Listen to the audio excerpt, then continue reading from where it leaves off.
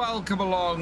This is Virtual Farmer, and we're back on Pallegney. We've actually not skipped forward to April like I was thinking of doing, because an opportunity has arisen where we can actually get a whole load of money in and have enough to set up our cows pretty much completely. So unfortunately it means that we're going to be parting ways here with the Senebogen telehandler. It has done us really well, and we've had a fair amount of use out of it, but something has come up in the shop that just means that selling this becomes very much something that really is going to be useful to us. So let's turn this off and we will get this repaired up and sold. So we will repair this like so. And so I need to take 165 off because we still have this problem with this stuff not costing us anything. And then we will also repaint it. So 7,969. We'll take this off before we do it so that I can actually see the amount of money. So 7,969. We'll remove that. And then we will repaint as well. Yep, there we go. So that is all done. And then we want to sell this, and we're going to get 127,000. So you'll understand in a minute why we're doing this. So yes to that, and okay. And so we've got 158,000 in the bank. That was just a massive amount that we're getting for that telehandler. It wasn't very old, and it's because this has come up in the shop. Basically, this Fendt telehandler is identical to the Senebogen. It raises its cab in the same way and everything. And yeah, it basically is a like-for-like replacement.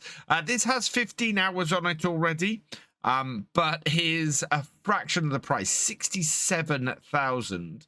So we need to select someone for the number plate. And congratulations to Cavalier Roy, the wonderful creator of Maypole and Riverview, where we're doing the realism experiment on. You have been selected at random from the tractor driver and above level patrons and YouTube channel members, and your name is going on the number plate for our new telehandler. So I've had to take out a couple of letters. I've taken out the second A, and I've taken out the E, and that has allowed me to fit everything on there. So Cavalier Roy is on there. So we'll okay that. And that is on the back there.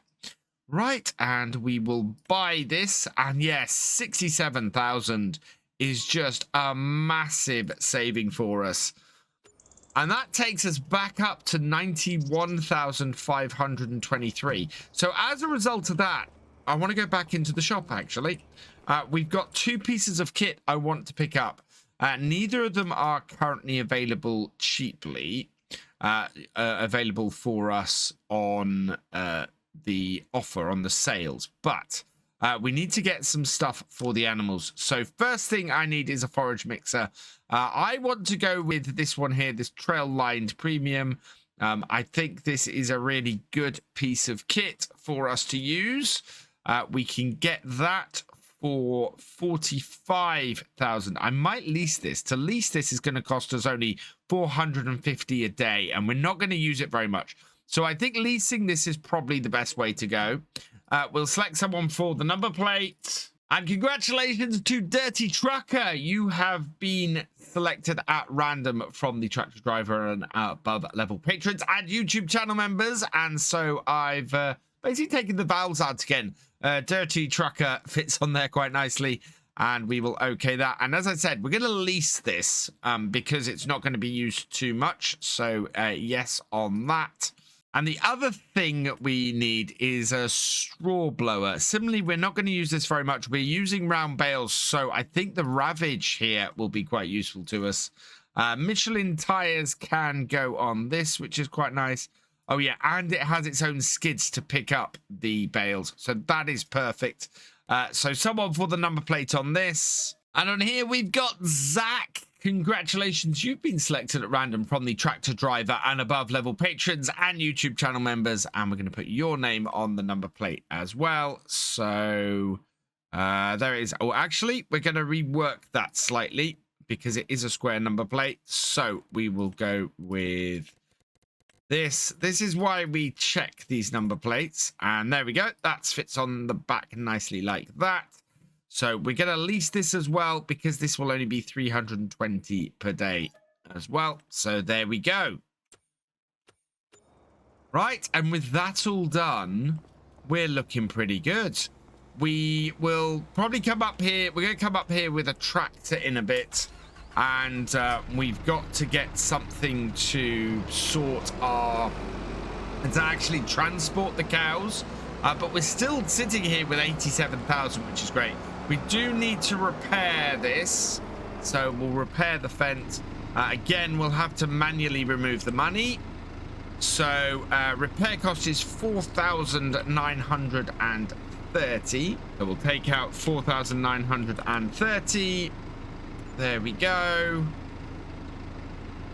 And then we will repair, and you can see the amount doesn't change us. So there is a definite issue at the moment with repair costs not being taken.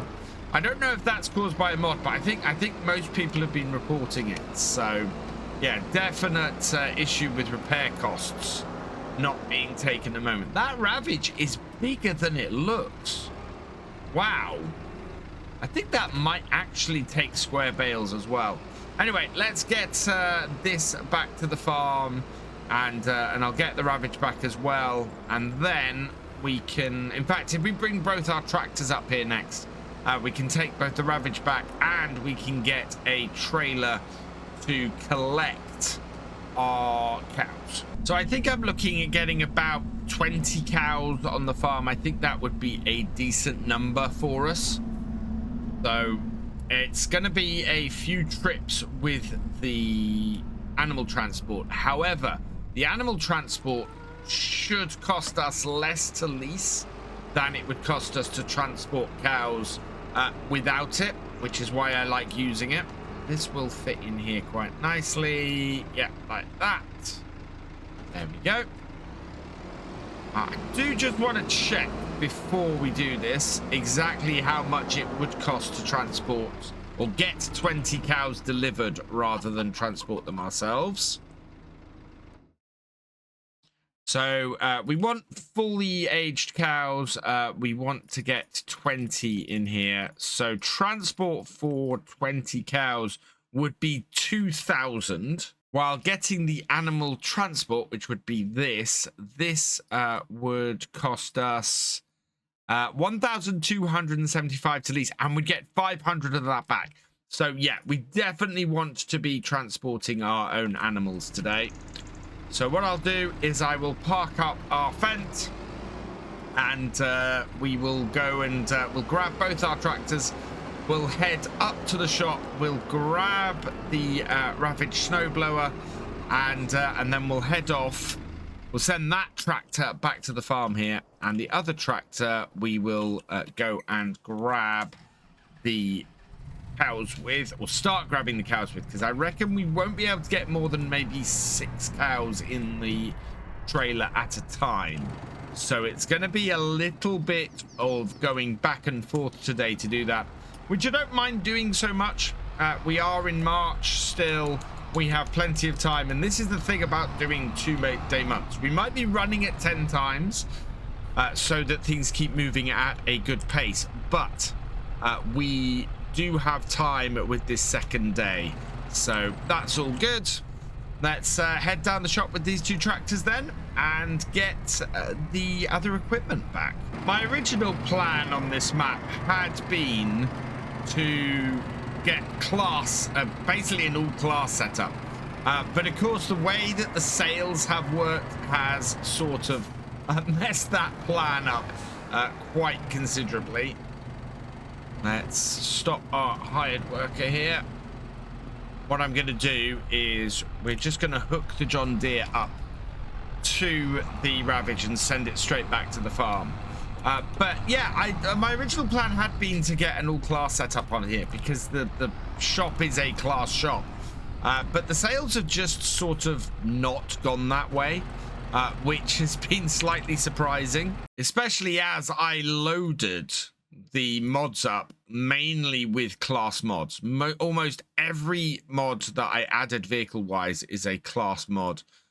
Which is very, very odd. Right, we will park this over there like that, and hopefully that will work its way over there. Let me get this out of the way, then you can head off. Meanwhile, we'll pop into the shop. We'll go and grab something to get our animals.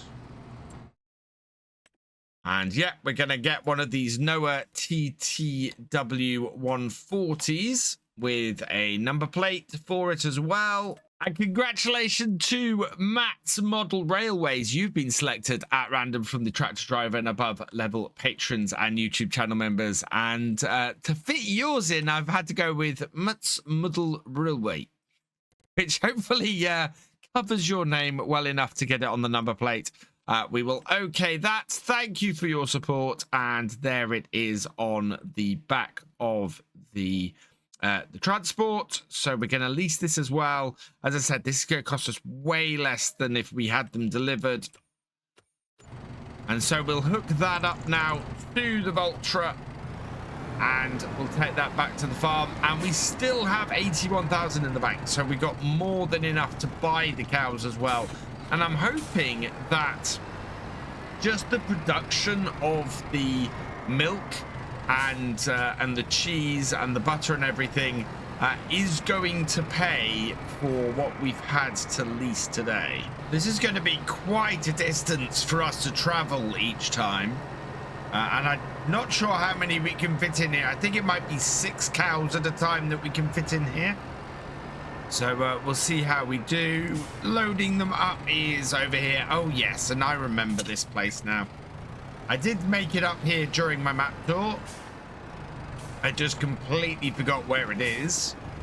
So let's load up here. We are going to take as many as we can. Yes, 6 at a time. So this is going to be... We're going to take 5 at a time. So just under. It'll take us 4 trips. 5,875 a trip, so we're going to be spending about 24,000 on this, which is not bad at all. I'm quite happy to set up my cows for that, and that will still leave us with more than 50,000 in the bank, which is great. What I'd really like to do is be able to afford the big mill before the end of harvest. So we're going to have a lot of contracts to do month on month before then, and a lot of cheese and butter and things like that to make as well. And hopefully we will end up with enough cash to progress. First batch of cows arriving at the farm. I think we're going to have to go in and round because our unloading point is around there. You can see the John Deere is sitting there ready to be put away as well. So that made it back here all right. We'll bring this round here like so. And park us up in the yard. This is going to be fantastic. We're making some really good progress on here. So let's unload these. 18 months. Yep, perfect. All 5 of them. Move to husbandry. Fantastic. Right, they are all in there and all ready to go. We need to give them some food in a bit, but at the moment they are nicely in and ready. So I've sent the Valtra heading up to the animal husbandry or the animal market now.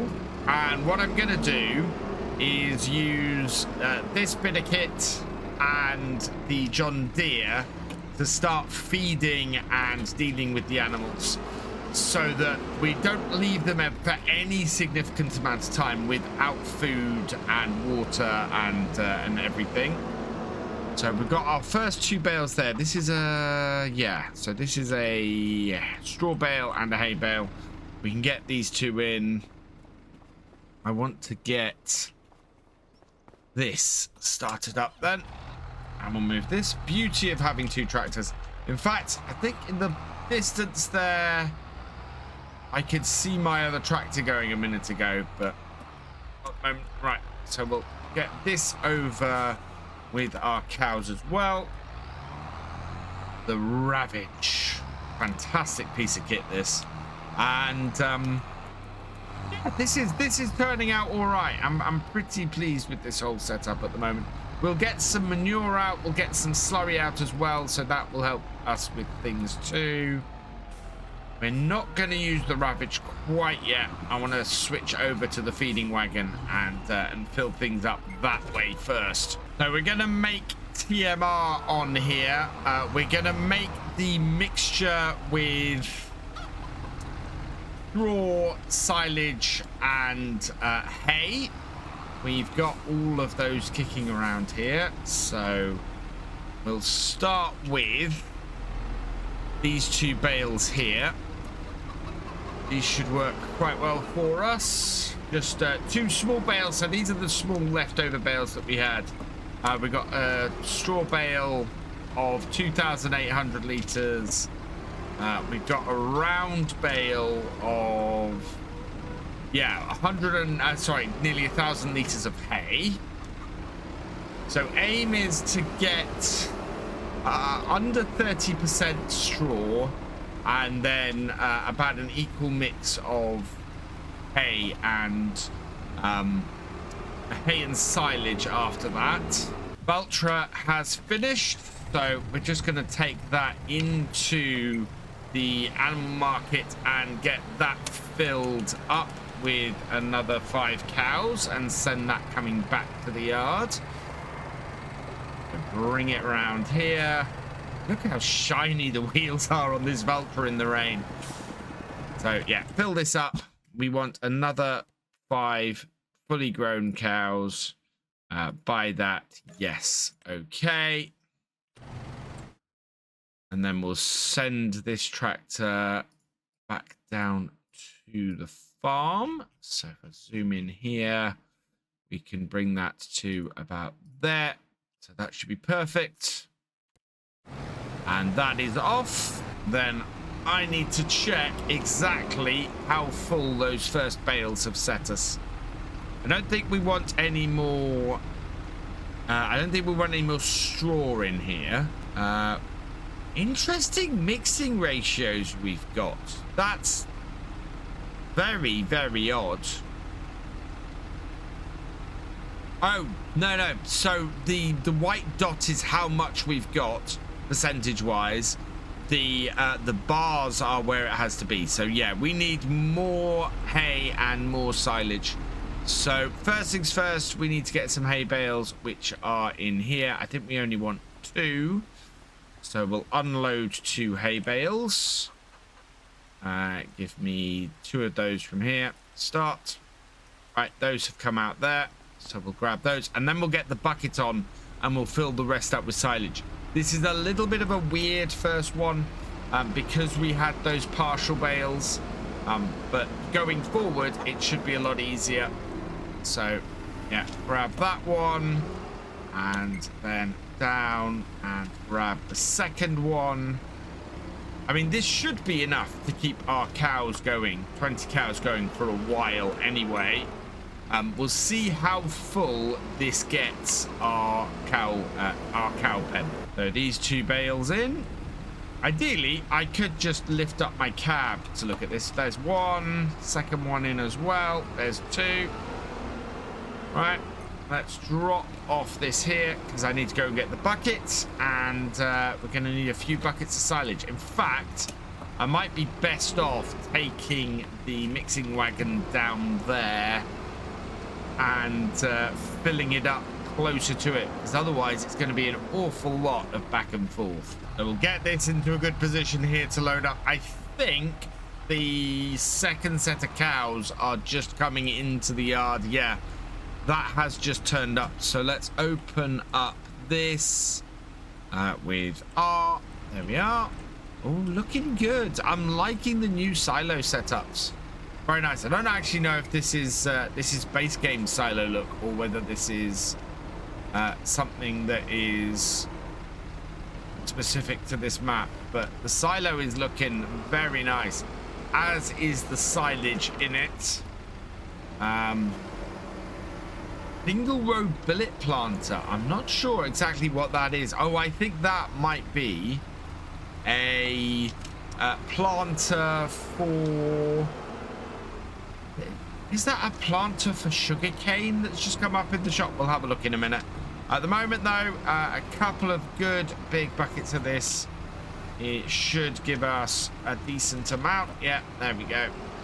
What we'll do with any grass we cut this year for silage, that will go into the other clamp, hopefully ready for next year's feed for the cows. We must be nearly full. I don't need a full bucket. Just put in partial and load that up. And that is now a full trailer. Perfect. Let's go and empty this out, and then we can send our animal trailer back for a third load of cows. But we've currently got the right tip side on this. Bring it round and in and unload it. And there we go. Emptying out feed all the way along. Ideally, we want to try and get it all the way along here before it runs out. There we go. That gets the cows started. And then we can bring the second trailer full of cows in and get them unloaded as well. Oh, this is shaping up really nicely. That, I don't think we actually needed to sell the telehandler. I think it's given us a good amount of money to keep going with selling the telehandler and reworking things, so I'm not worried about that. But yeah, it has been nice to have that injection of cash. Move those to the husbandry. Yes, there we go. Right, and we'll send this back up the top to get load number 3. Meanwhile, how are our cows doing? That has given them actually a decent amount of TMR to get started with. They've got a good amount of meadow to get started with, and they've got a decent amount of health. They are both coming up a bit, so they should all end up with about a good amount of health. With no milk yet, they've only got 1% productivity, but that will change. Already got 20 liters of slurry though, so they're pooping happily. I think we're going to put a second one of this in, and then from there what we can do is we can just keep an eye. But yeah, 2 trailers of this, 44,000 liters. That should be more than enough to get the cows started. And I think that should do it. Let's have a look. Is this 36% full? Things are brightening up a little bit here. Yeah, 36% full. So we'll take this up the top here now and go and park this near. So, oh, actually, we'll go and park this at the end, because now we can grab 2 hay bales and 1 straw bale. That should finish things off rather nicely. Back it up and place it in position there. Vulture is back up at the animal market, so we will grab set number 3 of cows. Lots of cars unhappy with us. There we go.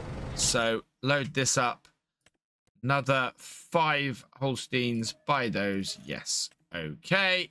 And then we'll send this tractor back down to our farm. So over here, and park it there. Then I want to swap my bucket for the bale spike. And I think loading up with the silage is probably the better way to go first. You always kind of want to put the straw in last.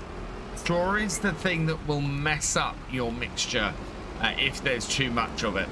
Whereas it's very difficult to mesh up the mixture with too much hay or silage. The mixture requires quite a bit of it, so yeah, that's not a problem at all. So start, yeah, with that. So again, we're aiming to be well over 2/3 full with these bales. We're already over 1/3 full with the silage, so hopefully we can get over 2/3 with this. 9,000 litres should be enough to do it. We'll find out momentarily. So get these up and in here, and then just a single straw bale is what we want to finish off this mix. So let's have a look. We are evening up, and yeah, there we go, 76% full. So easily more than enough of both the hay and the silage. And this is what I mean, is that we're now well into that territory where a single single straw bale is not going to cause us a problem. So we will grab a single round straw bale off there, like so. Where does that come out? Oh, right by me is where that comes out. So we can then grab that there, and with that we will have a good mix. We are going to be using more straw bales, of course, because we've got the ravage that we're going to hook up next. But this will be enough feed to keep the cows going for a while. I think my tractor might have got stuck. So I'm going to have to work out what's wrong with that. But second set of feeding. We want to start about halfway down emptying this out, I think, because it's looking like it's not done the whole way around. So continuing down here, we'll empty out at bottom end here so that it's got a good length across the whole thing. We'll park this up then next to the lime spreader. I don't think we're going to need the lime spreader after this year. It's a nice bit of kit to have, but it's one of those bits of kit that we could just hire on the odd occasion when we actually need it. So when we need a bit more money, like for when we're going to have to buy some more stuff for the vineyard, I think our lime spreader is probably going to go fairly quickly. Right, let's load up the ravage. And I'm not going to use its own loading function. What we'll do is we will get that. We'll do this ourselves. I think the straw blowing is going to be this end here. Go other way round to the last piece of kit. Unfold the straw blower. Yeah, so that then is the bit that loads that up. So we're not going to need that. Leave that there.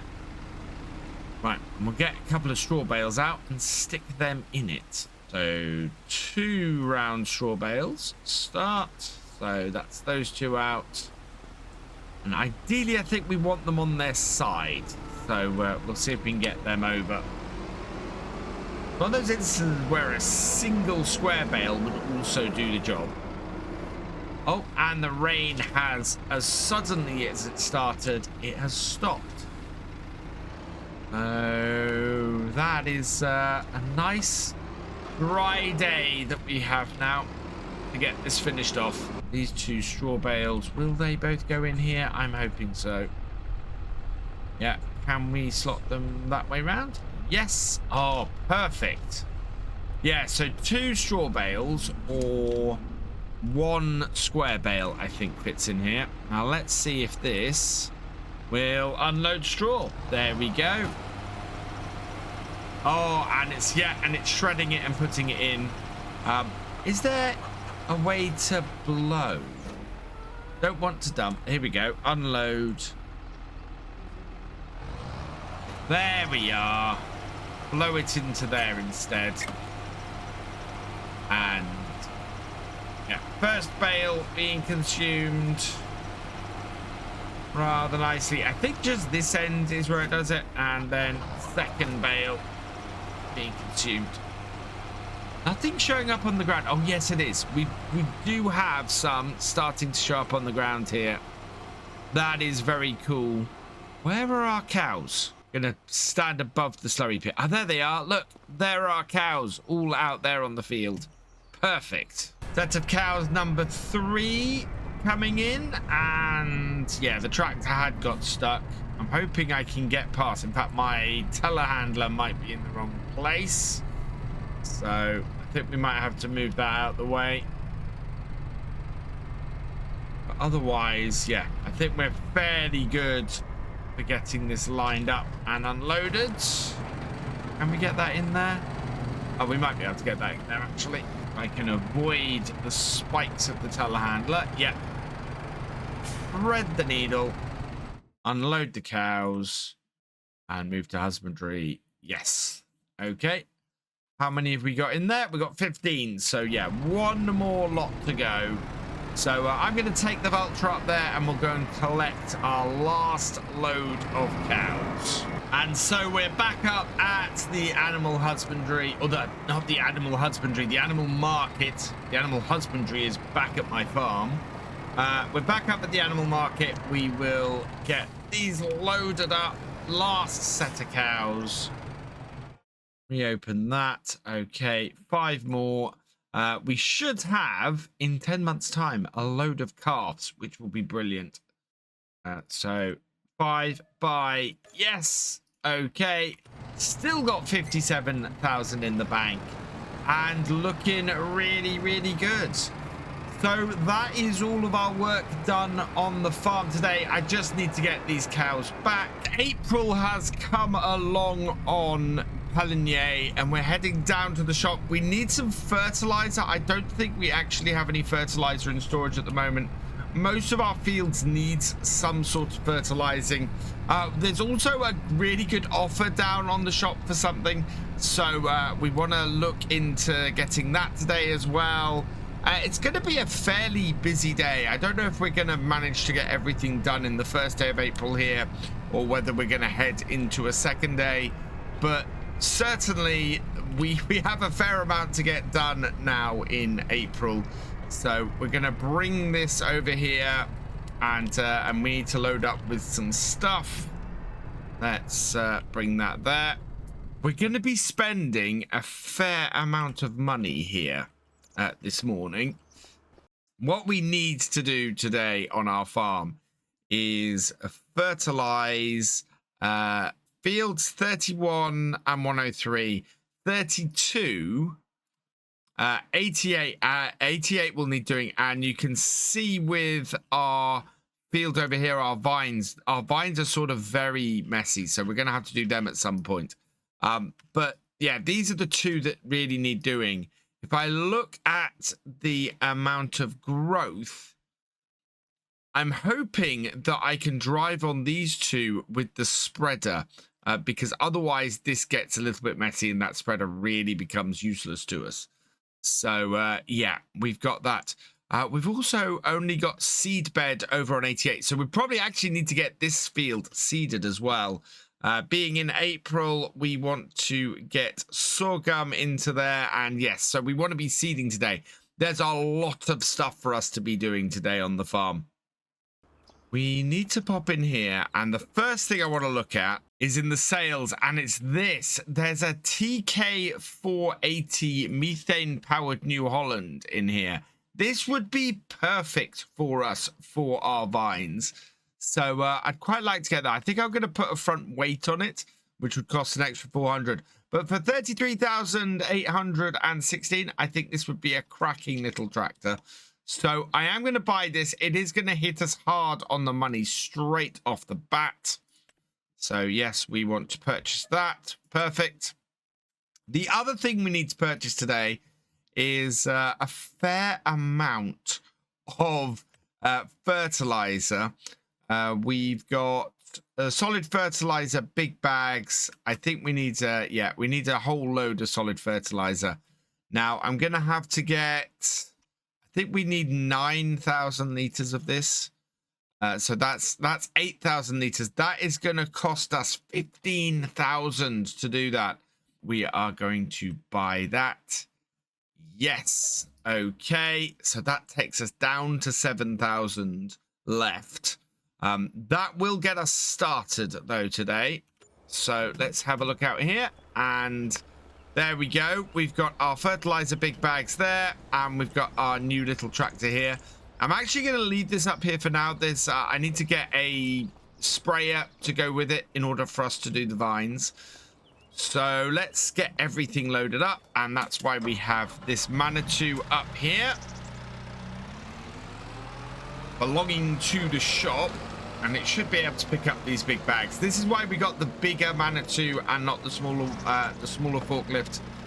This one can actually pick up and load up big bags, whereas the smaller one struggles to do that. This is a bit side or loaded up to one side, which isn't perfect, but that is all on. Right, so we'll strap this down, we'll head back down to the farm, and we can start getting the bags loaded up. First, I think we'll get the seeder going though, with a hired worker, and get that job started. So to get the seeder going, what we want to do is hook up the John Deere here. Somebody did suggest that I sold my truck that we've got there, which I can see their reasoning for that. It is not doing very much here. Can we do sorghum with this? We can't plant sorghum with this. I don't need a seeder. I need a planter, don't I? Oh wow, there's lots here. That's very expensive, and I think we're gonna have to go as cheap as we can and just lease it for this time. That will cost us 2,524. Yes, so we'll go with the Amazon. We'll lease that, and that will then do us for planting for this year. And we'll have to see if we can replace with something else. We are down to just 4,673. So as soon as I get back, in fact, no, while we're up here, let's have a look at our options for contracts. We could do with something paying pretty well. So I am going to take this contract and borrow the items for it on 35. We will then also take 77's weeding contract, and we will also take 15's weeding contract. Okay. We can just send this around the map. Hopefully it'll be able to navigate itself, and then we'll end up with a nice little income from that will start to get us back to where we were.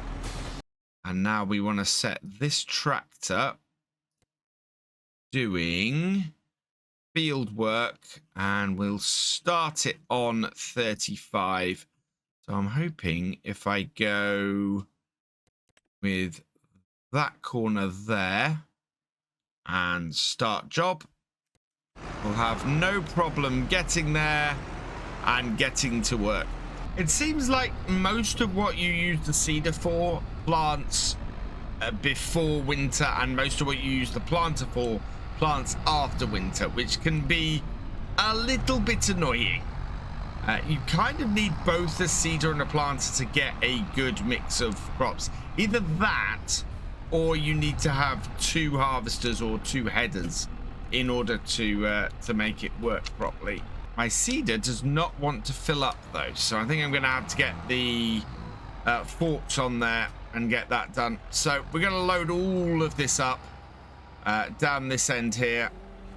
We've got this, and we've got the and we're going to this to get loaded up as well. So plenty to load up and get moving.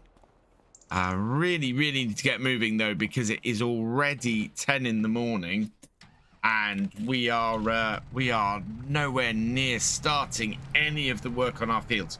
Before I go any further, there is something we need to check. Will this destroy crop? No, we're good. We're gonna be all right. I'm very worried about that then. So the actual fertilizer on these shouldn't be too difficult to do. Let's open up. So is that fertilizer there? Will this load? There we go. That's loading in. Perfect.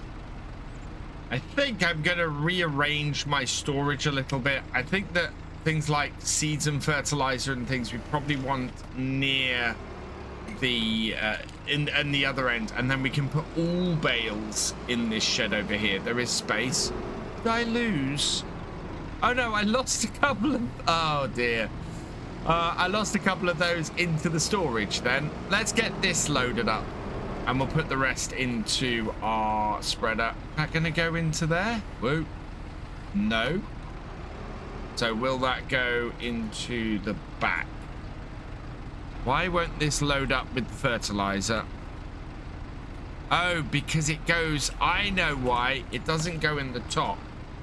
It goes in the actual back. So if I move this to here and we jump into this, we should be able to fill that there.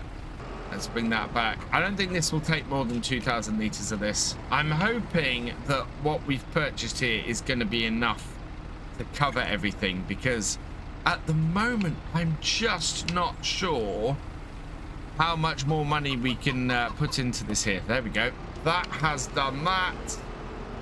So let's get the rest of these, and yeah, future time I need to get this so that we can. Do I have lime? Oh, I have lime in here. Let's unload the lime and then we can load in the fertilizer. Perfect. Then we're gonna need a sprayer though for later, because at the moment we don't have the ability to get on there and spread stuff once the crop is more grown. With that doing and finishing off though, what we can do now is take this and we will set this to do some hired to go with the hired worker. So my tractor is over here like that.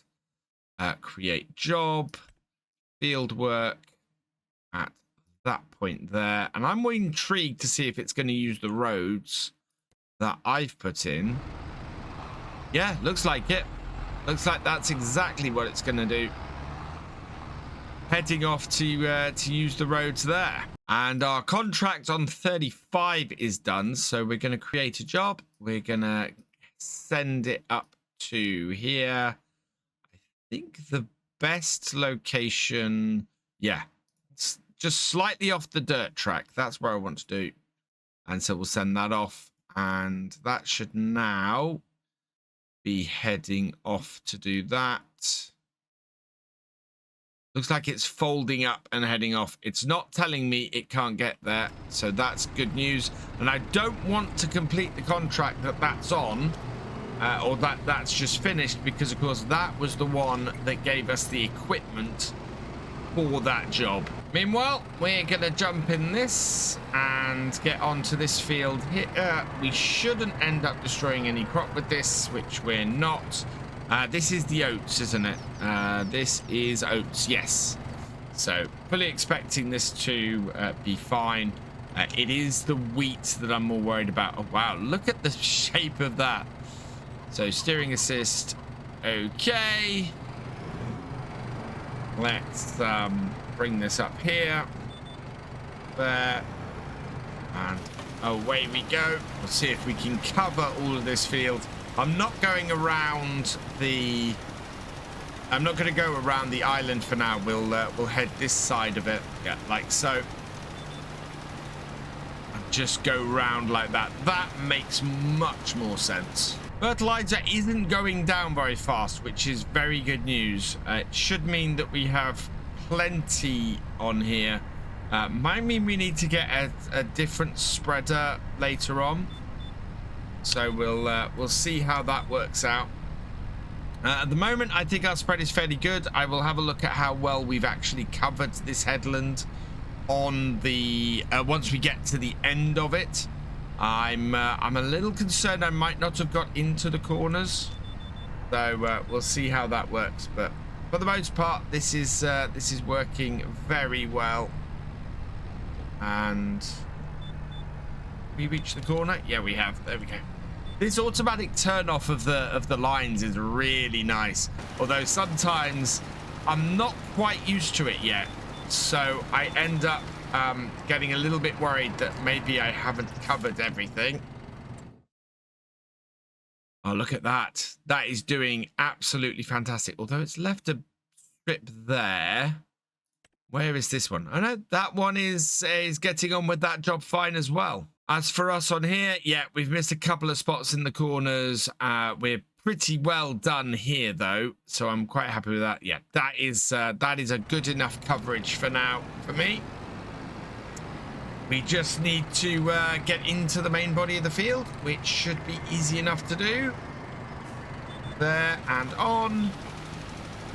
And then I might go round and try and sort those corners out. Oh, and this bit here, this is going to be very messy. We need to come in, do here, go down the side here. And then basically we come back up this way here. Nope, not that one. That one. Turn that on.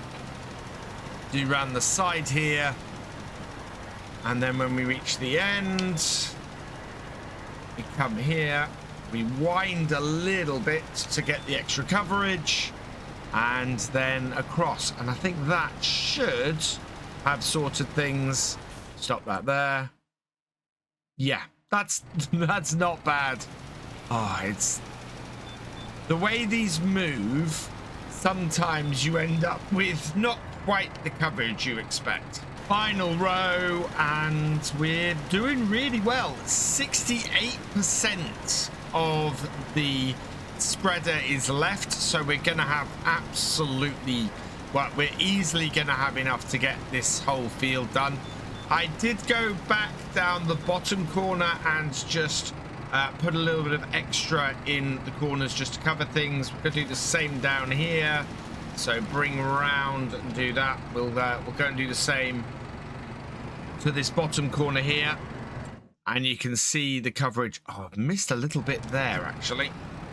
Don't like driving all over the crop like this, but in order to make sure we cover everything, it's kind of required. If I took a little bit more time, a little bit more care and attention on my field and backed up in the corners and everything, I wouldn't need to do this. So maybe that's the answer. A little bit more haste and a little bit less speed on everything would mean that everything ends up being that little bit better covered. And I don't have to keep going all over the field repairing my mistakes. Speaking of repairing my mistakes, I missed an entire row here. So we'll just come back in and grab that. Yeah, a little bit annoying I missed that.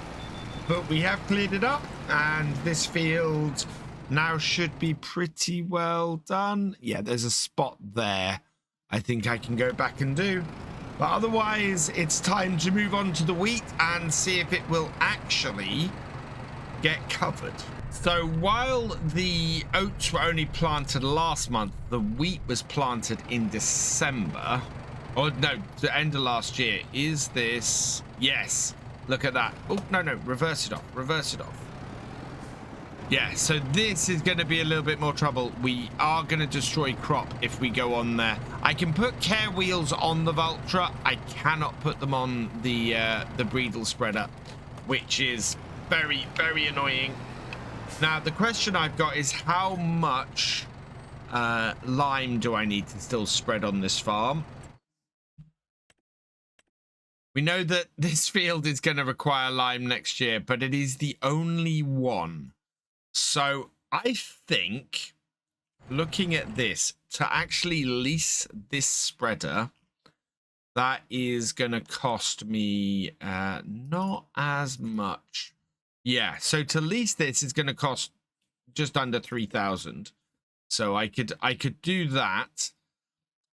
If I can sell my current one of these for 25,000. Then I can get. Oh, I can easily get. I could get the axis. We could get the axis, and that would be brilliant. So, oh, and that spreads lime. No, we want to sell this and get the Kuhn axis. Then, that just basically answers all of my questions. What it does mean, though, is the time that we spent loading this up, it's turned out to be fairly pointless, because we're about to completely unload it so that we can go and get ourselves a spreader that will allow us to get all of our fields done, and in fact will also help us further along too. I'm kind of wondering, can I use a solid fertilizer spreader on grapes? I know this tractor will fit between my grape rows, and the piece of kit we're looking at getting isn't any wider than the tractor.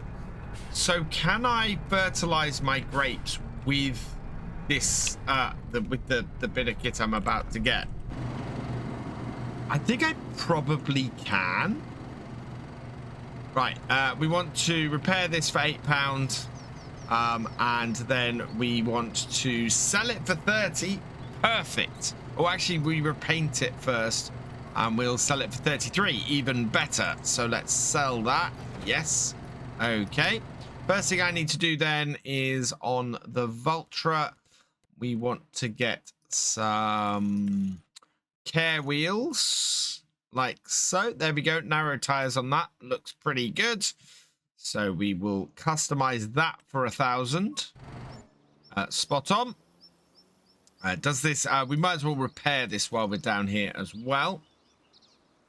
And then I want to pop into the shop and grab myself a fertilizer spreader. And as I said, we're going to go with this. It's going to probably cost us a little bit more, because what I'm going to do is take it up to the full amount. That has capacity of 3,200 litres, which we're going to need if we're going to be doing any work with the lime with it. Transport wheels, I kind of like. Anti-mud guards.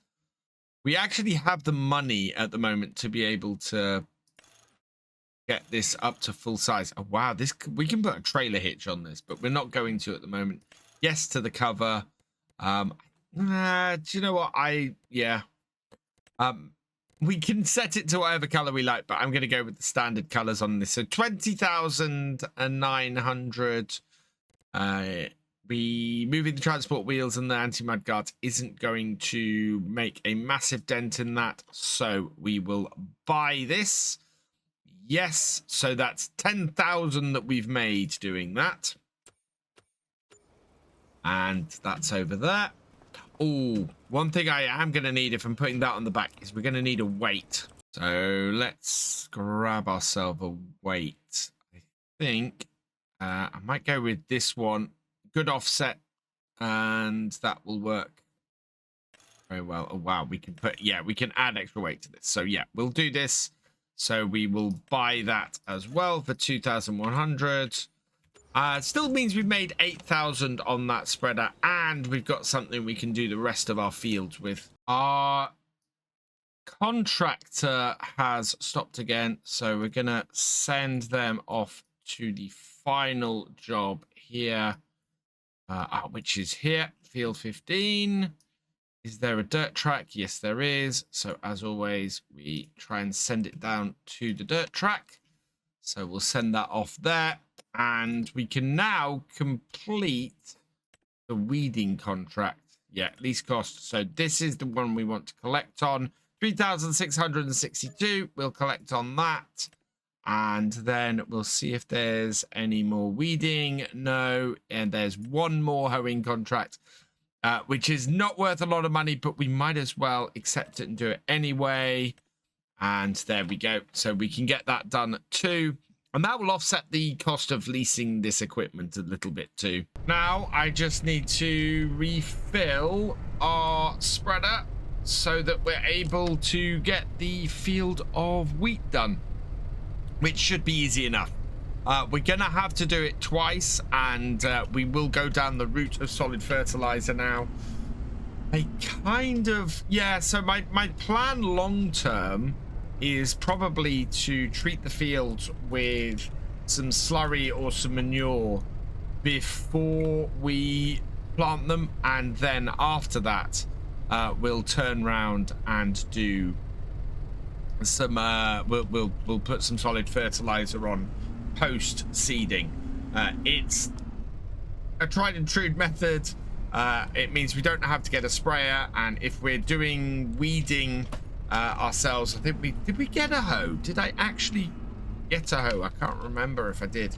But even if I didn't, eventually I think a hoe is the way I want to go. There wasn't much in that one, and we still have space in this spreader. There's quite a lot of fertilizer gone into this, considering how much the bigger one took. So very, very happy with how much is going in here, and we should be able to get the lime spread with this without too much hassle. Right, so let's lift that up, close that up, and we'll go down to the field here, and we'll get this spread. And yeah, then our wheat will be sorted. We've got quite a bit of work still to do to get these fields where I want them. Steering assist. Oh wow, that is quite a wide spread this has as well. That is an insanely wide spread. Right, so we're going to take a little bit more care with this one. Bring it over here into this row. And round we go, and yeah, there isn't going to be much that this doesn't cover on its route. Really isn't. Yeah, gone round the field fairly quickly, and the way I've been doing it is going right up to the edge here on the row, turning it off, then backing around to get ourselves there, setting it up. And away we go. And I'm hoping that means that we are going to just have a full coverage across this whole field. We have not used much at all on this. Really haven't. Which doesn't surprise me. These are not massive fields. And I'm thinking in future, I might just reduce the spreading width on this. Because this does have... Yeah, I can do a partial width spread on here, which would probably have worked better for me. What I want to go and do, though, we have plenty of time. So once I've checked that we have got the whole field covered, which we have, that worked really well. I want to go and test this over on 124. See if we can actually do our vines with this as well. Because if we can, that is going to save us some cost. I might also see if I can relay this road, because at the moment it's mud. And that's not great. As you can see, we're sinking into it. I want more like a farm track on it. So that needs to be sorted too. Our planter seems to be doing really well. So that's good news. Right. How wide? I think we want to cut ourselves right down in size. So change the... work width is Control Z on this. We'll take it right down to 15 meters. Hoping that we'll be able to go between these rows with this. So the tractor I know fits. I've got the tractor to fit. Oh, and the spreader just fits. Right, okay. So this is going to cover 5 rows, which is what I was hoping. And is that working? We'll find out in a moment. I'm hoping that's working. Whoa, and not into the river. Back it out. I think we might have to come from the other end. Yeah, that's worked. It's not done the very edge, but yeah, that's basically covered 5 rows. That's brilliant.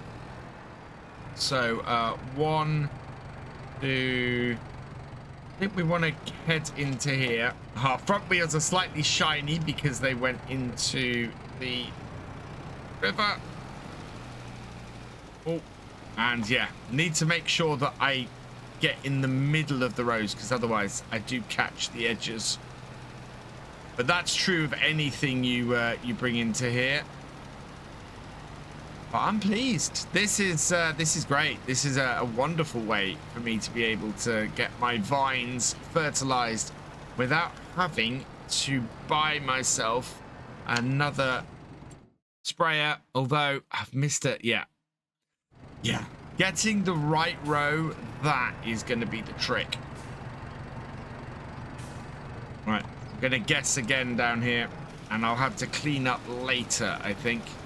Oh, wow, yeah. Getting this tractor down here, you've got to be very precise. In fact, in cab might be easier. Stick that down the middle. Much better. Much better. Look at that. Straight down the middle. Thread the eye of the needle. And we're looking good. Just cleaning up the last little bit, and we've got a whole load of rain coming down now, which is not great, but at least we've got the job done. And yeah, so it's a bit patchy because it started off patchy, so we know that we got to go through and fix that later. Otherwise, brilliant. That has got that all done. Looks like our planter will be finished up in the near future as well, so that's great news. Yeah, all of our dirt tracks tend to get a little bit muddy and a little bit deeper here, so I want to go and sort this, because this track here will just get worse in this kind of weather. So a better road surface is definitely needed. And our contract, I think we've got one last field to get done, so I might go and do that myself, seeing as we're now finished with this spreader for the day. Yeah, there we go. This is done in this field. The last field for this today is quite small and is just the other side of the river. Yeah, we can just head up here, cross the bridge, and get this done. Hopefully the rain isn't going to last too long, and we'll be able to not sink into the ground too much. I am hopefully looking forward to the release of the mud mod at some point. I think that, coupled with the new ground deformation, will be amazing. So we'll open this up. We're not going to use a hired worker. We'll unfold that. Yeah, get this field done ourselves. And finish it off. Busy day today, but we have got a lot done. And in fact, don't think we're going to have to go a second day into April. I think we can probably move on to May, because, yeah, we've pretty much got done everything we want to.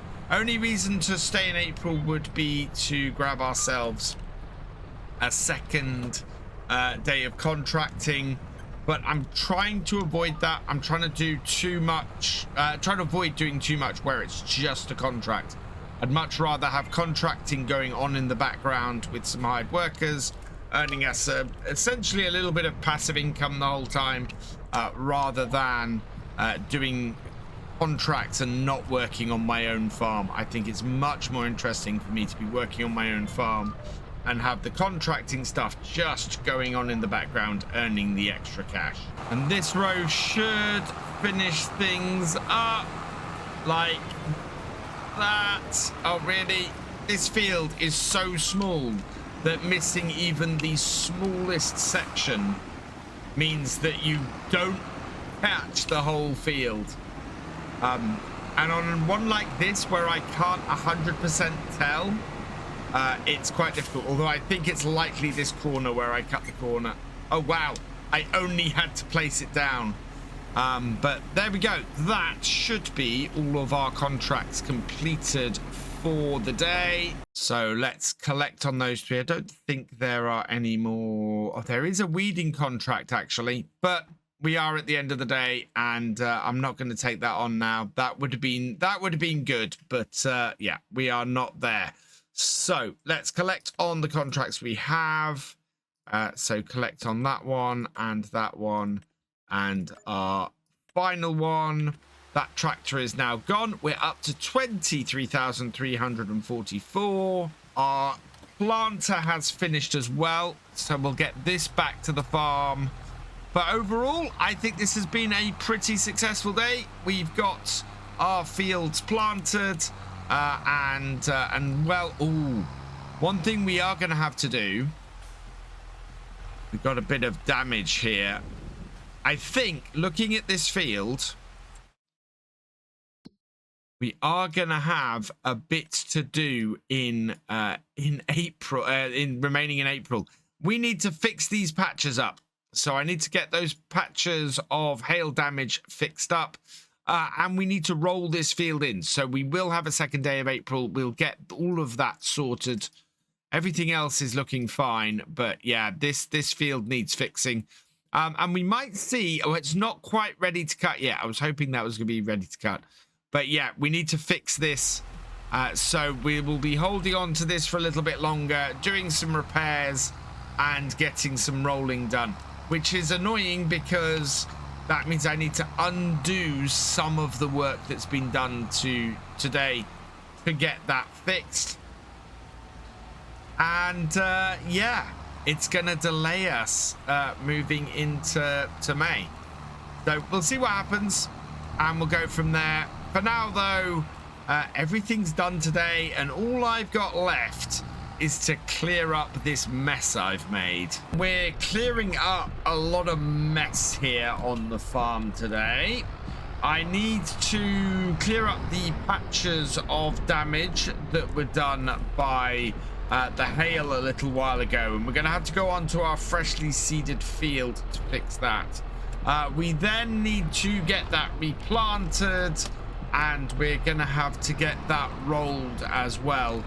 We do have more hail on the way. Halfway through today, there's some forecast. So we're going to have to... Well, we're going to have to hope that it doesn't do much damage to our fields. Of course, our other two fields are already planted, and if they have any damage done to them today, we won't be able to fix that. The rain we're currently got going on, that should clear out in the next hour or so. This is supposed to be a fairly short shower, so that's good. There's some fairly big ruts in these muddy tracks. I might correct that error as well. Yeah, it's going to be a day very much of correcting lots of errors. So let's come on to this field here. And as these patches here, I'm hoping we can fix them with the cultivator. We're going to give that a quick test and see if that works. Yes, that does seem to be working.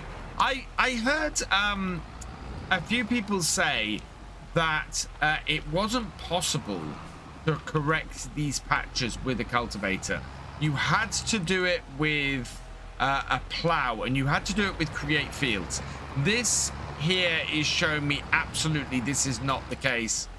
We're able to come in here and just plow or cultivate over these patches, and that will clear them up. We'll then come in here with the seeder. We've still got, or the planter, sorry. We've still got that kicking around on the farm. I'm going to reverse up here.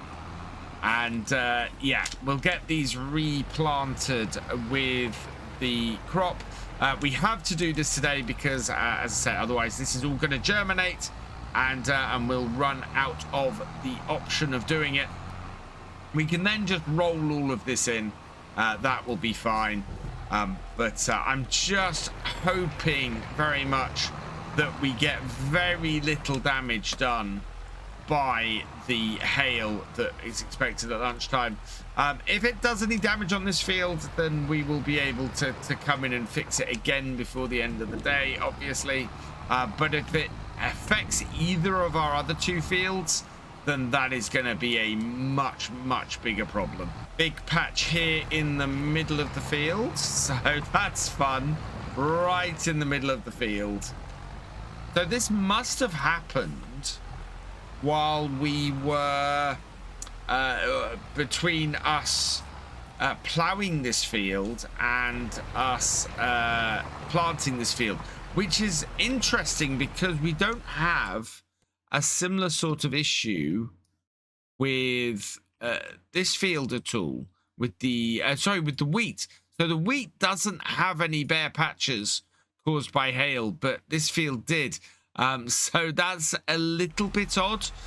We only have these 4 patches on here that need doing and need reworking. But it is that little bit annoying that we have to come in here and do this. And actually, I want to get these replanted before the hail comes at lunchtime. If we can do that, it will be very good. We also probably want to get some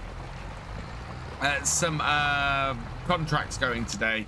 There are a couple of weeding and a couple of hoeing contracts. So between finishing this off, or finishing this bit off, and getting the planter out, I think what we'll do is we will go and get that started and get the get some money coming in. There's a few hoeing and a few weeding contracts, so that should bring in a fair amount of money.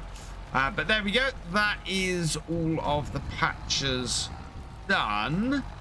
Let's go and see now if we can get some seeds planted in there. But first, we're going to head up to the shop and see if we can get some contracts going. So, as I mentioned, looking at the contracts, there's a few here. There's a hoeing there's 2 hoeing contracts, and there are 2 weeding contracts. We've got a hoeing contract for 5,000, so we will borrow the items on that. We also have a weeding contract for 5,000, so we will accept that. And then we have another weeding contract for 3,000, which is worth more than the other hoeing contract, so we will accept that as well. So the 2 weeding contracts are on 18, which is not too far from our farm, and 2, which is down the bottom corner, and 3, which is right next to it. So we want to start on 18, do 2, and then do 3, I think. Getting a hoe fairly early on your playthrough, I think, is a really good idea. You're then saving yourself, well, nearly £1,000 per go on a contract, and they pay pretty well. I mean, these fields are not massive fields. Right, field 18. We need to try and work out how to get the tractor down to there. So let's select this, create job. We want a field work, and we're heading over to 18.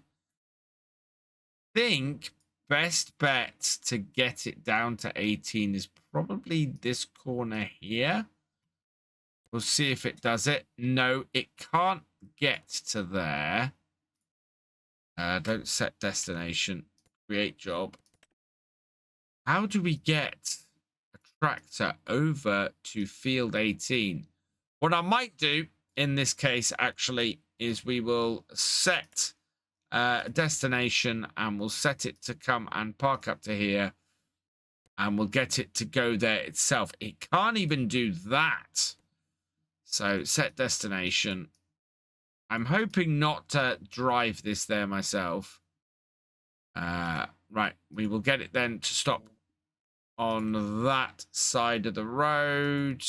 And that is on its way now. So we'll pick that up when it arrives, and then we should much more easily be able to set it working. In the meantime, I'm going to actually empty this here, and we will refill it just in place with the seeds.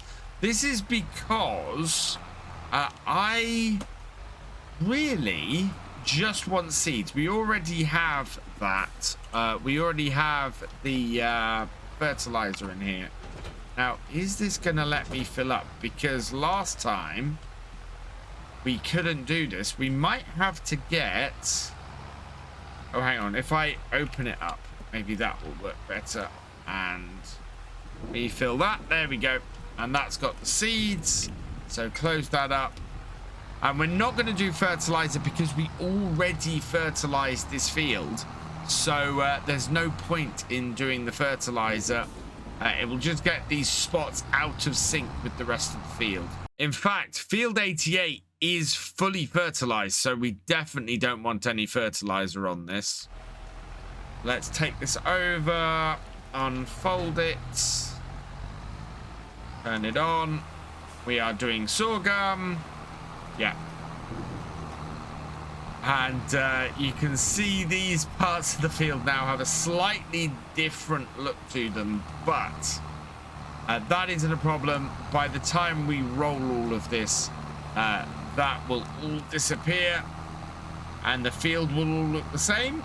And yeah, you do not, so this absolutely confirms you do not need to plow these patches with create fields on.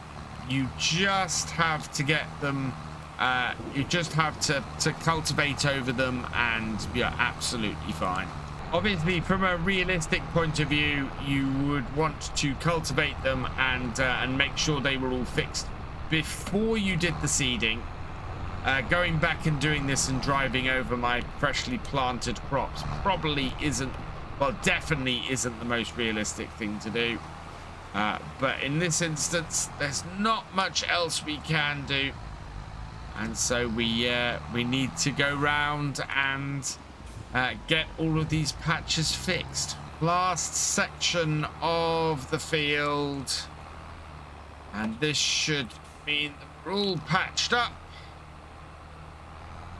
and fixed. And if that's the case, yeah, you just have to hope that the hail doesn't damage the field much. After this, we're going to go and get the roller now, and we'll get this field rolled, but that should be all good. If we have a look, yes, everything is nice and green. That's perfect. There is definitely more space that we could put the either the vines on, or next year taking this field across here. That would work very well for us, I think. Yeah, we need to get the road sorted across there as well. So we might have a look at these roads today if we have time. At the moment, I need to get my weeder going, and we need to go and get the roller to get this crop rolled in. 6R has arrived, and yeah, how do I get to that field? We might have to nip round the back somehow. I thought it might be in the back here, but yeah, it kind of is. You come through here and you kind of have to nip back through the back here. I can't see a roadway or anything to get to it, unless there's a bridge. Oh, there's a bridge down the bottom. Right. But yeah, this we can now leave just doing this contract. I'm going to hold on to this planter until the end of today. We'll return it after that. I think going forward we're probably going to want one of these. I'd like to see if one turns up in the shop, though used. That would be much more use to us. We'll go round the side and get the roller. I'm beginning to move stuff down to the other area we have stuff parked in. Where have I put my roller? I need to go find that. I know where it is. It's in here with the cedar. Yeah, I'm beginning to move things around a little bit to make them work better for me. This, of course, has that slightly awkward bar across the back, but we managed to hook it up. Right, let's get out of the workshop then and go and get this field rolled. I'm going to do this job myself. Kind of makes sense to do that. Bring it on the field here. Unfold. Can I get my steering assist set up? Yes. Okay. Right. And we're going to do the main body of the field first. And then go round to do the headlands. And that will clear everything up. And get our seeds nicely rolled in, and hopefully, if I'm lucky, a little bit protected from the hail, although I don't actually expect that to be the case. This has been my go-to roller in Farm Sim for a while. I had this quite a bit in FS22. Was very pleased to see it released pretty early in the lifespan of FS25, and yeah, it does me absolutely brilliantly. Also loving this disappearing lines mod for the GPS. Really helps to add to the immersion and the realism for me. You know, the lines going just automatically going just helps to immerse in a bit more, but also helps to keep me on track, which is such a brilliant combination. What is that on offer? That is a 9R. Oh, I didn't think that was... There was already a Fendt 700, which would be nice. That's a 9R. That's a little bit beyond us. I thought there might be something useful in the shop there for a minute, but no, unfortunately not. It is a 9R, which is way more tractor than we need right now. We're about halfway through the field at this point, making really good time. It is only 11:30. That is such a magnificent view of the viaducts there. I love working this field. This field is just beautiful to work. Our contract is coming up to completion. It's at 94%, 95% at this point. So we will go over and sort that in a moment. Move that over to field 2. And yeah, we're going to make a decent amount. This extra day that we're doing, this is going to give us a fair amount of extra cash, because we're going to be able to probably get through 4 contracts today. Contract is done here on field 18. So let's fold this up. We have a bridge at the bottom of the end of the field, which is how we should have come in. And field 2 is over that way, I think. I don't know actually if it's the other side of here. Let me just have a look. Yeah, we want to come out here and then oh, we don't want to take this road actually. We want to take the one up by field 5. That will give us good access, and that is well, a sort of a slightly paved road off this way. Oh yes, we've been up this end before. Should be able to. So field 3 is the hoeing contract. That's what we want to finish up on.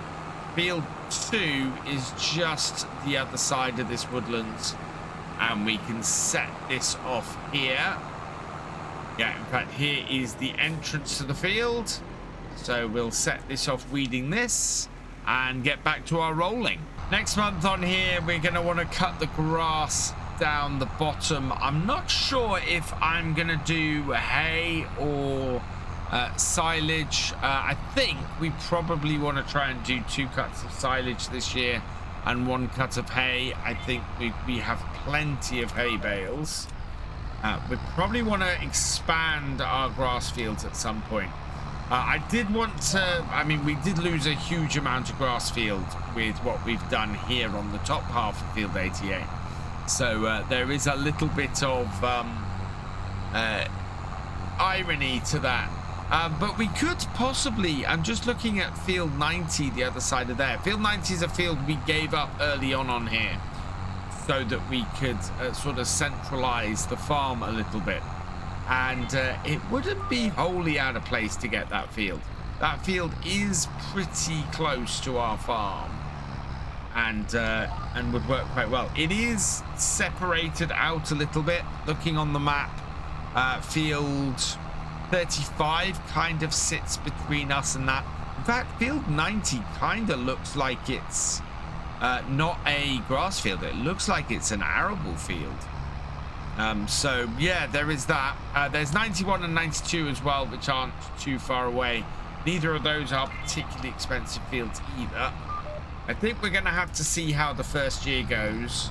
And in fact, soon I need to look at what milk our cows have produced, and get the cheese production and the butter production going, because yeah, we want to start that off as well. Main part of the field is just about done. We've just got these two little areas here, and I'm gonna go from the last little row here and go all the way around. Oh wow, we have a class carrot 140T on offer. The offers in the shop are coming thick and fast. I don't have any mods on to do this, but that actually,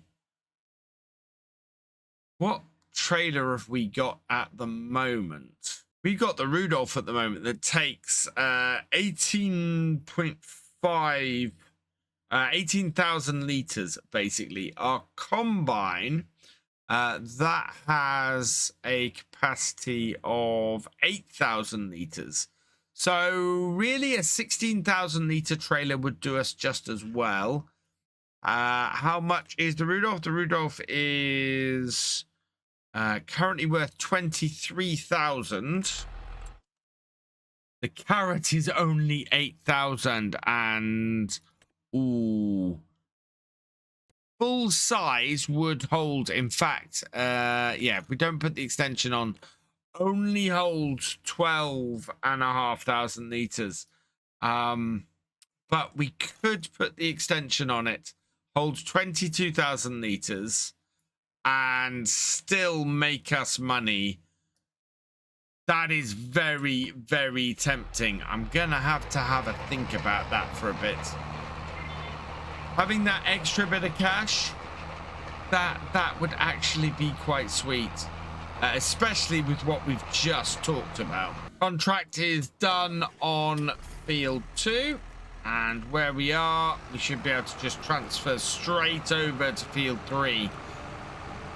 I think I'm gonna go and change that trailer in a minute, simply because we're gonna make about 13,000 by selling our current trailer and moving to the class carrot. The interesting thing about that is that's as much as we're making on these 3 contracts today as well. So here comes the hail. We have almost got this field rolled. How much damage is this hail go to do to this field that we have just fixed all the patches on? I'm hoping it's not going to do any damage. I'm hoping it's not going to do any damage to any of my fields, and this is just a very short hail shower. If it's longer, well, it won't be longer. It's only due to last a couple of hours. No, 4 hours. Oh, this could be bad. All of the hard work that we've done today could very easily be undone by this hail. I don't think that tornadoes are the biggest problem in Farming Simulator 25 when it comes to disasters. I think it's the hail. The hail is far more destructive. Because it's more widespread. With a tornado, you could have it hit and never come anywhere near where your farm is on the map. With hail hits everywhere.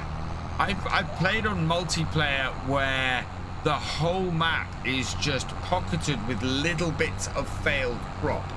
I mean, I love that. I love the fact that not every field can be perfect, because you have disasters like this, and we've got the enhanced weather on here as well, so we can get a drought and have parts of our fields die and things like that, which is just brilliant. I mean, I absolutely love that.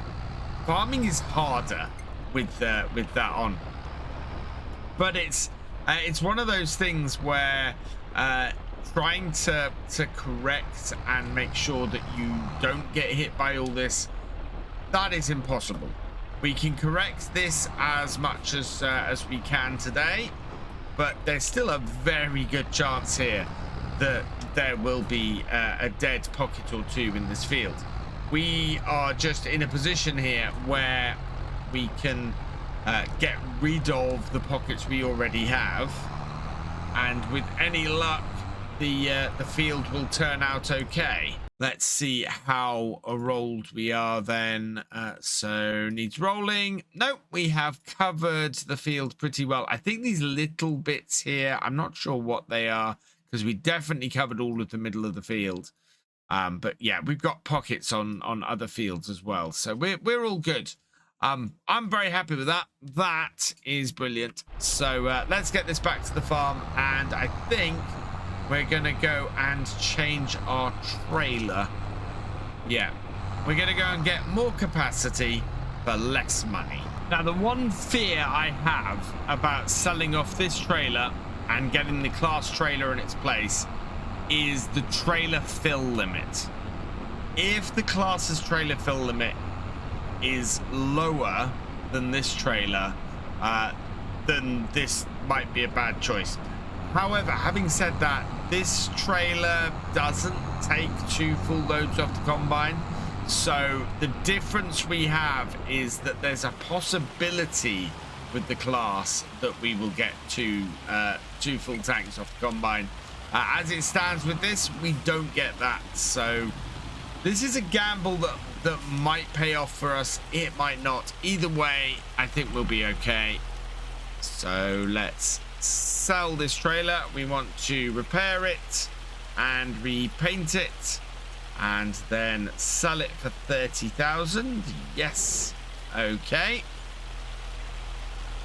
And then if we head back out here, we want to go and get this trailer. So 30,000 that we got from that.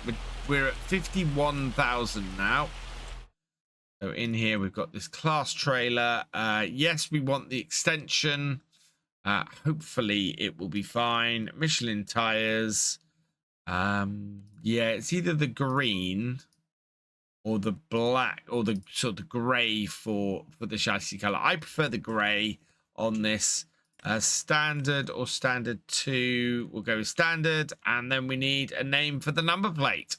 And congratulations to Andrew Bailey. You have been selected at random from the Tractor Driver and above level patrons and YouTube channel members. And I've gone for Andrew Bailey, missing out a few vowels, but still gets the point across, I think. So we'll okay that. Yep, that is on the back there. So let's buy that for 11,259, and then we can connect up to that and get that back down to the farm. Yeah, it is a little bit of a gamble, this, but I think it's going to be worth it. I don't know what condition the trailer's in. We might get that repaired before we go back as well. Oh, and it looks like the final contract we have at the moment's been completed. So I want to collect the 2 weeding contracts and get the remaining hoeing contract. And if we're lucky, there might be another weeding contract. First, we will get this trailer repaired for 361. And we can then get this back down to the farm. So collect on this weeding contract here and this weeding contract here. We still have the equipment from that. There's that hoeing contract, no new weeding contract. So we will accept that contract on 85. Okay. And then our tractor down here. Let's see if we can actually get that. Go to 85 and do that job. It might work, it might not. Yeah, it's worked out. It's heading down there. My other concern is this trailer going to fit in the shed that the last one came out of? I don't know. I really don't know. It is open, so let's have a look. Oh yeah, we're going to be fine. There's plenty of clearance with that. So as long as this trailer takes the right, takes a good amount of crop, we're going to be absolutely fine. That's great news. Right, so all really left to do now is a bit of clear up. I need to get this tractor here. We've got some clear up to do around here, and I need to get the Vultra off the spreader. And in fact, I need to move the spreader and get the Vultra back into the other shed. I think we might want to take the care wheels off the Vultra too, but it's all stuff that just sort of needs doing. In fact, we'll leave that. We will leave the spreader over there, and we'll take this back to here and just park this up. Yeah, we'll get everything out of the way, get it all sorted.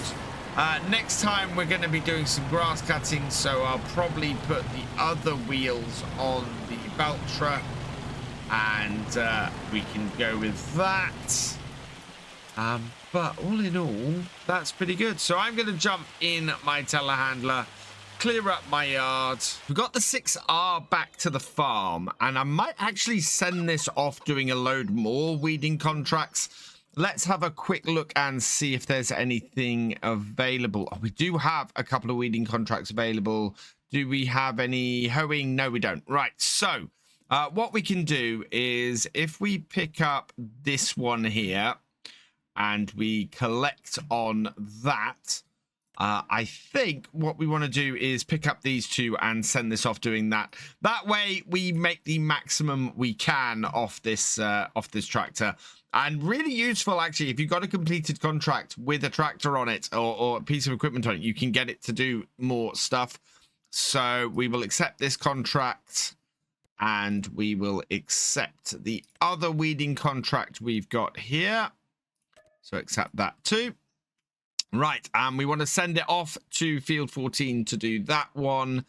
So let's see if we can get this. I think I might have enough space to turn around here. So we'll select this tractor. We will create a job. We will set the target position. Oh, no, that's not. Let's go Fieldwork. Target position is here. And start the job. And I think that is looking like, yeah, it's going to head off and do that. It might try and go through our shed, or it might get stuck on the wall. I was worried that might happen. Right, let's stop this then. I'll get it set again. We'll send it out, and then it will get on that job, and we can get on with doing the work on our own farm. And the job that we actually need to get started on this morning is weeding of our own. We've got field 88 is all ready for weeding. It's got a whole load of weeds in it. The hail that we had last time did damage some of our crops, not field 88, strangely. It did go and damage the crops in field 32, unfortunately. So yeah, our wheat has taken a little bit of a battering. As well grown as it is, you can see that we've got a couple of patches in the middle of the field over there. We'll have a look at those in a minute. But yeah, so we've lost a couple of patches of the wheat, which is annoying. And in fact, yeah, there we go. Better aerial view of it there. In fact, 4 patches in the wheat, which is not great. I'm not overly happy about that. However, our sorghum here is growing nicely. Now, I'm going to set us going with a hired worker on this job to get rid of these weeds. I don't think these are high enough to cause a problem for our weeder. I'm hoping not, but we'll see fairly quickly.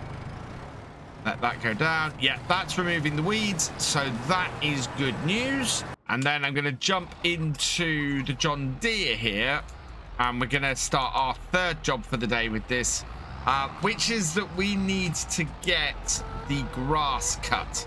So we're looking fairly good as far as jobs go on here. The 2 tractors we've got are performing pretty well. Our mower is here and doing their jobs admirably, which is great. We are in spring, and this is our first cut of the year. So ideally, we want to turn this to hay, I think. And I'm going to do a bit of a bale rearrangement today as well. I want to take all of the bales out of the sheds near the house. And we're going to use that for storage of all of our seeds and our fertilizer and everything like that. And then the bale storage, we're going to have all the bales in the same shed just to get everything that little bit divided and segregated out. Weeder is, yeah, doing a fantastic job. Really, really happy with that. That little Valtra has been a great addition to the farm. I was really unsure about whether getting rid of the 3600 that was a good idea, but it seems to have worked out very, very well for us.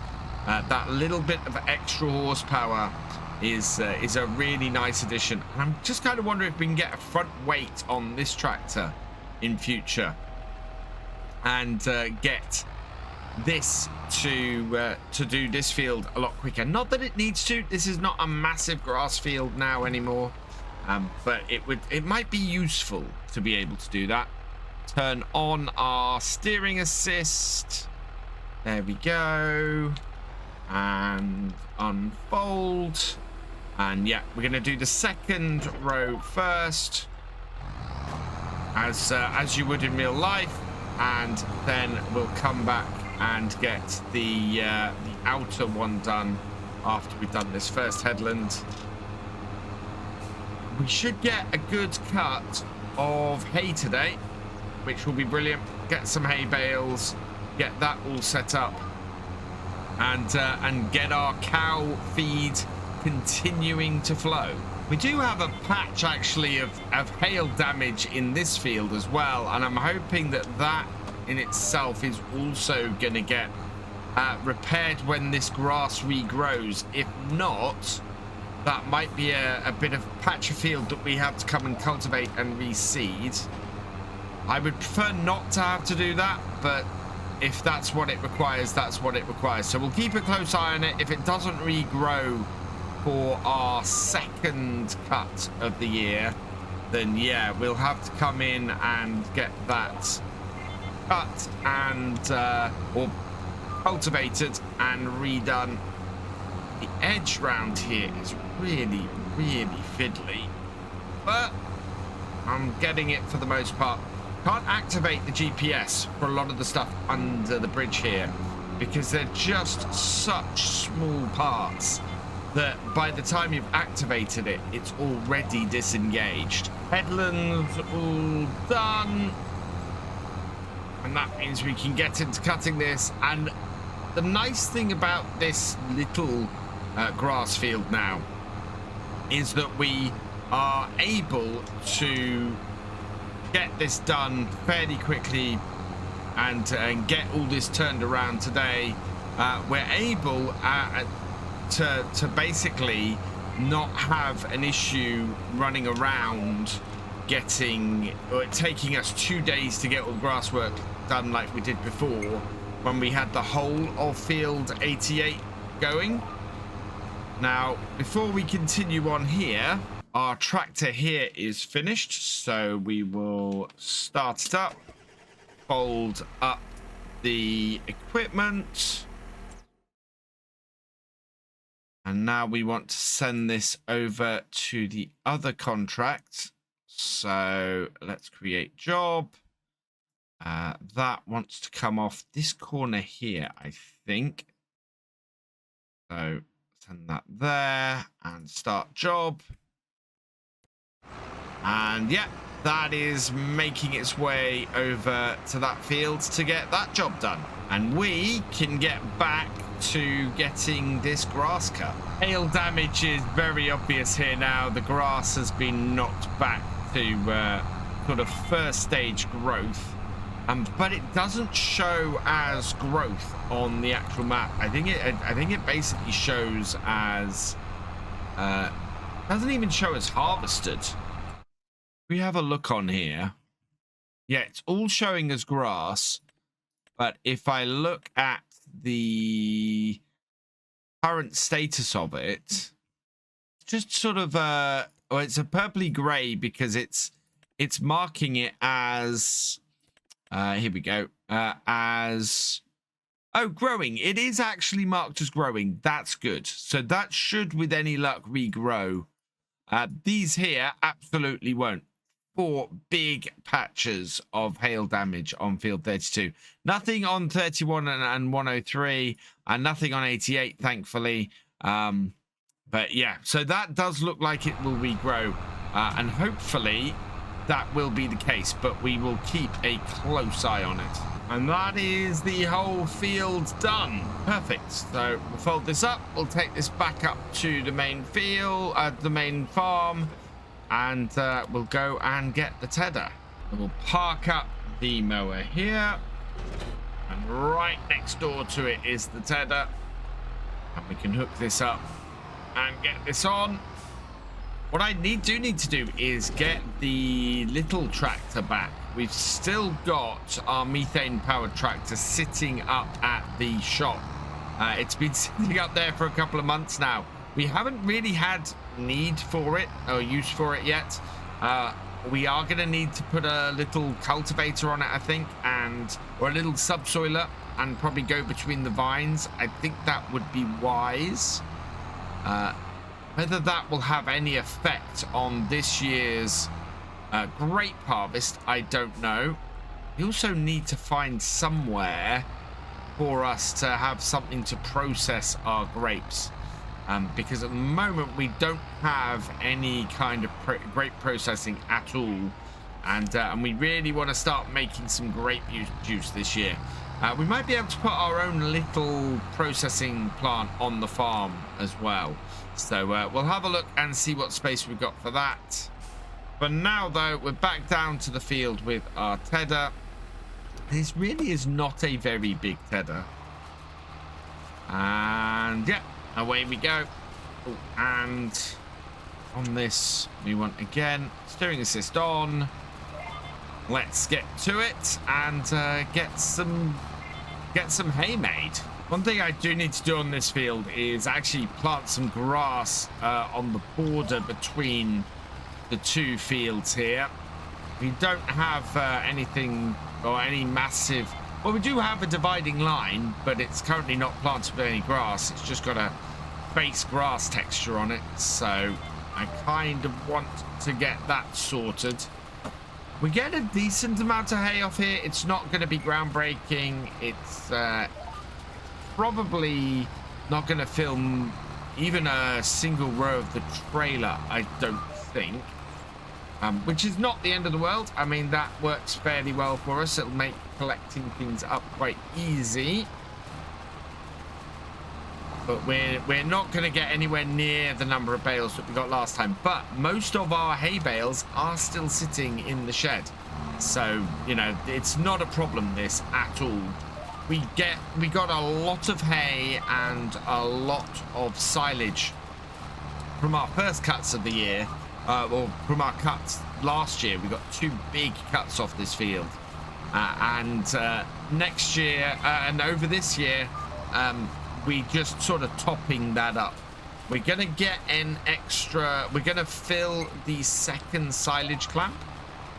Although actually, no. What I might do this year is just do hay off this field, and then next year we can fill the silage clamp, because I think we've got enough silage in the clamp to basically do 2 years worth feed, and that will allow us to build up our hay bales, and then 3rd year we can just do silage all year, and we then have no problem with feeding the cows for the foreseeable future.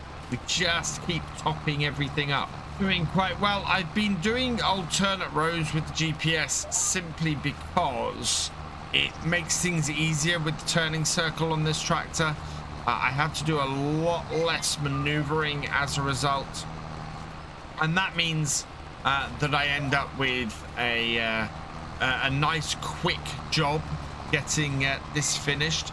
Now, somebody said in one of the comments of my videos recently that there is a bale in the river. And I just want to have a look around and see if we can see a bale around here. But I haven't noticed a bale in the river. So it's not down here at all. Don't think it is down this way at all. Now there's our tractor. Is that rain? Oh, we've got rain. That's all right. We've dried the hay now. There is a bale in this river. I do not know where it is. I'm gonna have a quick look around and see if I can see it. Yeah, if I do, I'll let you know. If not, we'll be in the tractor. I've looked the whole way down this river and... oh, no, there it is. There is a bale in the river. That is going to be absolutely sodden wet. Yeah, that is one of my bales. It's a hay bale. 400. Oh, we'll have to fish that out. That'd be sodden wet, but it'd be usable. That's still usable because, of course, bales don't get wet in here. Why is there so many weeds still on that field? Are those... oh, wow. Those are all medium-sized weeds. We've got to get a hoe on this field. That is very annoying. We're going to have to run a second time. This is why I don't like the small weeder. Because we end up getting... well, we end up having problems with weeds. We end up not being able to get rid of the bigger weeds.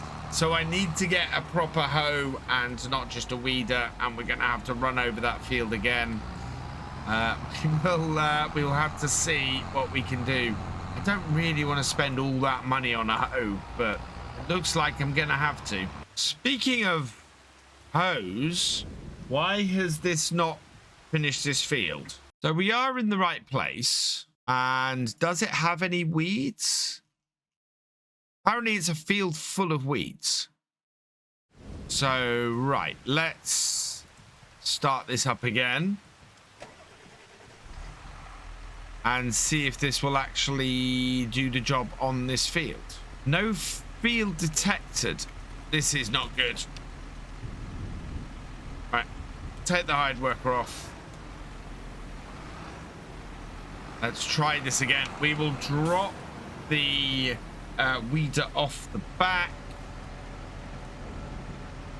and reattach it, or the hoe off the back and reattach it. There we go. Right, is there field detected now?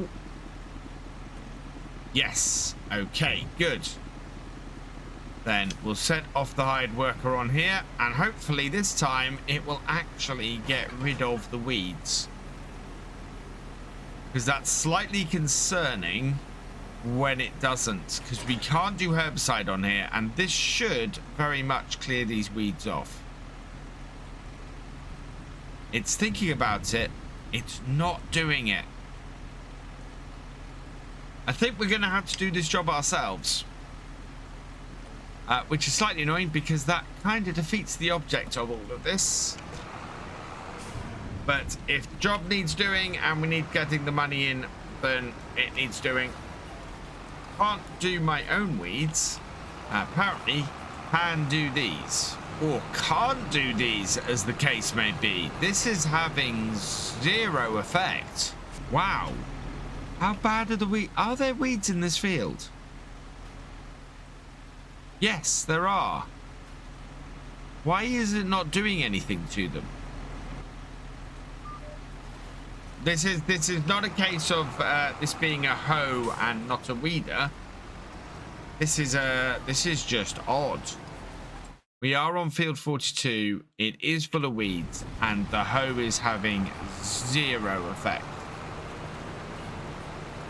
That is very, very annoying. I think we're going to have to cancel this contract on field 42 because the hoe is just completely ineffectual.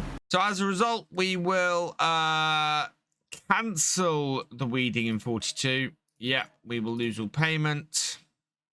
And then we can complete both of these. Thankfully, the more expensive contract completed. So we'll collect that. That is cancelled. Anything else that we can use on this? Yes, field 51 we can use this on. So let's go and do that. We will accept that contract. Okay.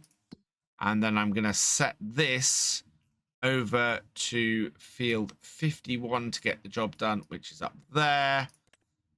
Send that to there. And this is a hoeing contract, so this will have no problem doing this job as away it goes. This rain, thankfully, is not going to last very long, so I think we're going to be pretty good. Let's get our windrower hooked up. Oh, yeah, we've got the larger windrower here. I thought we had a single row windrower. We don't. It is a dual row one, so this will be a fairly quick job to get this all rowed up. Hook that on, and away we go. It looks like the Vulture has finished, so I want to have a look. How much is our weeder worth? Looking at that, no, it's not the Gwheel, it's the Guranek. That is worth 4,360, and to purchase a hoe, that is going to be a darn sight more money, I think. 36,000. We have the money for it. Yeah, we have the money for it. It would need to be the Rotocare. The horsepower requirement is 160 horsepower, so we couldn't use that with the Vulture. I think I'm going to have to go away and find something else to use with the Vulture, because we only have 145 horsepower. So a smaller, I think a smaller one would work a lot better. I'm going to go and have a hunt and see what I can find. But it is very, very annoying that we can't get that field done. Do you know what? I wonder if just leasing it for this time would be a better choice. Doing assist, okay. Because, yeah, that is incredibly annoying. Headland row's done. Rowing up very nicely. This rain is still coming down, though. I think this is going to be...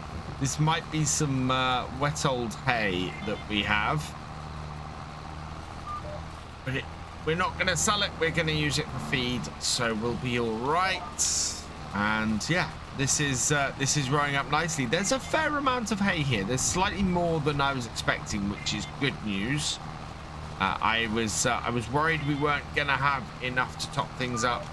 And if we're doing hay all this year, as I was saying, then we should get a decent number of bales. The problem with doing all of one this year and not any of the other is that if we find ourselves next year without enough silage, we're going to be an entire... It's basically 2 years before we can refill the silage, whereas the hay fills as we're going.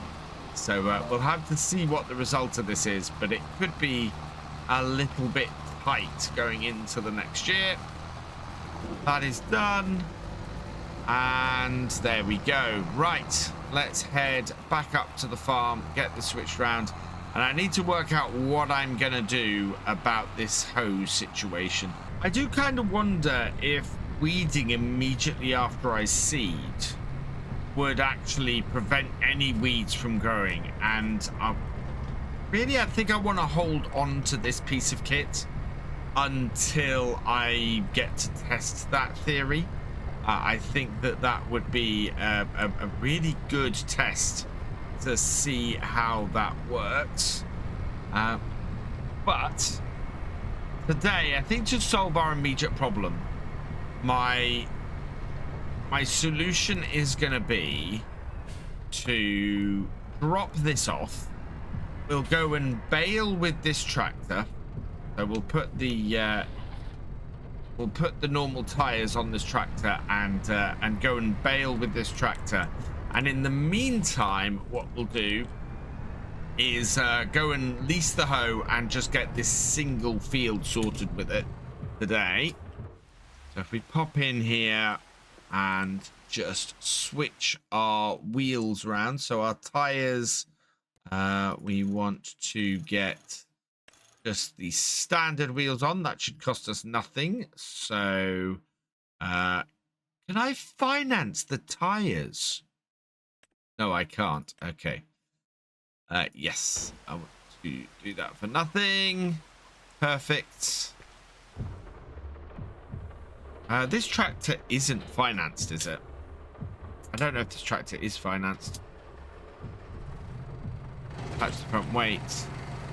No, it isn't. We did buy this out, right? I'm beginning to get a little bit more comfortable with the financing. So get this all started up. Looks like the rain is stopping now as well. But yeah, we'll hook this up to the baler. But before I get going with this, I'm going to take the John Deere down to the shop and we're going to go and lease ourselves that hoe. Yeah, normally I thought you get the medium weeds on first growth if you did direct seeding. I've not had it before happen with cultivating. That is a little bit weird.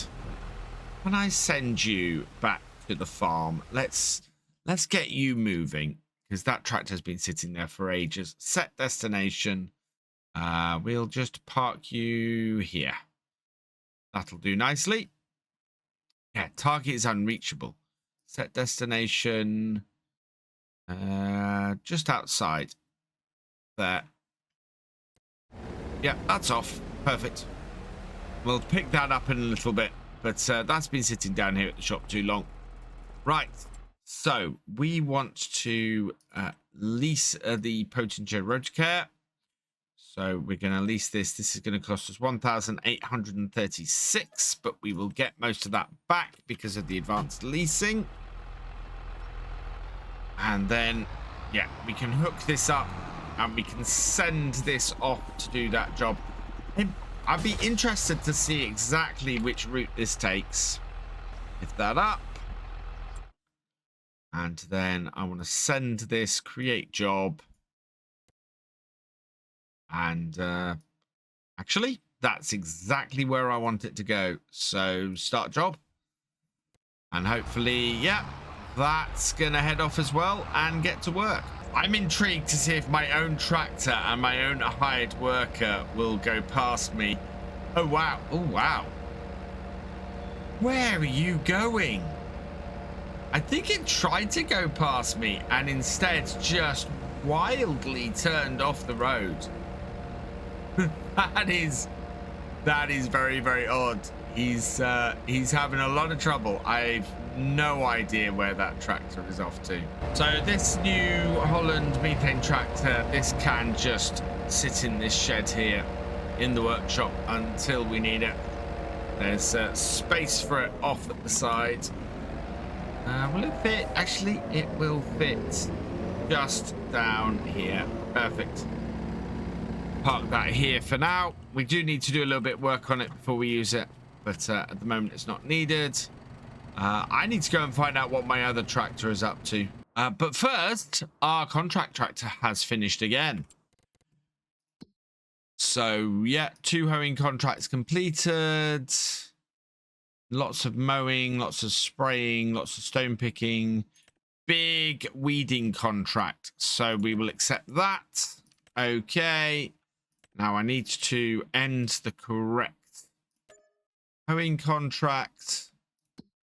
And then the tractor that we are after is up here. Create job, Fieldwork, and it's heading off up to here. Wow, that is quite the distance. But it is doing it. Meanwhile, the 7810, that is doing circles up here. So I'm going to get this back to my farm. And yeah, it just turned up there and was doing circles. So now here, I should be able to just get this going. Bring this onto here. Won't destroy crop. We already know that. So away it goes. And this should get rid of the medium-sized weeds that for some reason are plaguing this field. And that just means that we can go and take our baler and get the hay baled ready to pick up. So down to the bottom here, turn it on, drop it down, and away we go. Let's see how many hay bales we get off this field. Looking at the weeds, yep, that hoe is being much more effective on there. So we need to catch this a little bit earlier, I think. Prevent those larger weeds from appearing and costing us about $1,000 to get rid of them. It's annoying that it's just that single field that we have to get rid of those on, but yeah, that's what we need to do to ensure that we're getting the best yield off there that we can. And that is going to be important with the sorghum, because the sorghum is going to net us more money than either of our other crops. In fact, that and the oats basically are our cash crops, with the wheat being what we want to use for the flour. So I think we can make oat and sorghum flour, so we might be able to get all of those through. We're doing a grand job here, though, of getting bales, and we're already up to 3 bales off this field. So I think we're going to have about a half a dozen by the end of this. Not as many as I thought. We are on the last or second to last row. We are only just coming up to 99%. Oh, wow. That actually is not as much as I thought we were going to end up with. We only got 3 bales off here. No, 4 bales off here, plus the one we've got to fish out the river. Even with that, we're not making half a dozen. That's quite a low number and not a huge amount off here. But that would be 12 bales with... In fact, nope, we're getting nearly half a bale. Yeah, nearly half a bale here. So that would be 13 and a half bales that we'd get off here this year. That's not bad at all.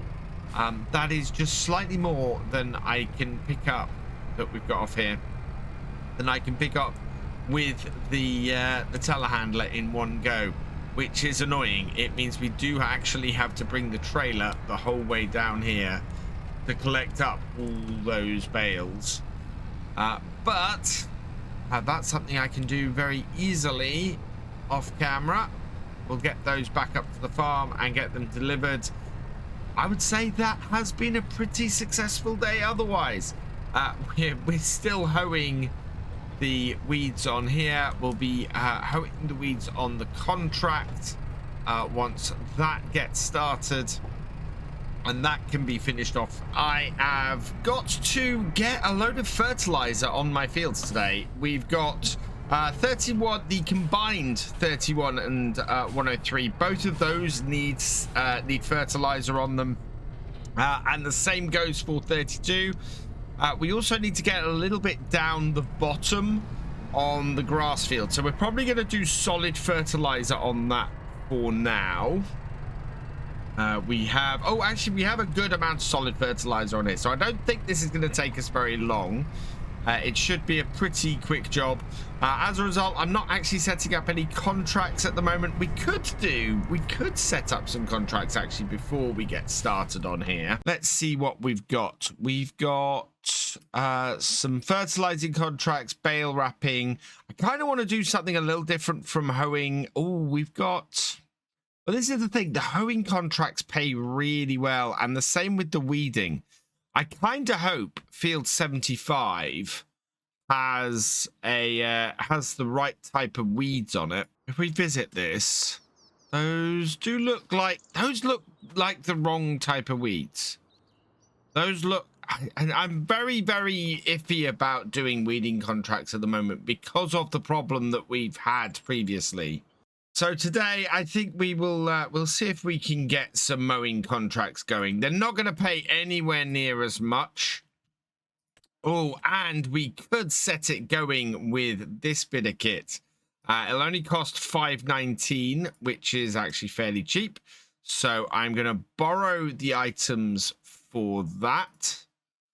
And then we will also pick up both of these contracts. So we'll accept that one. And we will also accept that one. And then we've got the MacDon here. So this is from the MacDon DLC. Fantastic little bit of kit. Great mower.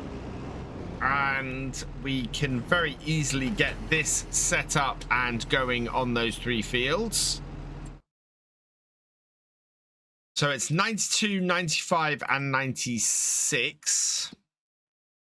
We have a look for those on here. I think they're fairly, or they're all fairly close to the shop as well.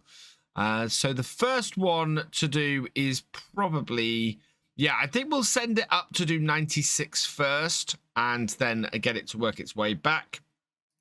So if we take our jobs, where's the, yeah, that's up there. Create job.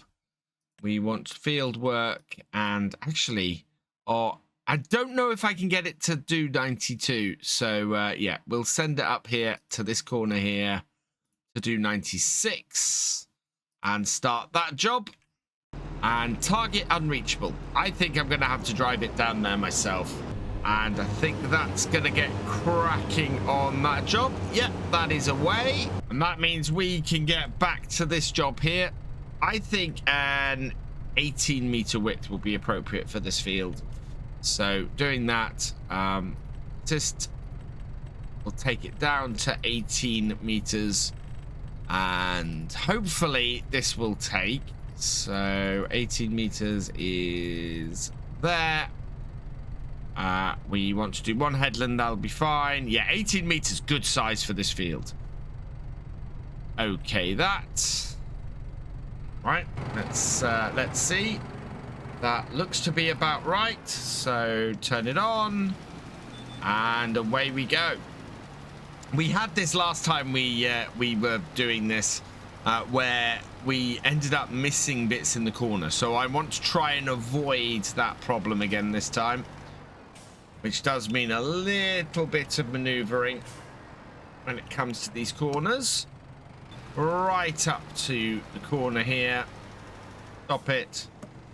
Reverse it round, and make sure that we stay on a good track with this. Perfect. Right. Let's see how quickly we can get around this field and whether we have enough fertilizer to do it. So we'll check how our headland coverage is gone at the end of this round. And if there's anything I need to go and fix, we can go and fix it. We'll go right up to the wall there. Turn this off. Back ourselves around. Yeah, this I think has gone pretty well. We seem to be in good stead with it. And we'll check exactly how well this extra maneuvering in the corners has done. So fertilizing, yeah, maneuvering bits have all been covered very nicely. The bit that's been missed is where we went round the island a little bit messily, but we should be all right. That'll clear up as we come across these. 18 meters definitely seems to be about the right width for this field. It is a good coverage. Do I need to change anything in that corner? No, that corner is all done nicely. So yeah, it gives us good coverage. Doesn't take too many rows to do the field. I think as we get bigger, the nice thing about this spreader is that it will allow us to do bigger fields. So there's room for growth here, and it means that we don't have to go and spend more money later trying to get a piece of kit for another part of this field. In fact, I don't even think we needed the extension on here. I think we could have just had this without any extension on the top and saved us a bit of money. The extension we do need actually when it comes to lime, because lime gets spread a lot quicker, and as a result we will have to fill up a lot more often with the lime if we didn't have the extension on this. Let's have a look. We got a couple of patches there. Otherwise, yeah, we're all good. So I'm going to cut across the field here, back this way. We'll fill in the couple of patches we've missed, which are about here-ish. And with that done, yeah, we're done well enough. Let's go and do our second field. Right, check our settings are the same. Yeah, 18 meters, one headland, and this field feels much better in its setup. The roadway that we added, or that I added at the far end of this field, I've actually done a little bit of detail work on. It's much more of a, we've laid down a bit of gravel track there now. We should sink a lot less into it. You can see the work I've done to make this a little bit more like a track that's been put in rather than just a mud road that's there. The one down the side to the bottom, and we'll get to that later, that has been left mud, but I've added a little bit of grass detail into it to make it more of a track. But it's that too has been updated.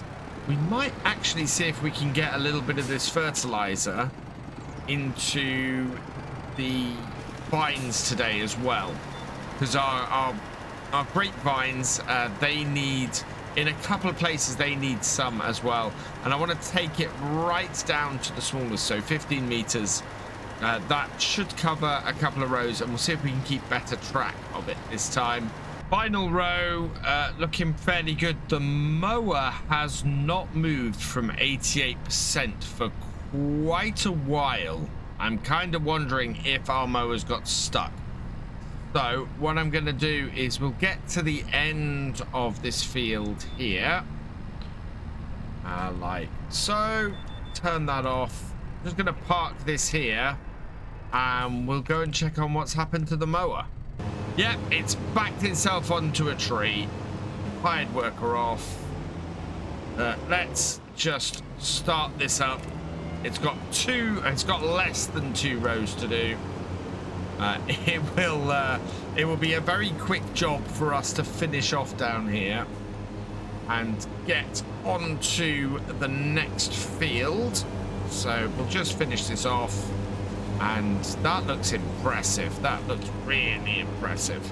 This is quite an awesome bit of kit. It's a pity it costs so much. I'd love to be running this on the farm, but we got such a small area of grass now that having anything more, spending any more money on our grass cutting kit just doesn't seem worth it.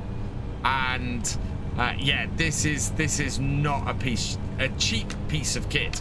It really would end up costing us way more than it was worth. If we had some bigger fields, there we go, that's contract finished. If we had some bigger fields, I think it might be worth using this, but as it stands, quite nice to get it out with a contract like this, but it's not going to be much more use to us than that. Nobody's turning down here, that's good. I just want to get it started on this field here, and we can go and actually deal with our own grass field. So I'll come back in a minute, and we'll have a look at the vines, see if we can add a little bit more fertilizer to them and make them a little happier. You can see what I mean by what I've done on this dirt road. I've put some grass in along the middle to just sort of bind it a little bit. But I don't think we need much more than a mud dirt track going down to this bottom field with as little as we work on it. This is absolutely fine like this. We will just go around and spread the whole way around here. I'm intrigued to see if the fertilizer will take on the underneath the bridge, because the underneath of the bridge is a little bit of a weird bit on this field. Doesn't allow you to drop any grass or anything. It all piles up out the other side, a bit like trying to do the windrow rows. If you use the windrower, the Macdon on a rice field, you can't use it on on another crop on a rice field, because it won't actually pile any of the windrow crop up. You end up with just coming off the field and having a massive pile of windrow crops suddenly get dumped out of the back of your windrower, which is very, very weird to see and ever so slightly annoying. But yeah, look at this. Very, very quick to get around this. I'll just spin round and grab that bit there. Yeah. We are getting through this very quickly. Future, I'm looking to put slurry on here. I think this field will benefit a lot from just having a coverage of slurry from our cows. And in fact, most of the farm I'm looking to do stuff like that. For now, though, we're still in a stage where we've got to use the chemical fertilizer in order to get this all done, because we don't have enough stuff generated from the cows yet. Let's check. Oh, we still have a bit missed there and a bit missed there. How do I have a bit? Oh, there's the bit missed here. It's fine. We can cover that. And then if we go up the top end of the field, the bit missed up there should be nice and obvious too. Yep, there it is. Right, there we go. So let's see now if we can get a little bit of fertilizer into these vines. Now, the far end of the vines are the bits that have the problem, that are a little bit down on the fertilizer at the moment. We look over here, we can see, yeah, I actually missed a spot there. We might catch that on the way back. And these are our dead patches. Actually, most of the vines need doing. They're all very patchy. If we can get this all evened up, that would be great. So I'm going to try 15-meter widths on this. So let's take that down with that. There we go. So 15-meter width should be 3 rows. If I come in here, line myself up nice and straight down this row. Yeah, you can see there where it thinks that is going to reach out to with this. It's a bit weird with how this works on here. Right, and start that. We'll go down the middle here and just see. Okay, so that is doing a couple of rows either side, at least. Ooh, now there's something interesting. We've got hail damage in our in this. Yeah, it is. It's doing 3 rows either side, so that's fine. Whoa. Want to get this absolutely straight in here, because if I don't, it's going to be a problem. But yeah, look, you can see the hail damage on the ground there. That is very interesting. Yeah, see, if you're not absolutely straight, you get caught on stuff and it immediately throws you off and you end up bouncing off the actual rows. We want to avoid doing that. This tractor is just big enough to fit in here. But I might need a smaller fertilizer spreader maybe, which is possible, and we've got a little tractor we can do it with. Let's have a look at that. Yeah, nice coverage. That is very nice coverage. So down the middle of this one, and away I go again. Much easier actually in the cab to do this. Much easier. We end up with a much cleaner, nicer run through if I do that. And there we go. Get away from the tree. Have a look at that. Yeah, we got good coverage there. We missed a bit at the end, but this is why I'm doing a bit of overlap. All right, and start that up again, and away we go. Nice and even all the way through. So much easier in cab. And last bit, line ourselves up in cab here. Yeah, turn it on, and that should reach everything, I think, as we go straight through here. Right, did I miss anything? I'll go right down to the river here. Oh, there we go. That'll be it. That'll do it. Right, let's check. yeah, we're looking nice, solid blue across the whole of our vines now. So that has got all of that done. I'm amazed that this Vultra fits in here so nicely. It really is a cracking little tractor. I am so pleased I picked this up. The traffic passed, and we'll head back to the farm. Well, we'll just cut in here and head back to the yard. I'm going to go and fix that little bit I missed on the other field as on my way as well. Meanwhile, the MacDon has finished another contract. Start this up, and we can move this on to the last one. Should just be at the end of the row here. This is somewhere where we haven't particularly had a look yet. We've got a little shed down here, load of grass fields, and I'm just trying to think. I don't think there's a lot we've got to do on our farm, so I'm just going to switch this over to the steering assist and have a go with this piece of kit myself, because this is a very nice bit of kit. And I really want to have a play. So headlands, as usual, are a bit annoying. But you'll see now as we go under the bridge here. Oh, and that really wants to cut in through the bridge.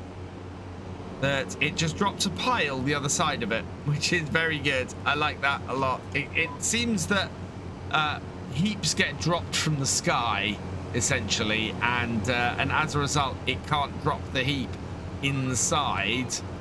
Inside the underside of the bridge. One of the things I always love about contracts in Farm Sim is they get you to parts of the map that you otherwise possibly wouldn't explore.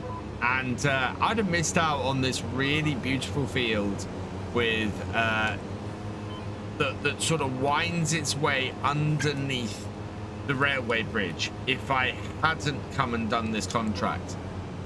Which is very, very cool. I like that a hell of a lot. And now I just need to get the rest of the field done. Also, had I set a hired worker to do this job, it would have got stuck a lot on the bridge. So I'm very pleased that I've taken this one on myself. We will have it finished fairly quickly. We'll get a nice little bit of money in from it. And yeah, it should work fairly well for us as a result. We'll make about an extra 10,000 today, nearly, I think, from doing these mowing contracts. And it makes it a little bit different from all of the hoeing contracts that we've been doing an awful lot of. This field is incredibly fiddly around these archers. Just trying to sort of clean up and make it all cuttable. We're at 89% on here, though, so this isn't that important to get all of these little bits under here, but it is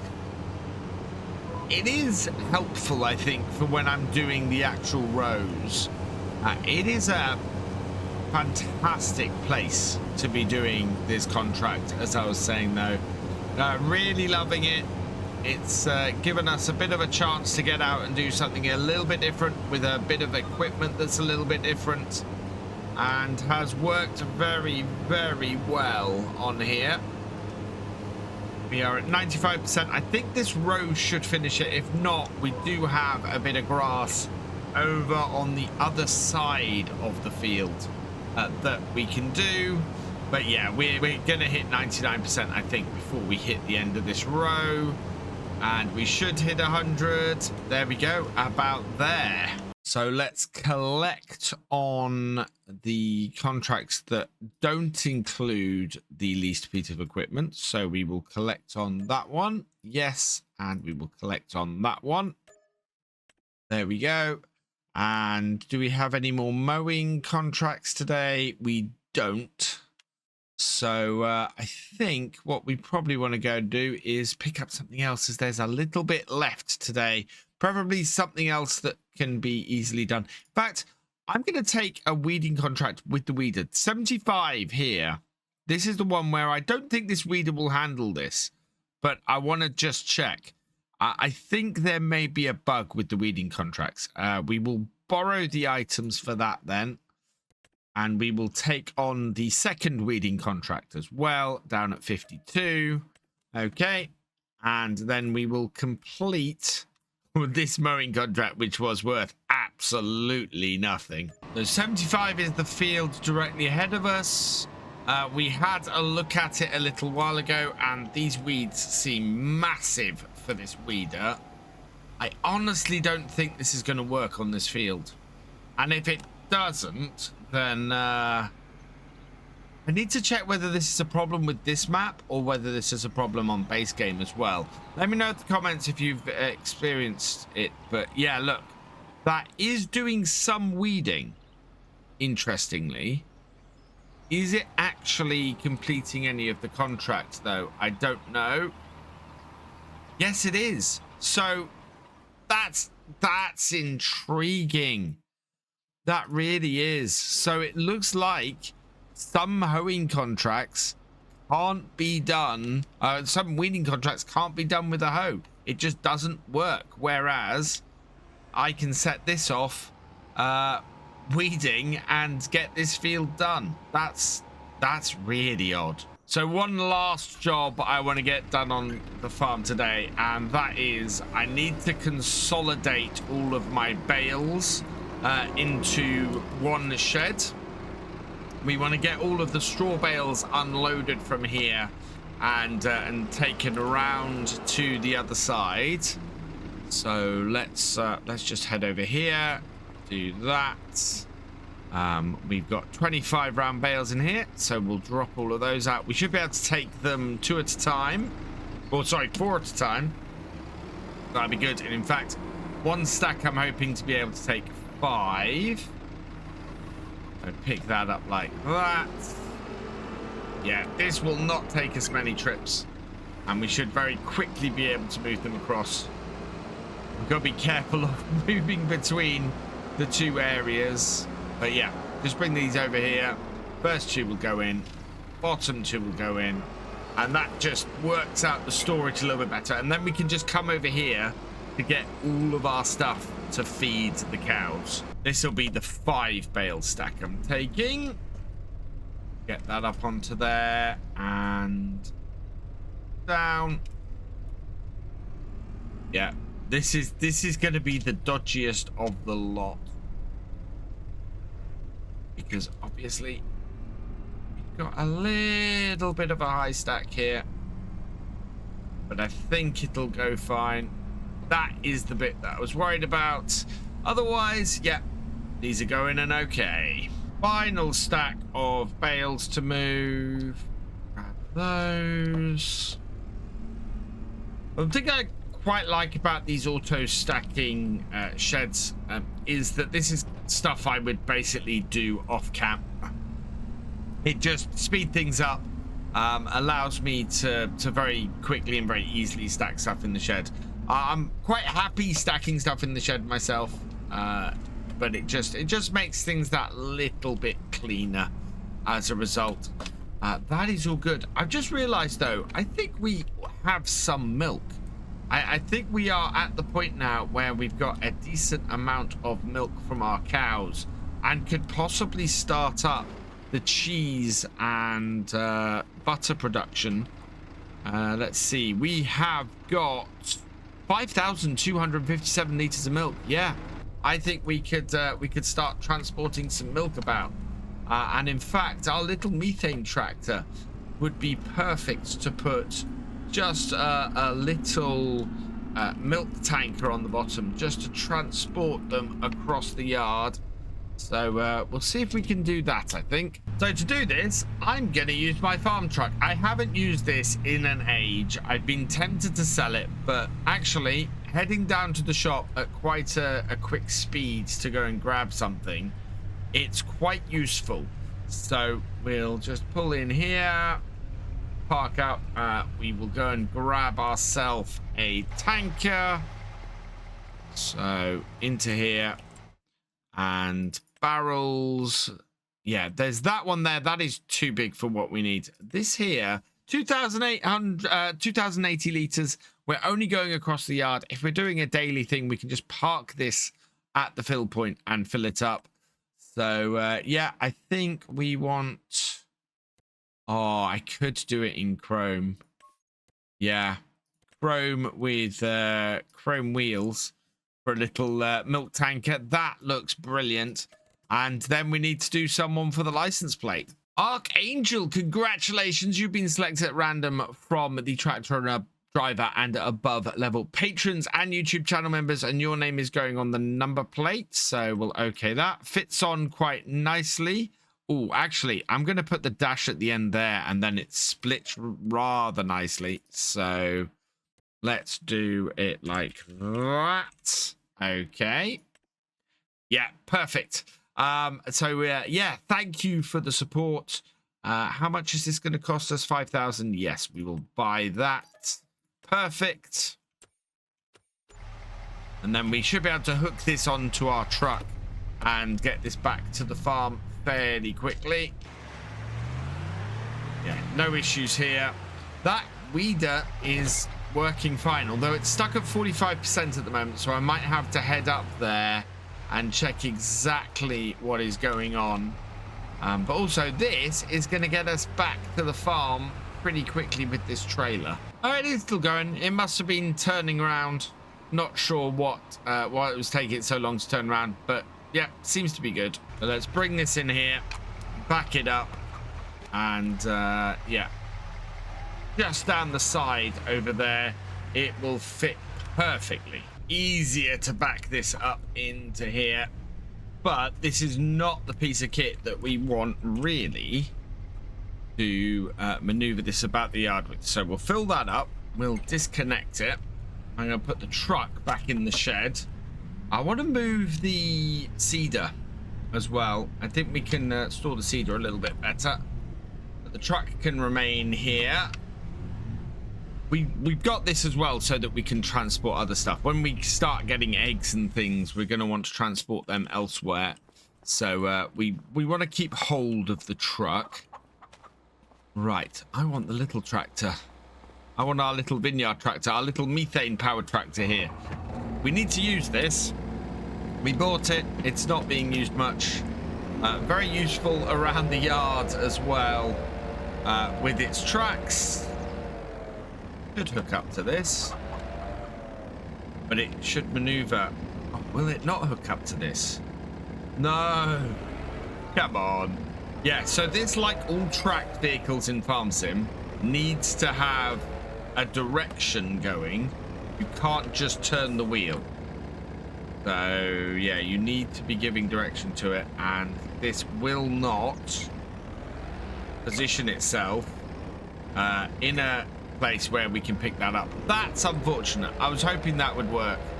I'm not sure how useful this little methane tractor is going to be. I wanted a vineyard tractor.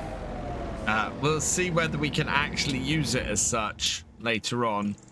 But at the moment, I can't hook that up to it. I'm going to have to hook up probably the Vultra, I think. Is our next smallest tractor. And that should do the job. We'll bring that out, hook this up, and get this done. I don't think we're going to get the second weeding contract done today. Not the end of the world. We did take on the bigger one first. But yeah, this very easily and very quickly hooks up to this. We might have to get a quad bike or something.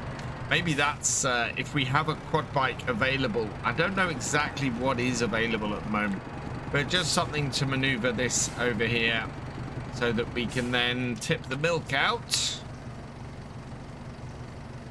and fill this up. Second refill. So we won't have a full tank left after this. So this will only be our second one of the day. 4,000 litres into our little cheese factory. And we should be able to make, well, I think we can make a few things in here. So let's have a look at what we can actually make. So empty that out. We'll head into here. And we have farm cheeses. We've got some choices. We can make buttermilk. So we will activate that. We can make cheese. We will activate that. Oh, we can make chocolate, but we don't have any sugar. So maybe a small sugar production would be quite good. I'd quite like to make chocolate as well, so we might have to look into doing some sugar. Maybe putting in a sugar factory and doing a sugar beet harvest, a contract that will give us some sugar beet to do that with. But yeah, milk and butter production has begun.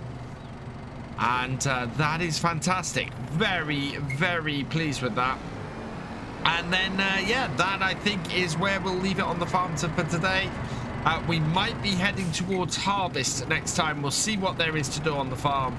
But yeah, as we head into June, it's very possible we might just rest on the farm on June and then head into July for the harvest. The oats are ready to harvest, so I'm getting the header hooked up on the combine. We're gonna back this off, and then I'm just gonna back the header trailer back into this shed. I actually worked out that it's better for the header trailer to be in this part of the shed because we can pull it straight out and get the header onto it. And so we'll drop that off. I think I might need to put regular tires onto this tractor as well, because we're going to be using this tractor to cart today. So let's just head around to here. I don't think I've got... No, I've still got the care wheels on the Valtra.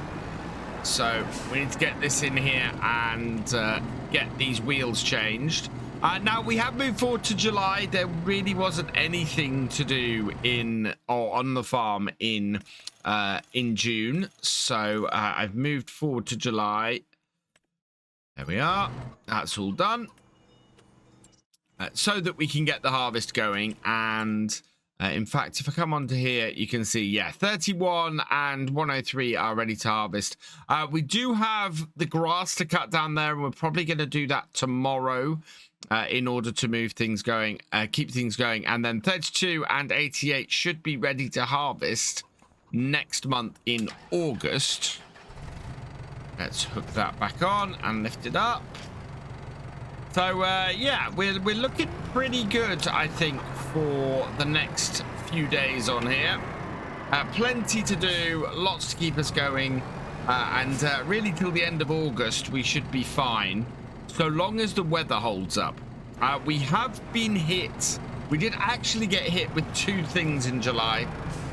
More hail, hence the reason we have even more patches on our fields that are looking a bit shabby. And also a tornado. There was a tornado. It hit late at night. It didn't seem to really do any damage anywhere, which kind of makes me think it hit one of the forestry areas. Thankfully, we don't have any forestry areas, so I think we are all right. But yeah, if it did hit somewhere, it's not showing on the map, so I don't know exactly where it hit. It hit like 11 p.m. at night, so yeah, not anything that's ultimately got us worried. Let's start this up. Now, am I dropping a straw swath? We want to enable the straw swath. There we go. So let's come into here, turn our steering assist on. 2 headlands looks about right. So down with the header, into the field, and away we go. And are we dropping straw? Yes, we are. So that is perfect. I plan to get this all baled up next month as well. So we're not looking to immediately bale all of this today or tomorrow. Although we're going to have the baler out doing the hay tomorrow. So if we have time, we might get the baler going on this field as well. But I don't think we particularly are. I think we're going to end up with doing all of that baling the following month. Yield is not looking too bad. We're about halfway around the field and we're about a third full. Oats are a little bit lower than wheat or barley, so expecting a lower yield here, especially as they sell so much higher.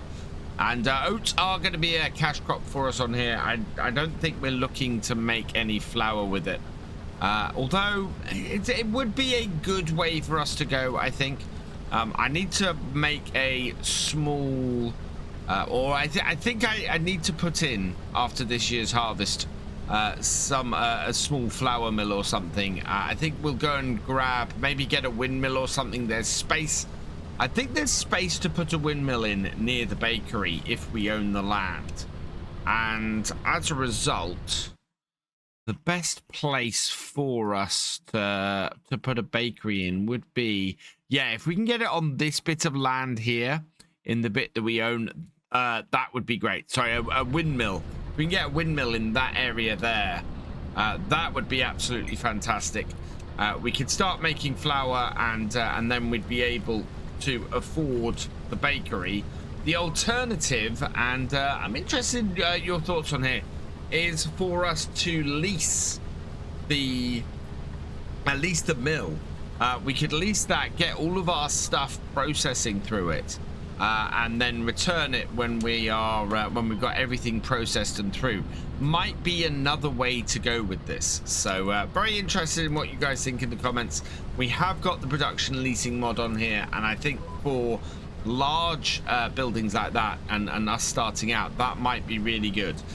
So which way do you think we should go? Do you think we should get ourselves our own little windmill and build a windmill on here, or do you think we should just lease the really nice water-powered grain mill that exists on this map, just while we are processing our stuff through, and go from there? So this is the culmination of our entire first year's work on here, and we hit about 50% full at the bottom end of the field. So about halfway through, or after the end of the first headland, was where we hit 50% full.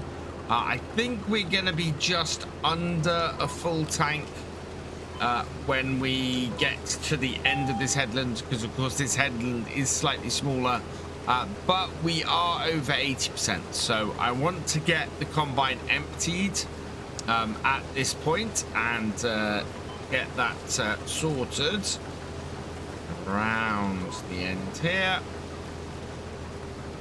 And yeah, that will mean that we are nice and empty by the time we cut in. Although, to be perfectly honest, this end of the field here where we're looking to first cut in, we're not going very far through here at the angle that this field seems to like to be worked at. Now you can see here that we want to go in on the fourth row. We are only 86% full, so we will start working our way through here. We're not going to get full by the end of this row here, so that's not going to cause us a problem. And then we can just work this small area that we've got at this end of the field. We want to work this and clear this as quickly as possible. Now, once we get into the rest of the field, it'll be much longer. I'm just wondering if there is a better way to handle this field. It's quite possible that there is, and I want to work it out, especially for next year. There are a couple of literal little kinks that we need to work out of it as well. So yeah, there's some little bits to do on this field just to sort of finish it off. We'll get this little bit at the end here. Turn that off for the moment. We'll get the auger out, and then we can bring our tractor over. I'm hoping with the extension on this is going to be able to get under the combine. We'll find out soon enough. We bring it round here. Oh yeah, easily fits under it. That's good. So this class trailer will do us very nicely for this. We can easily get 2 loads off the combine in here. So this trailer actually should hold entire contents of the fields that we are harvesting, which is brilliant. Absolutely brilliant. Harvester is empty. We can go and cut into the next section. We want to go forward 4 rows, which is actually going to take us to going around the island, I think. So in here, onto that row, down with the header, and in we go. And yeah, we are going to have to work our way around the tree, but that is not a problem at all. That is all prepared for. Simply just yeah, turn onto this row here, and then we can spin around and go back the other way. I want to try and get this little section here. We didn't quite get the amount of stuff right, but yeah, that works well enough. Once we clear this bit out of the way, it's pretty plain sailing from here. We've not got any islands or anything in the field that's in the way. You can see here, actually, we're just going over the hail damage. So the hail that hit in the aftermath of the tornado, that has done some damage to this field and knocked out a little bit. Not a huge amount, but just enough to be annoying, really. I think avoiding hail damage is almost impossible. What all you can do really is minimize it. I want to get this little section here cut, send us around the end here. Oh, while we're coming around the end here, actually, we'll get this little bit we missed here, and then the last row here.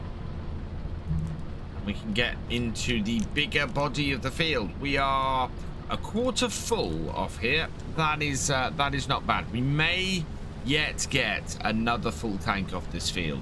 Just checking out the forecast for the next few days. We've got wet weather at 4 in the morning.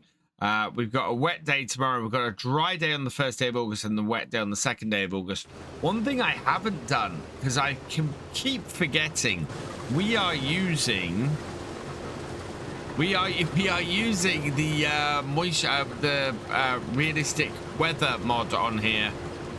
We are cutting at a high moisture, unfortunately. I need to go and have a look at the mod, because the mod dries stuff out in real time, not the time that you're using in game.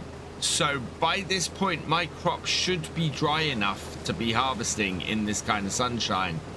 It isn't, because it's drying out in real time. So we are going to take a hit to our yield. In fact, what is our yield at the moment? It's still 150%. So it's not awful. But yeah, part of the reason why we're not getting as much oats off here is because we are using the real weather mod, and it doesn't seem to be drying stuff out quickly enough. I need to go and have a look at the mod itself and see exactly how it runs, because it would be good if it ran based on the time or the speed of time you were using in game, not in real time, because real time is just going to, well, it's just going to never work. Behind the wheel of combine is my absolute favorite place to be on the farm, and this just is so relaxing and so nice. Seeing it going fairly well is also doing it means it's doing a lot for me. I'm just very, very happy that this field seems to have been success, merging the two together. I think a lot of people who have been doing this map have been basically doing the same as I'm doing here. They've merged this field, these two fields, into one. I think a lot of them have taken the trees out as well, but I've kind of left those 2 trees in for a bit of character on this field, and just to make things a little bit more interesting. I think that's worked. I think it has made that part of the field a little bit more interesting. Now I'm gonna cut through the middle of this odd bit here before we head back and do the last row on on this cut-in. We clear things up down this bottom corner. That will make things easier for us in the long run. And it's only a small patch there. This is working nicely. We are at 77% as well, so Yeah, a second full tank, very much on the cards. I'm gonna gamble. I think I can get one more row out without having a full combine. It'll be close, but I think we can open up the sort of the last section of this field. So I've got four, that's 7 rows. So yeah, we've got 7 rows, and we're going to go in on this one, and I'm going to hope that we can get to the other end without the combine filling up. We will see where we are. We are going to need the auger out, and if we hit like 96-97% with no hope of getting out the other side, I'll have to do a little cut in and make space for the tractor, but we are more than halfway through this bit, and I think we're gonna make it out the other end. We are at 95%, 96%. Yeah, we're gonna make this. That's good. It was a little bit of a gamble, but I kind of didn't want to empty with just 80% full on the tank. I really wanted to have a full tank. So we will come back on this way, and then we can go and get the Vulture and empty this out once we get full, which is not going to be much further. Let's slow right down, and there we go. Oh, 9.7, there we go, 8,000 litres. So we will fit all of this field in this trailer. We've got 7,748 litres in here. So we did fall about 250 litres shy of a full tank, first one. We will get another 250 litres of this. There's no doubt about that at all. And yeah, we should end up with a very nice setup at the end. And I think we're empty. Yes, we are. So let's put the auger in, start this up, and away we go again. That's very cool. Very happy with that. Looks like we've had something very interesting turn up in the shop. I don't think it's something I particularly want to buy, but I will check it out at the end of this row. We are on our third to last row at the moment, and we only have 37% in the tank, so this isn't going to be a third full tank. I think it might be enough though to fill the trailer. Let's have a look. How much or what have we got in the shop? Yeah, it's a Class Roland Unirap, 145 horsepower. If we were making silage bales, I think this would be very useful. As we're not, I don't think we need to worry about it. I think we would be much better served holding on to our money. As nice as that would be, we have a baler, and we are only making straw and hay bales. We're not actually making silage bales because we've got the silage clamp for that, and so yeah, that's not really anything that's any use to us. And we've just passed 50% full as we start on the final row, so been pretty good. I'm quite happy with the progress. You can see the oats going into our grain bin. Meanwhile, yeah, we'll see whether this all fits in the trailer or not. I've got the auger out ready so that I can just hop out of here and into the tractor and trailer at the end and empty it out. We'll go park this as well, just off near the wheat field, so that in August we'll be able to immediately pick up. In fact, I'm not gonna bring the tractor and trailer over. I'm just gonna drive over to the tractor and trailer and empty out, because there is no point in me jumping out the combine if I'm going to be driving the combine over there anyway. Line ourselves up on this road because that's where we emptied last time, and then out of there. And yeah, this is, so the trailer's only 3/4 full, but it might not take the full load because we are using the the trailer weight limit as well. But no, that has all emptied into there. Fantastic. So yeah, that trailer's really good.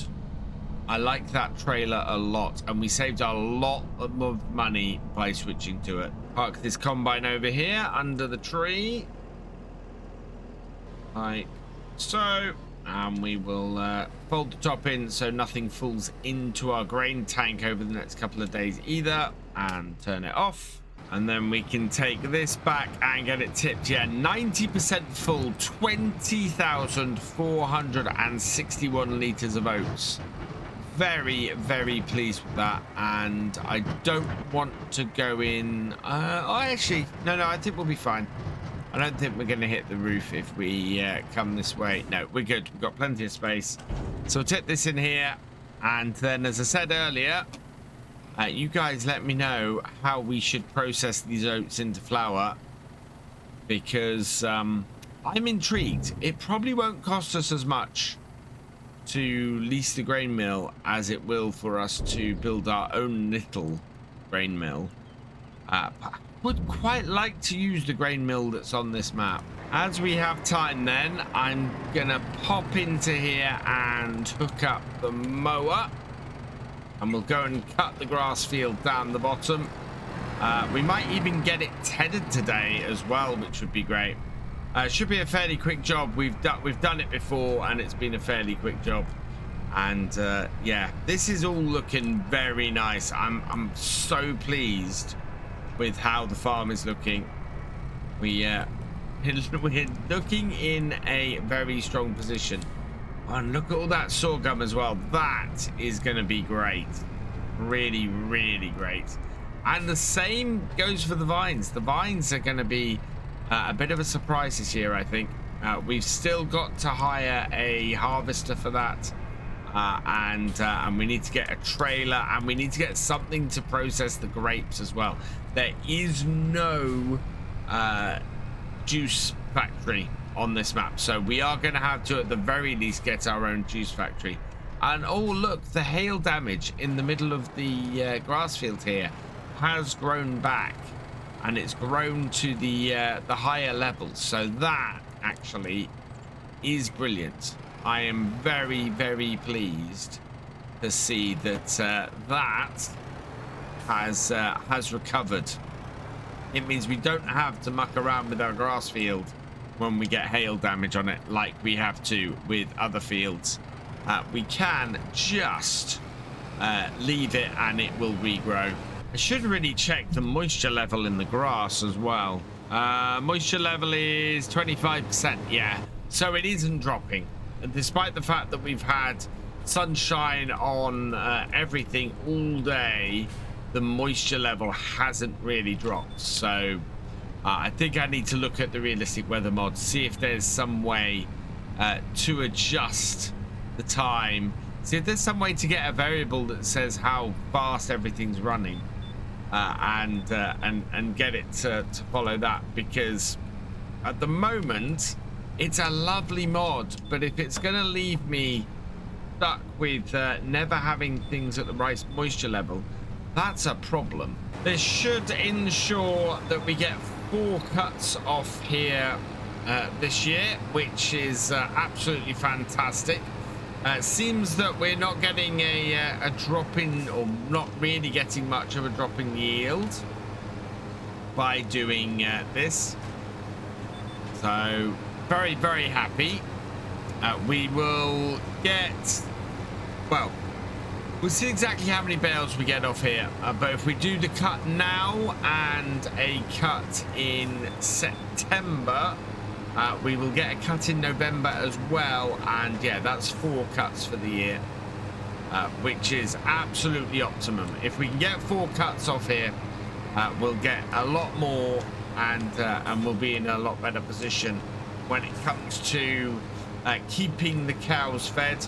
We got 4 bales off here last time, I think, so that should mean that we get another 4 off here So 4 cuts is actually going to give us 16 bales. That is a very decent amount off here for the year. Going very smoothly now, just working my way round this bit and finishing it off. It is coming up to 20 to 4. So yeah, we should get this headed today. We'll then be able to leave it and then tomorrow what we'll do is we will windrow this up, get it baled, and get the baler out. We'll get this baled and we will get the straw baled ready for the second part of harvest when we move into August. And that is the field all done. Perfect. Right, back up to the farm and we'll swap this for the tether. So into our storage area here, back this round and drop it off. So, and then maneuver ourselves around to grab the tether like that. And can I go back a little bit? Then if I can, yeah, we can then head back around this way. Perfect. Let's head back down there and finish off for the day. Okay, so unfold this. Get ourselves onto the steering assist. And I'm actually not going to use the steering assist for the headland. I'm going to do this by eye. And then, when we, that'll then keep things nice and easy, and I won't have to then worry too much about it. And then when we come into the main body of the field, then I'll use the guidance because that will make things work a lot better. But otherwise, I'm all forever resetting it going around this headland. So headland is done. Oh, and the way this is set up is going across, which is very interesting. That is completely different to how we cut it. But I think actually works just as well. It makes a lot of sense. And I'm going to do, as I did last time I tethered this, alternate rows. So it's a little bit more efficient going up and down the field. And then I end up back where I started as well, which is also very useful. Oh, look at this. This has just come up in the shop for 8,753. We don't need an overly large forage wagon on this farm anymore. And that would pretty much be perfect for us for what we need. For 8,753. If I look at what we currently have, that is a larger one. Yeah, we got the Faro, but that is leased. And I could return that without any problem. So, yeah, I think that might be a good idea. Now that we are dealing with a much smaller field here, I don't think we need to worry too much about having a big forage wagon, and a small forage wagon for less than 9,000. That would work really, really well for us. So it's coming up to 5:30. We have just 2 more rows to do, and I think we will probably look at getting that forage wagon next time. That should still be in the shop there next time, and we can pick that up. We can also get this all rowed up and baled, which will do us well. And yeah, that's everything. So turn that off and head up. So yeah, we've got this to windrow and bale. We've got our oat straw to get baled up as well. We'll look at switching that trailer, and we might look at the possibility of doing something with the oats. I might wait till after harvest though, because we have lots of crops to go and make flour from, to then make our bread. And I need to be a little bit careful about how we approach this. We're gonna go round and bale everything up. We've got a little bit of a break before harvest continues. I'm trying to remember where I left my baler. Oh no, my baler's round in the main yard there. I just needed to reverse up. So yeah, we've got this field here of oats to bale. We've got a field of hay to bale down the bottom. We might have a field of hay to actually to row up. Although I think we tedded it last time. I don't think we've rowed it up yet. So we're going to get our baler out first. And I want to start preparing for the grapes as well. We are not that far off our grapes being started. So we're going to need to do that. We might need some more bale net today. We are not in a great amount of that. So let's turn this on, drop this down, and yeah, away we go with this. So we'll get this field baled up and collected. We'll get the field down the bottom. We'll get all of that grass baled up and collected, and that will put us in very good stead for the next day. That means that while we're doing work on the harvest for the wheat and for the sorghum, we'll be able to get this field mulched ready, because we don't need to do any lime on this year. But yeah, we'll be able to get this mulched, and then we might even be able to get some fertilizer on it if we're lucky. And then we'll be able to turn it around very quickly and put wheat in here this year, because we want to go, I think we want to go wheat into here, then the sorghum into the wheat field, and then the oats into the sorghum field is probably the best way to go into next year. So plenty for us to plan ahead for and do. We're going to turn all of this into flour, so we need to start doing something about that. I'm going to have to get myself a mill of some description, whether that's a small one built on the farm, or whether that's one that we have, whether that's leasing the mill on the map. Although I have heard there's an issue with leasing it, or whether there's some other way we can do it. We'll see. But I think the mill on here would be great. I would like to buy it outright, but it's 300,000. And we definitely don't have the money to do that at the moment. The other thing we need is we need to start making, we need something to process our small amount of grapes into grape juice. And to do that, we're going to have to build something into the farm as well. Something else I want to get running is that there's a few cultivating contracts that we could possibly make a bit of money off today. So I'm going to borrow the items for 36. That will work fairly well there. And then 16 and 77 will do nicely on top. So we'll accept 16 and we'll accept 77 as well. And then we can jump into this John Deere quickly, hook it up and send it off.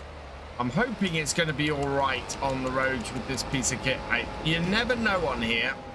We can catch stuff fairly badly. I think if we send it up to 77, that will be our best bet first. So let's grab that there, create job.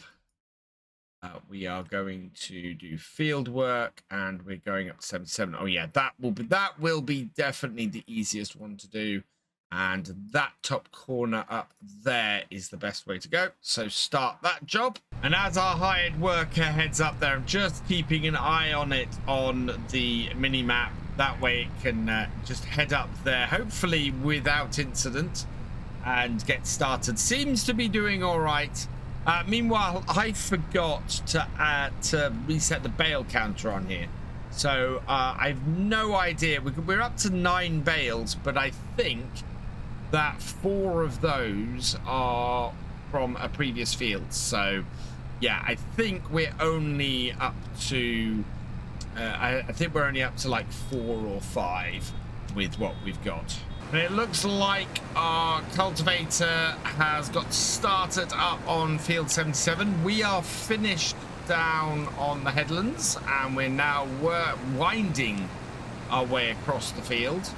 Getting a decent amount of bales off here, definitely. Just trying to get the little bits on the headland that have been missed around the corners. And yeah, this is going to produce a decent amount of bales, and thankfully we're so close to the farm with this field that we'll be able to just come in and lift the bales off, sort of stack them in threes and take them straight to the bale point. That will work exceedingly well for us, I think. So yeah, it's all working out pretty good right now. I'm very happy that this is gonna save us a job later on. We're moving across here quite nicely. The bottom end of the field, the more fiddly end of the field, is all done. We're basically, the bit of the field that is field 103 is all done. That's all baled up. We're now moving into field 31, and that is baling up quite nicely. We've got a decent number of bales off here. If we estimated that we had 4 bales, I think, on the bale counter already. So that's 13 bales that we've had off here so far. A really nice number. We're doing pretty well with this baler as well. This baler, of course, has been with us since the start. Next month or two on here is sort of going to be everything kicking off. So we're going to have the wheat and the sorghum ready to harvest next month. I don't think we're going to have... No, the grass shouldn't have regrown next month. It'll just be restarted, although we'll need to put some fertilizer on it to make sure we get the most of it when we do a cut in September. We're also getting fairly close to the grapes. I think the grapes will probably be ready to harvest come September time, so that will be good as well. Whether we actually skip any days next month will be interesting, because of course we have baling to do like this on the wheat field, but I'm not sure there's much else other than earning some extra cash from doing things like the cultivating contracts we're doing now. I don't think there is much else to do.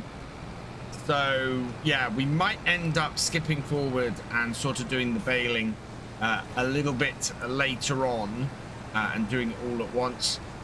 But it really depends. It depends on how things pan out and whether there is a ton of stuff to do. We do need to get some equipment. We're going to have to get a grape harvester, and we're keeping an eye out for that. If one of those turns up in the shop, we might get that on a longer term purchase, because obviously we don't have the money at the moment.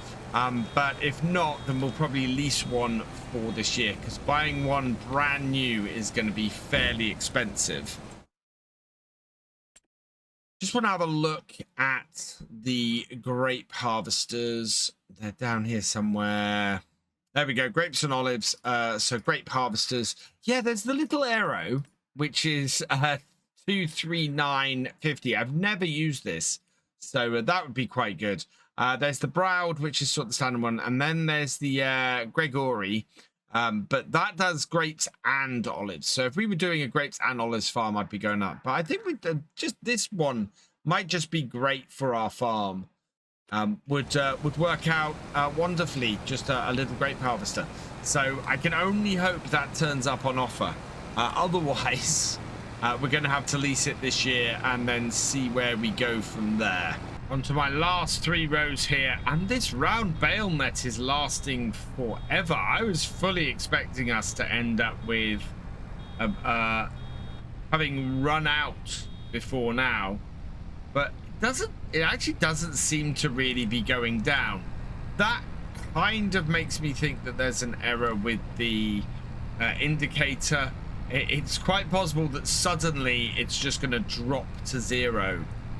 Because that has not dropped down at all the entire time.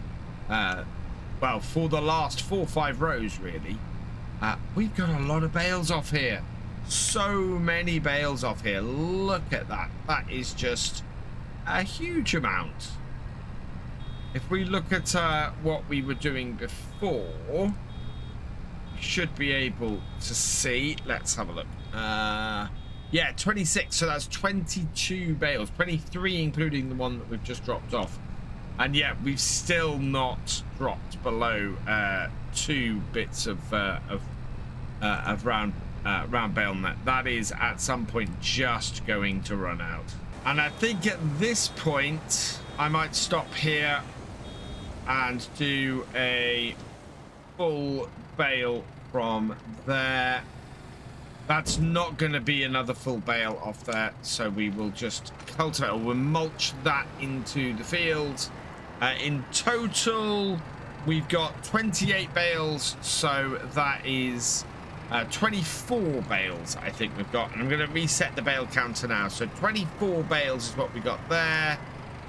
And if we reset that, yeah, that's all good. We should be able to then go down the bottom and bale what's down there. I have a horrible feeling though that what's down on that field is not ready to bale, so I need to find somewhere else to park this for now. Under here, because I'm looking at that shed there. That is the perfect space to put somewhere for us to go and do the grapes with. We can process grapes and stuff in there, I think.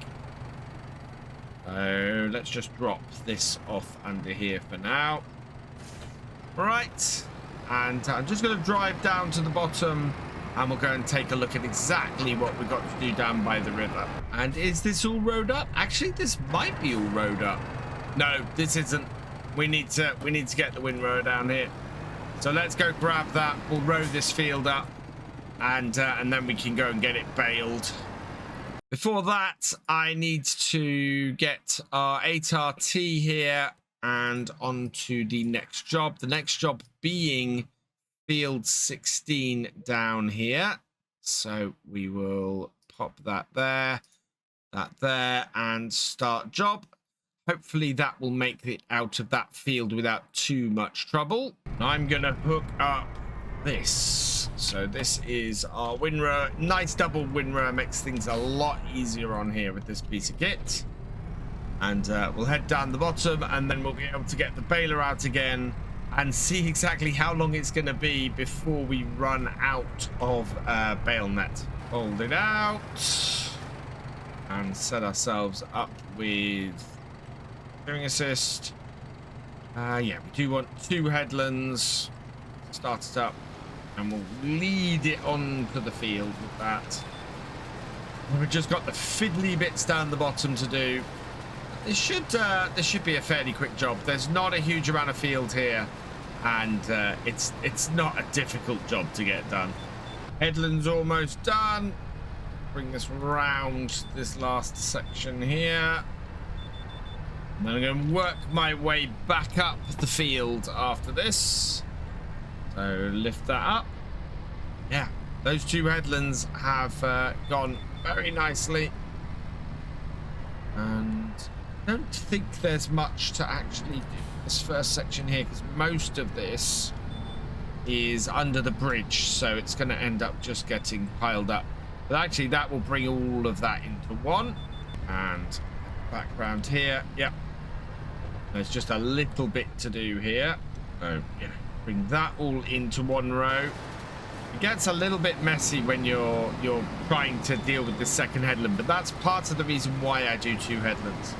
Because the second headland is always starts getting pulled into the rows themselves, and you have to be a little bit careful about where you do stuff, otherwise you miss bits like we have there. So pull that in, and it doesn't matter so much if you pull the headlands in a little bit. And in fact, this next row, we're going to be pulling the headlands in a lot. So long as you get everything rowed up and can get everything baled, it's all good. And this is one of those fields where it's such a weird shape that you kind of have to, in places, pull the headland in order to actually get everything rowed up. So just this here, last row. And then we will head back up to the farm, grab the baler, and get this all baled up. Now to see how long this bale net lasts as we go around here. If we're lucky, it will last the whole field, but it's been sitting there. It's done so many bales of that straw that I'm really doubting there's enough in here to do this field as well.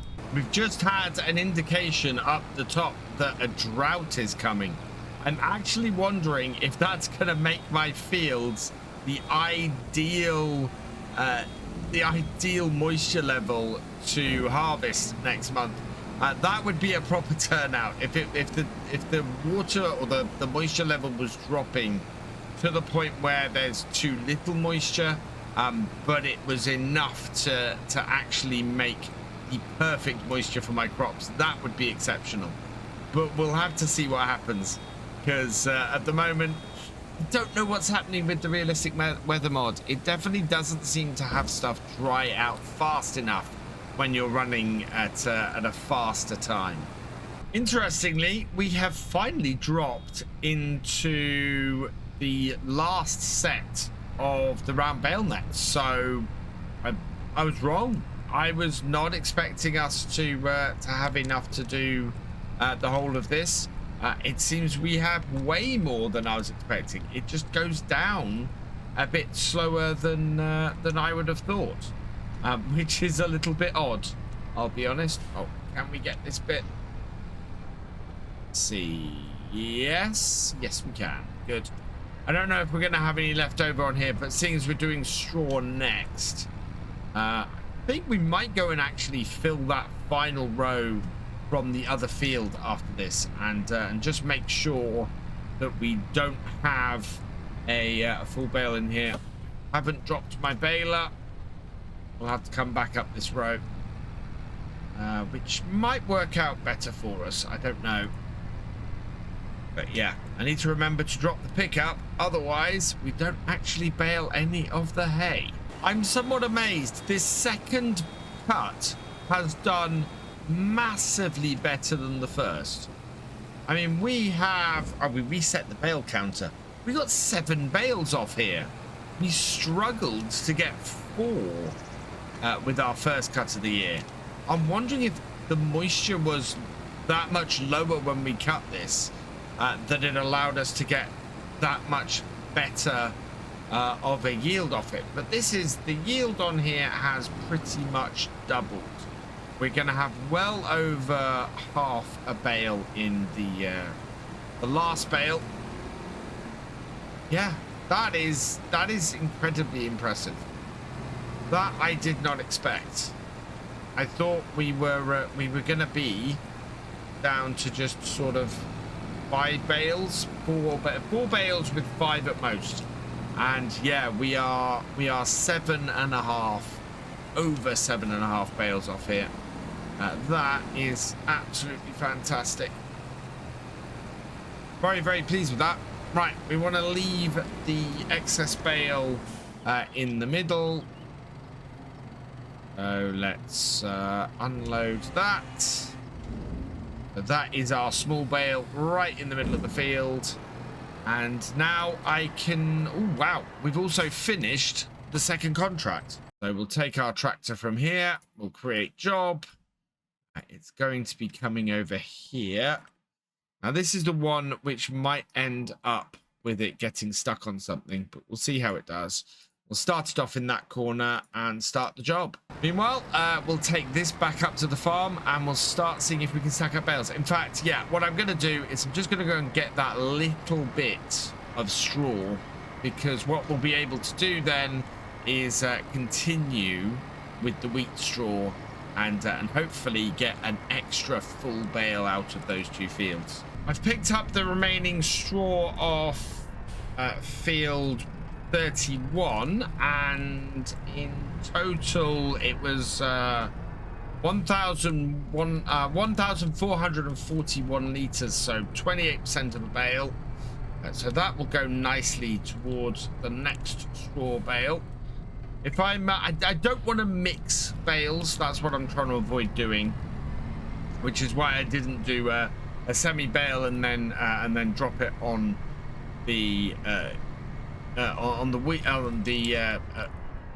on that field then, and then go and do the hay, because I know I'm going to be doing straw with my baler next. What we're going to do now, though, is we're going to hop in the fence, and we're going to go and get the bales all collected up. So I'm going to need to check my milk levels as well. Really needs to keep my milk, keep the milk flowing around here, because that is going to bring us in cash. I don't know how many pallets we have so far. I'm kind of hoping that we're generating pallets at a decent rate. I think they'll probably come out at the front. But right now, we need to start getting this field clear, because next time we really want to start getting this field mulched. So where I'm going to do this is 3 at a time. We'll take one like that. We'll then put a second one on beside it. So in here like this. Got both of those off, so we get a nice clean stack next. Bring this over here. Grab this. Right, and then we'll be able to do this over here. Get this on a stack of 3, and that gets them over quickly. If we've got 22 bales, that should just be 7 of these stacks we need to transport. So that makes things very, very quick and very, very easy for us. If we do them in 3s, if we do them in 2s, we're going to be going for a lot longer. This is working pretty well. We've got 103 clear. There's quite a bounce as we come off the field here onto the concrete. So you can see that top bale likes to bounce about a bit. But we're 5 into this and looking quite good. That takes us up to 15 bales. Actually, there's a lot more bales on here than I thought. That is quite a few bales left. That's way more than I thought were going to be left. Maybe we got more off here than I realized. Either way, it's coming together nicely. We are very quickly clearing this field. We're probably going to be about 2/3 clear after this one, and as a result, it will be done by the end of the day, which is great news. Our cultivator is still going. It's going to be a little while, that cultivator, I think, because that was not a small final field. So it's got quite a bit of work to do in order to get that sorted. Just going to raise this up. I wonder if it's easier to do some stacking like this with raised from above, where you've got a little bit of a better view. Like so. I don't know. I can see a little bit better. Yeah.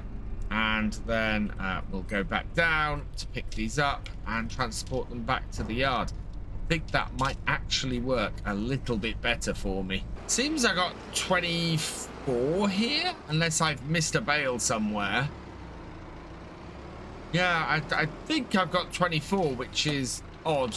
I think I must have ended up with 2 more than I counted. But that's interesting. Unless there is a bale kicking around here, or 2 bales kicking around here, and I've miscounted somewhere. But yeah, we've got complete stacks of 3, and I was expecting a stack of 2 to end up with, because I think we had 23 bales off here according to the bale counter.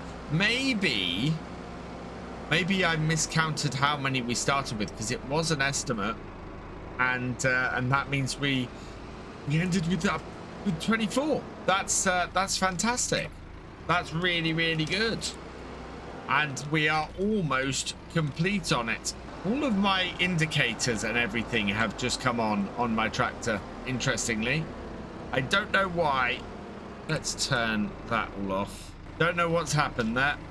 That's very interesting because my indicators are on as well. Anyway, that's got it all turned off. I am beginning to wonder if there's a little bit of a short in my wheel, and I'm hoping that's not the case. Might have to take it apart and have a look. But yeah, this has come together really well. End of the day seems to be good. Our tractor seems to be having a problem. It's been on 37% for a while, so I wonder if the cultivator's got stuck somewhere. It's not telling me that it's blocked by an object, but it's not behaving itself really. And we'll have to pop down to the bottom field and go and collect up the hay bales. And we should be all right. And we've got a drought coming, so it's not like it's going to rain on them.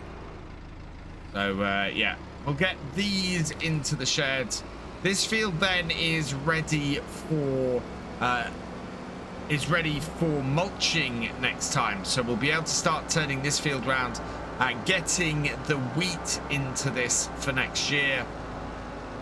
We can also get the oats and sorghum harvested next time, and we'll clear up bales and do all of that as well. We might go and get the other bales later on. We have a drought going on at the moment. This isn't great. We'll get back to the John Deere tractor there in a moment. But if you look, the current yield of this is dropping really, really fast.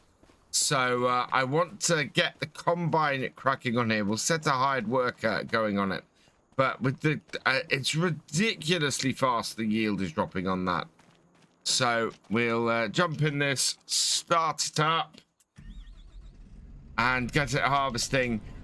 It is way below the actual required moisture. We are dropping fast. We're not going to, well, we're going to lose crop. This is the trouble we've got now. So into the field with this, round it goes, and we'll start this off with a hired worker.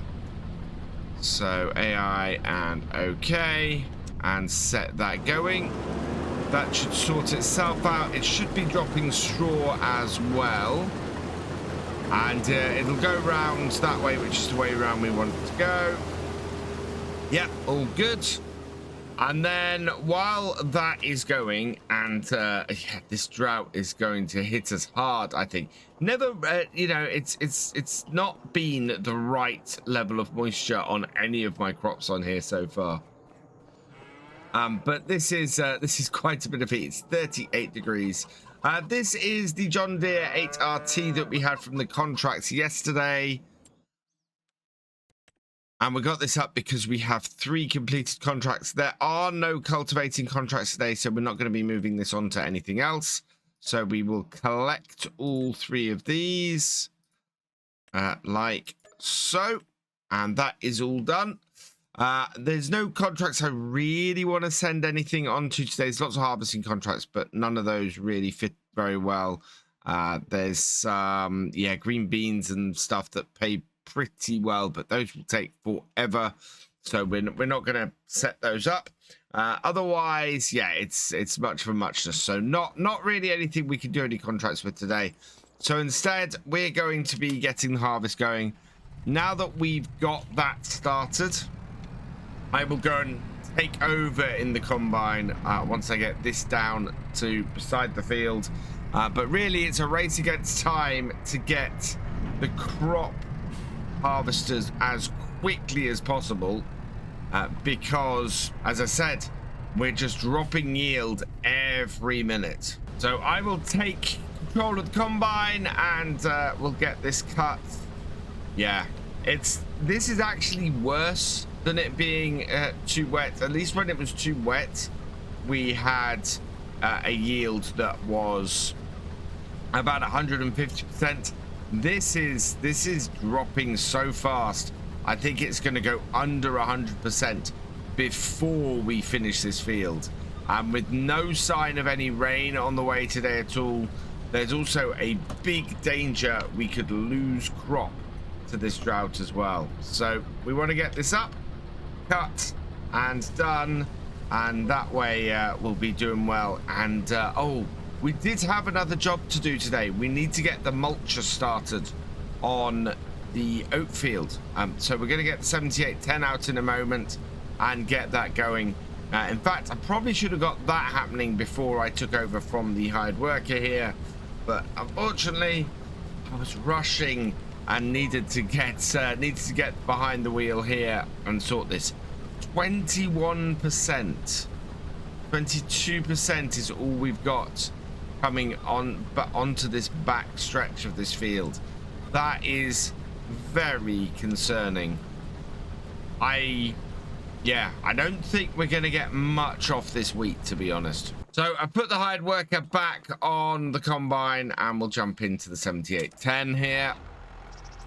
And we'll get this mulching. Yeah, needs to keep things moving on the farm, because if I don't, we're going to find ourselves coming up to issues later on.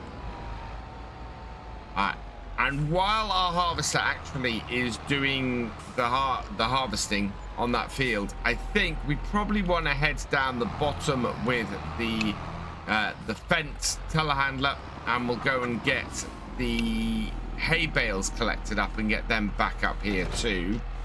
So lots going on here that we have to sort. It's a little wild wild at times, especially when things sort of hit the fan. Right, there we go. So we will set the hired worker off on that. That is getting to work mulching that field. And we want to... No, I hear it still moving. I thought it was blocked. We want to go and grab this. We've not got many bales down the bottom, so I'm hoping that I can quickly collect them. We'll go and get the bale trailer, because I think if I try and do 3 bales stacked on the front of this, down the road on the sides along the river, we'll end up with a problem. Ooh, wow, caught the lip there.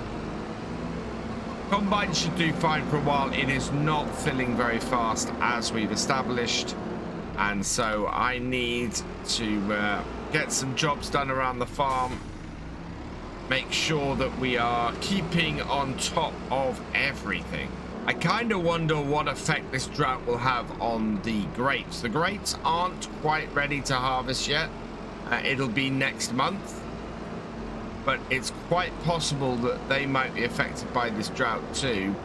It's really, yeah, it's really odd. First time we've had a drought that might affect fields, and I don't know how it's going to affect them, how much crop we might lose to it as we go through. We should have enough time to get both fields harvested today, but it could be messy either way it goes.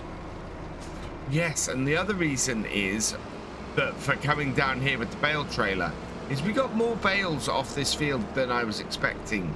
It was quite a nice amount of hay that we got from down here, and we've still got 2 more cuts that we should be able to get off the field this year. We've got September cut, so next month we should be able to get a cut, and we should be able to get a November cut as well. There we are. Now, I might put the November cut in as silage because it's quite late in the year. But do you know what? I'm very tempted actually to do 2 cuts of silage at the end of this year, and then 2 cuts of silage going into next year. And that way, by this time next year, we will be able to close up the silage pit, and then we can do 2 cuts of hay towards the end of next year, just to even things out a bit and sort of stagger stuff across years.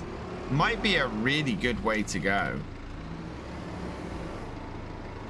That way we keep things nice and simple, and if we need extra hay in a year, we're good. And by the time the winter comes round and the cows are in need of silage, the silage has fermented, rather than having to wait well into the winter to get the silage fermenting. So yeah, I think we might be in a better position if the last 2 cuts this year we just collect up with the forage wagon and take straight into the second silage pit and start to fill that up. I'm really enjoying stacking these triples. This is so nice. I know a lot of people have an issue with the bale physics in Farm Sim, but I'm not having any issues at all. It just works for me. I'm having no problem stacking round bales and getting them onto a trailer with what I would say that's a pretty perfect stack. I tell you what, chat, rate my stack in the comments.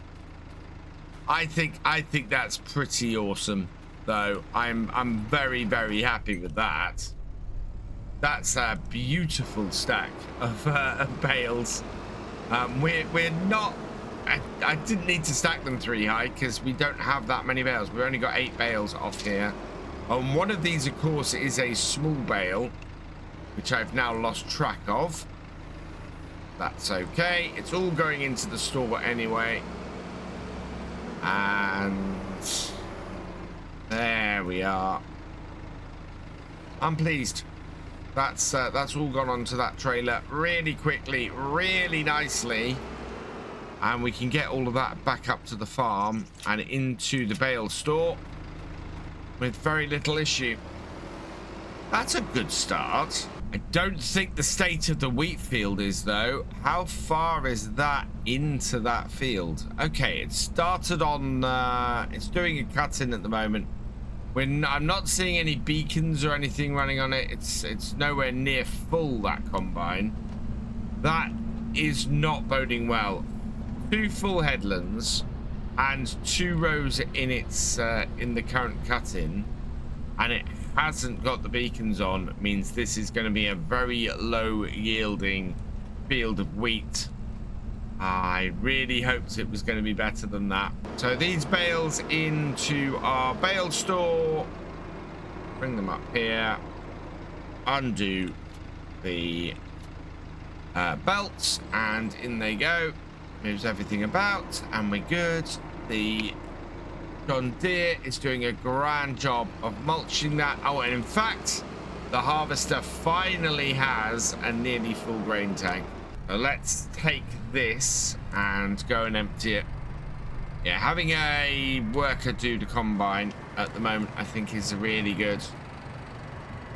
I'm hoping it's going to come back down this side here, and we can empty it out as we're going.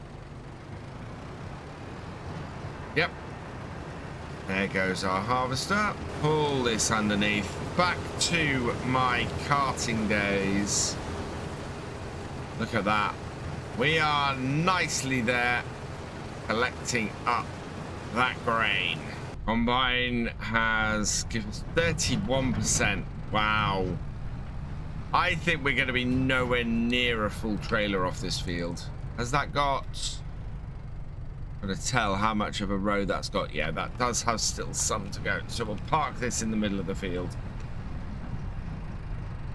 But that is not great. Something's come up in the shop that I would absolutely love to pick up. There's an S Series Valtra with this olive green paint job. This is absolutely gorgeous, and I would love to have this on the farm. 280 horsepower, so it would add 100 horsepower to our current John Deere, which is what it would be replacing.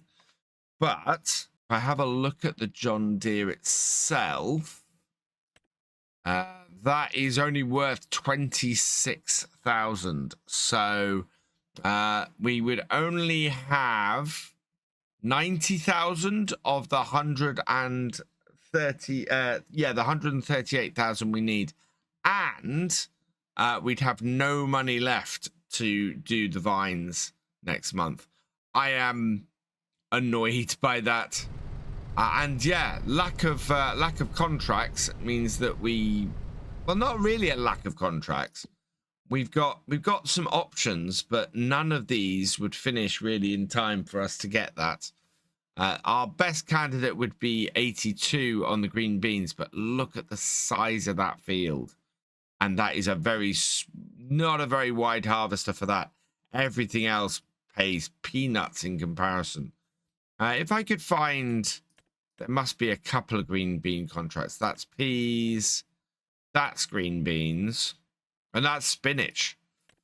Yeah, there's another green bean contract. So I could do that one and that one and set the green bean harvesters going.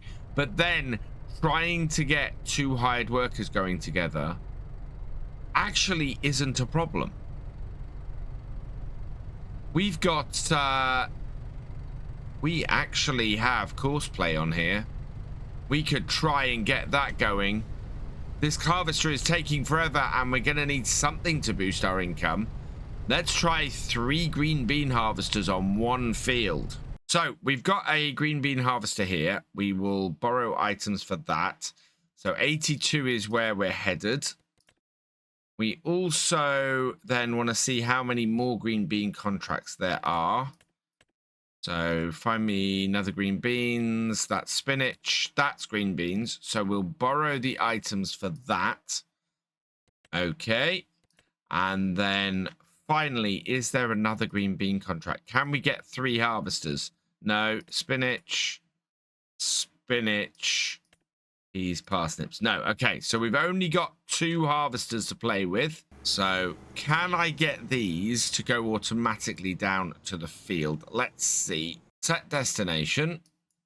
And we are doing this field here. So we will park it on the road there.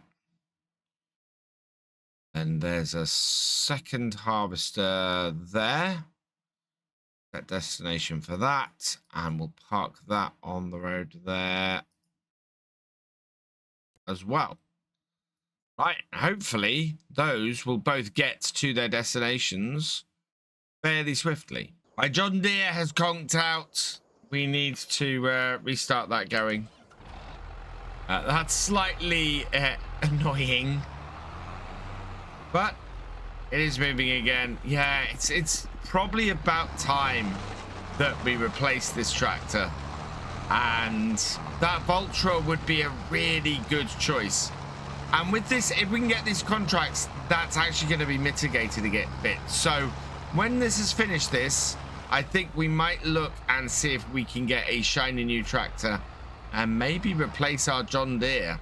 Combine is coming up to the end of the field. So we will get this emptied, I think. Yeah, I don't think there's anything more. Well, he's going somewhere. He needs to go and clean something up, I think. Oh, yeah, there's a bit at the top of the field over here, so that's fine. The John Deere is broken down again. It does definitely needs repairs. And I've had another idea. There is a way of getting that tractor that we could utilize. And that is, we could get it on hire. So we could hire it, which would work very well for us. Stop the combine as it was emptying. That's really annoying. Start this up. There we go. So yeah, we could get this on financing. If we did it over 6 months, it'd be 23,000 a month for 6 months. We can make that money. We can make that money easily. And that would only cost us 2%, which is really good. I think we might do that. The John Deere is a very expensive piece of kit for us to run at the moment, and this Voltra would be perfect. Combine is finished though, so let's go and get this sorted. I want to send it into the next field. I want to send it into the next field at the entrance, actually. And how's our yield on the sorghum? I'm guessing it's not great. I could really do with this not being horrible. I think most of the, well, a big load of the wheat that we've done, that is going to be going straight to chicken feed. We need to get the chickens fed again. We'll start that combine off. And yeah, current yield has settled at 98.75. Moisture is at just 6%. And here's our John Deere. I think we're done with this. We're gonna go and up our horsepower and get the new tractor, get a new tractor to work. So let's go take this back to the yard.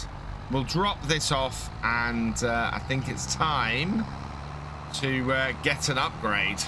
Oh no, what's happened here? Our harvesters have got stuck in the trees. We're gonna have to manually get those up to the field, I think. That is incredibly annoying. I really, really wish they hadn't done that. So we'll have to deal with that.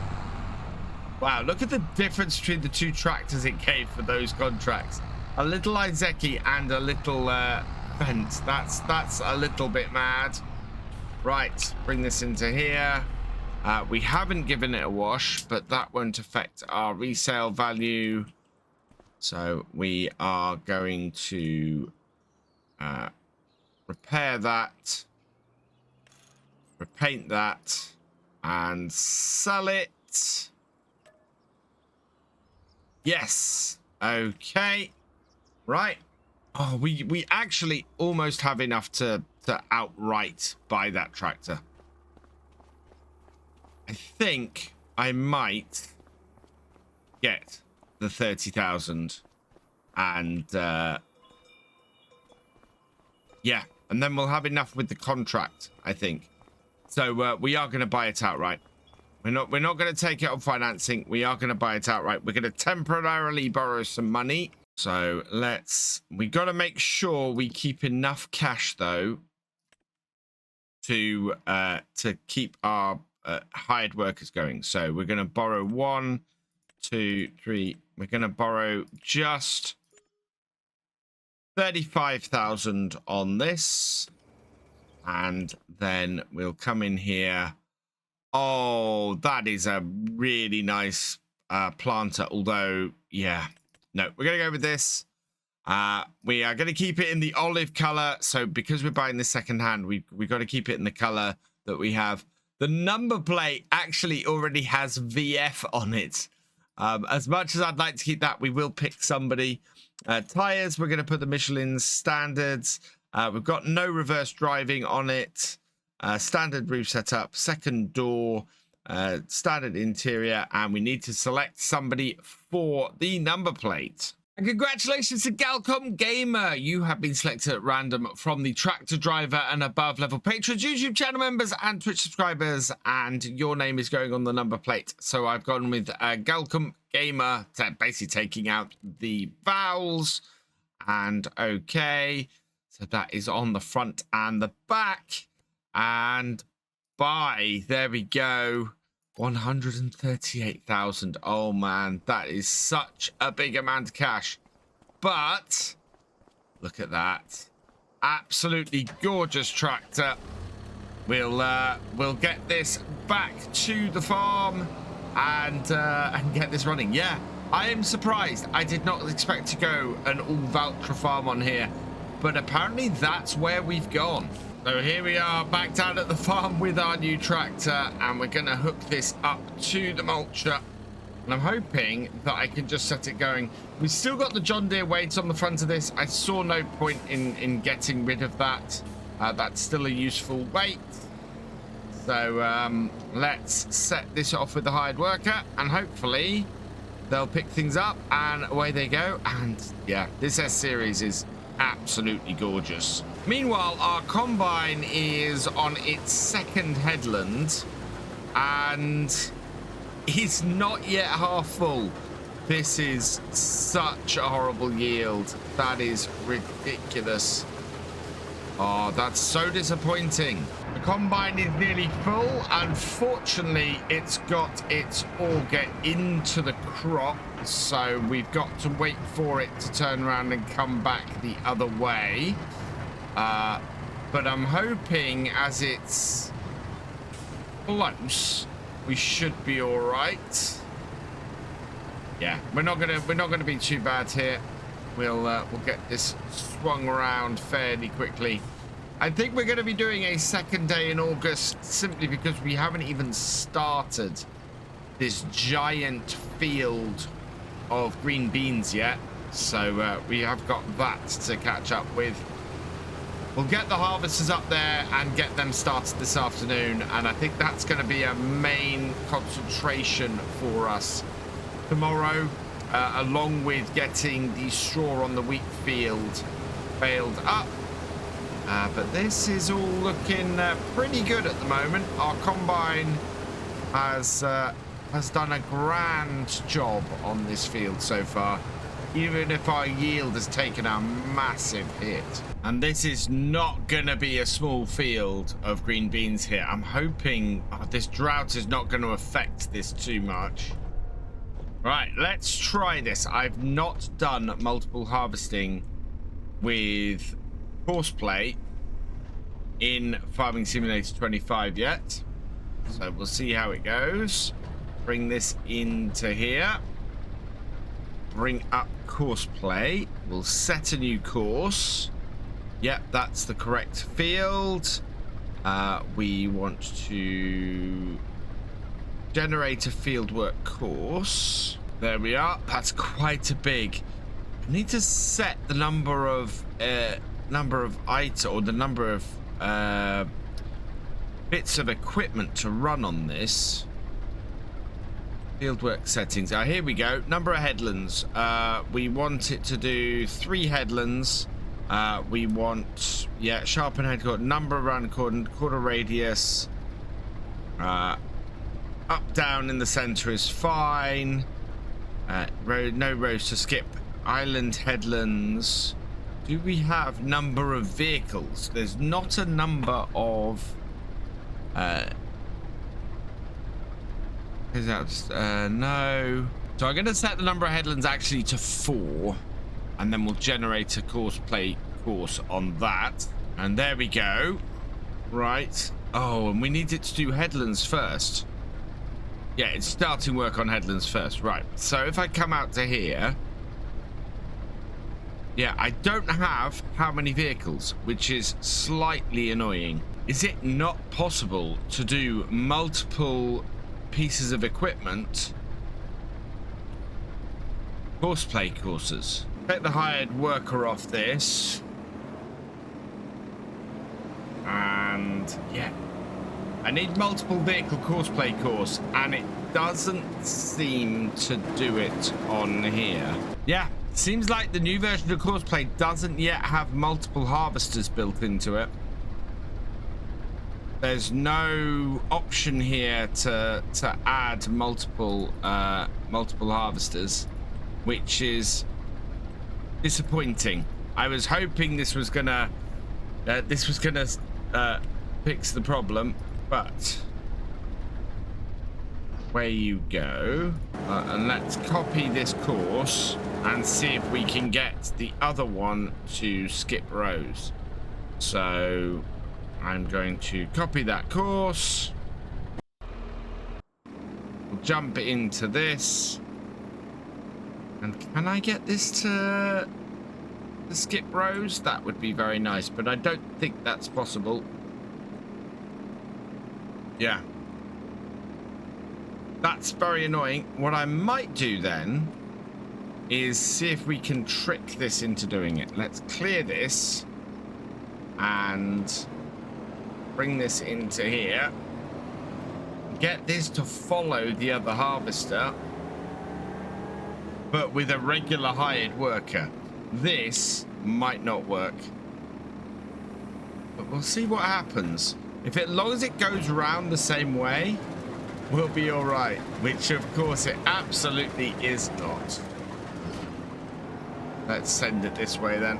Let's see if we can get this to work.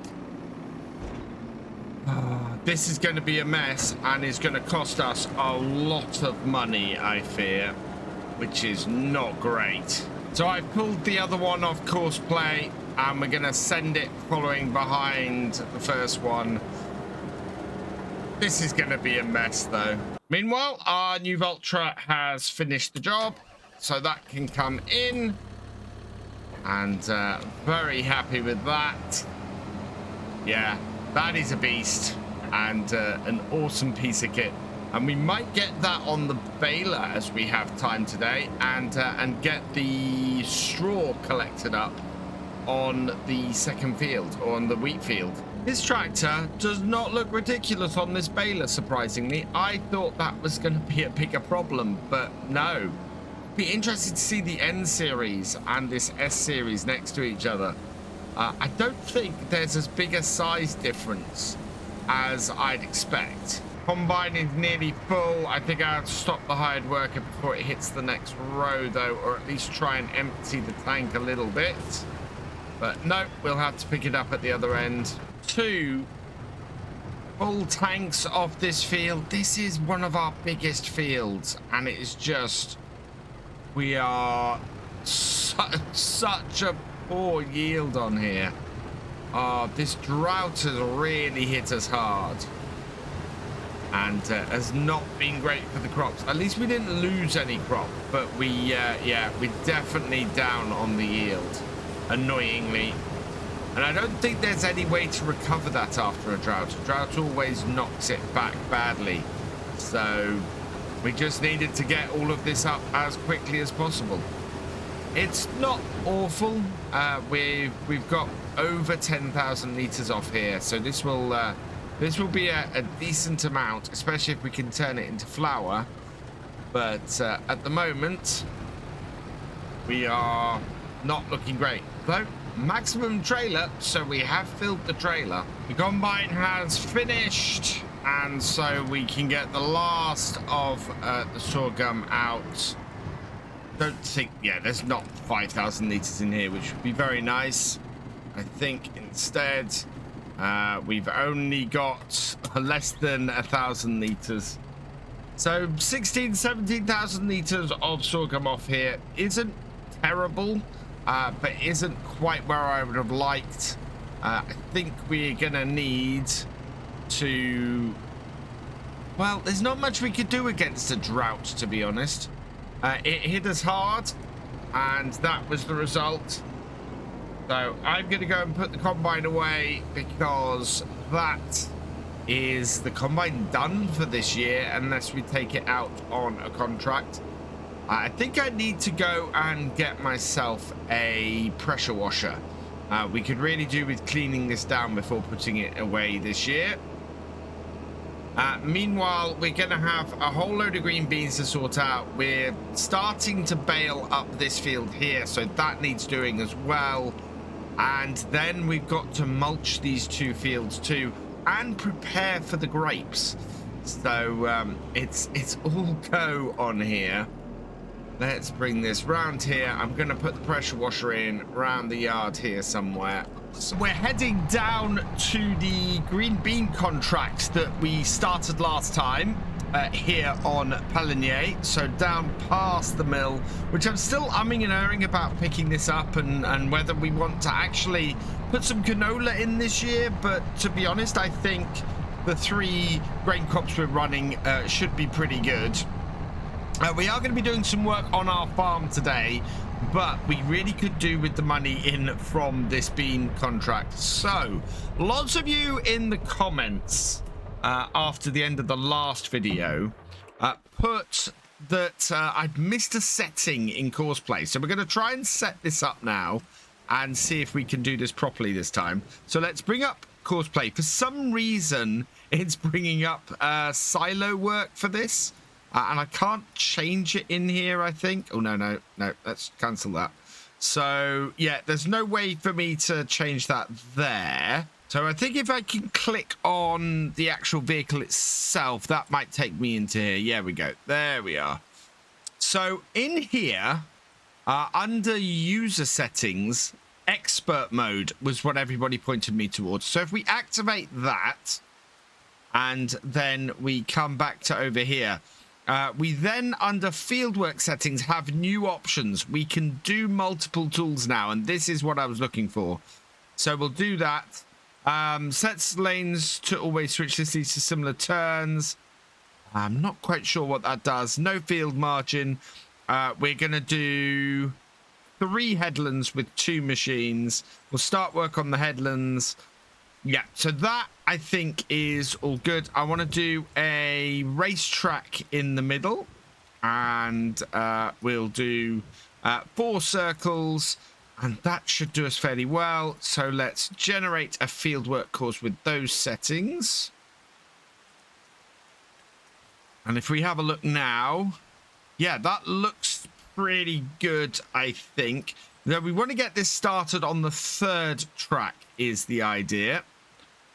And it's still saying silo work. This is weird.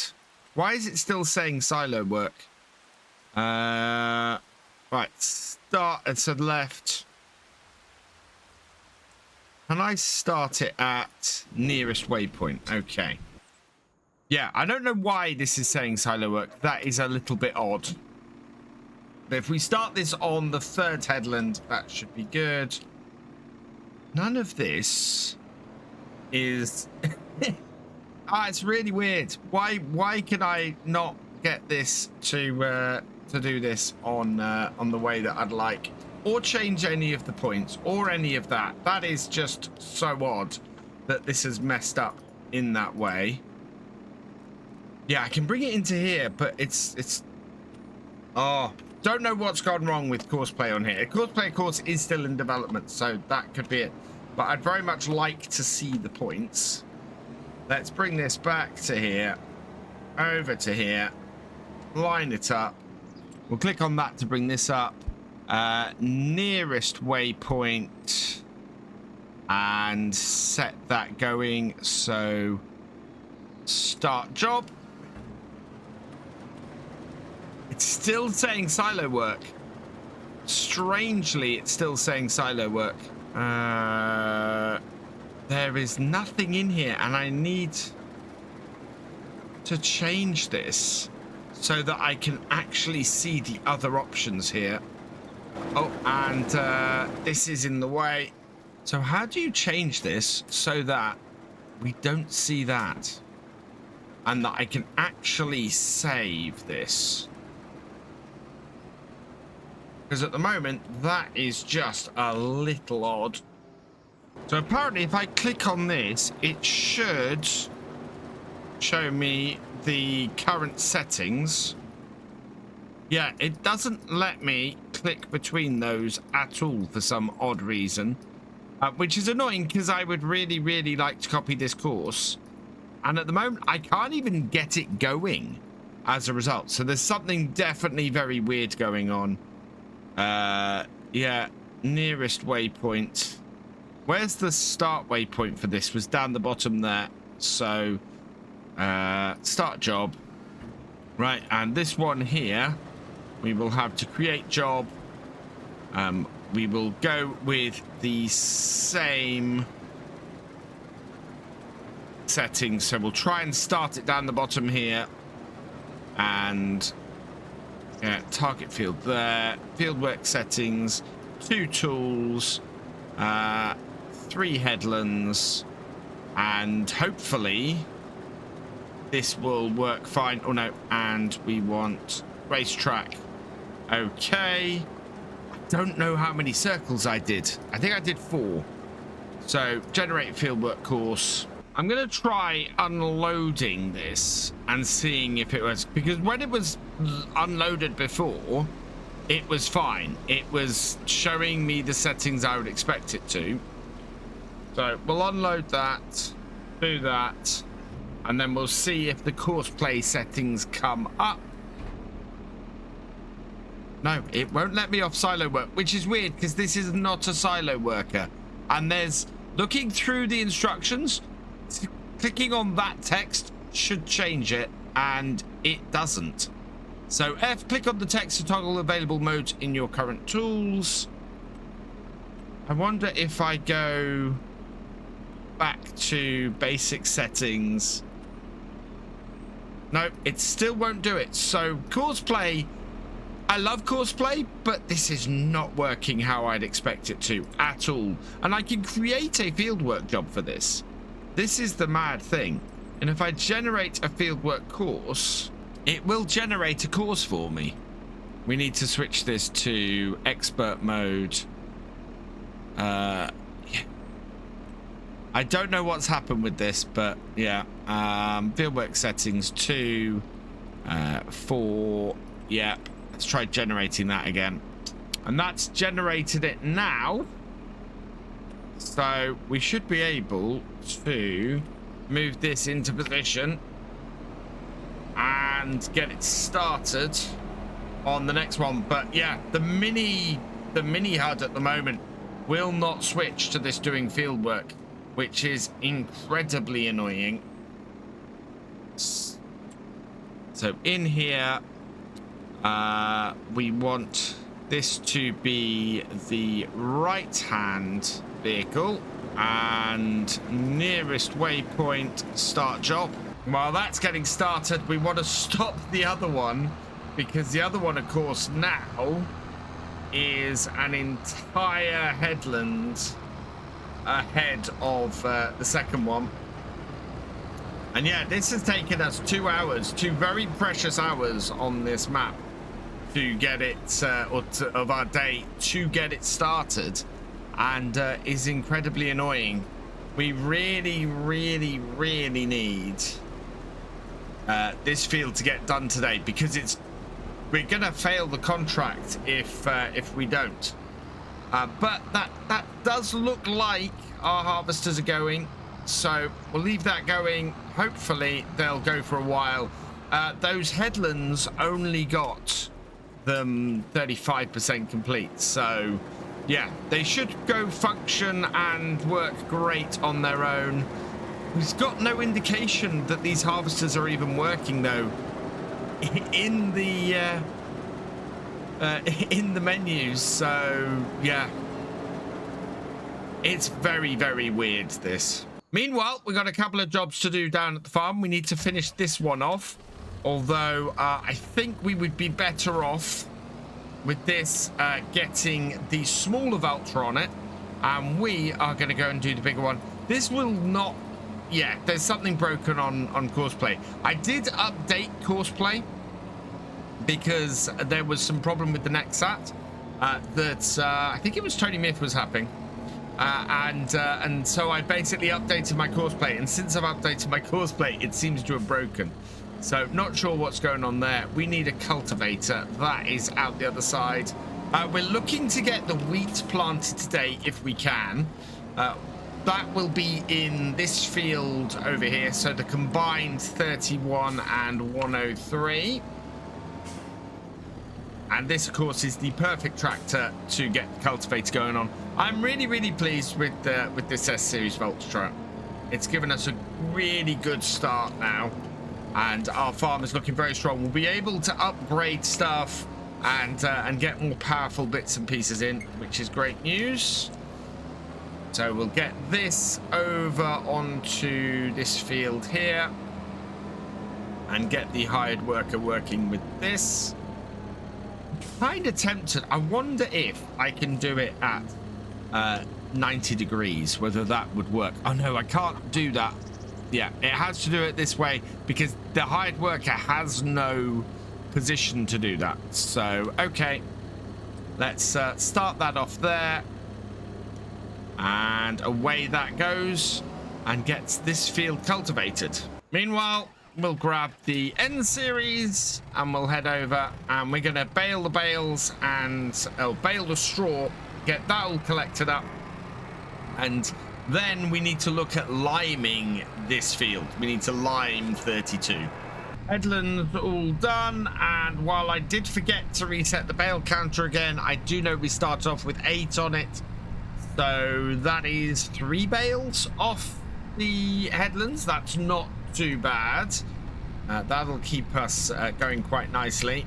With 2 out of our 3 crops that we're doing each year producing straw, that's actually quite useful. It allows us to keep going pretty well and keep this coming.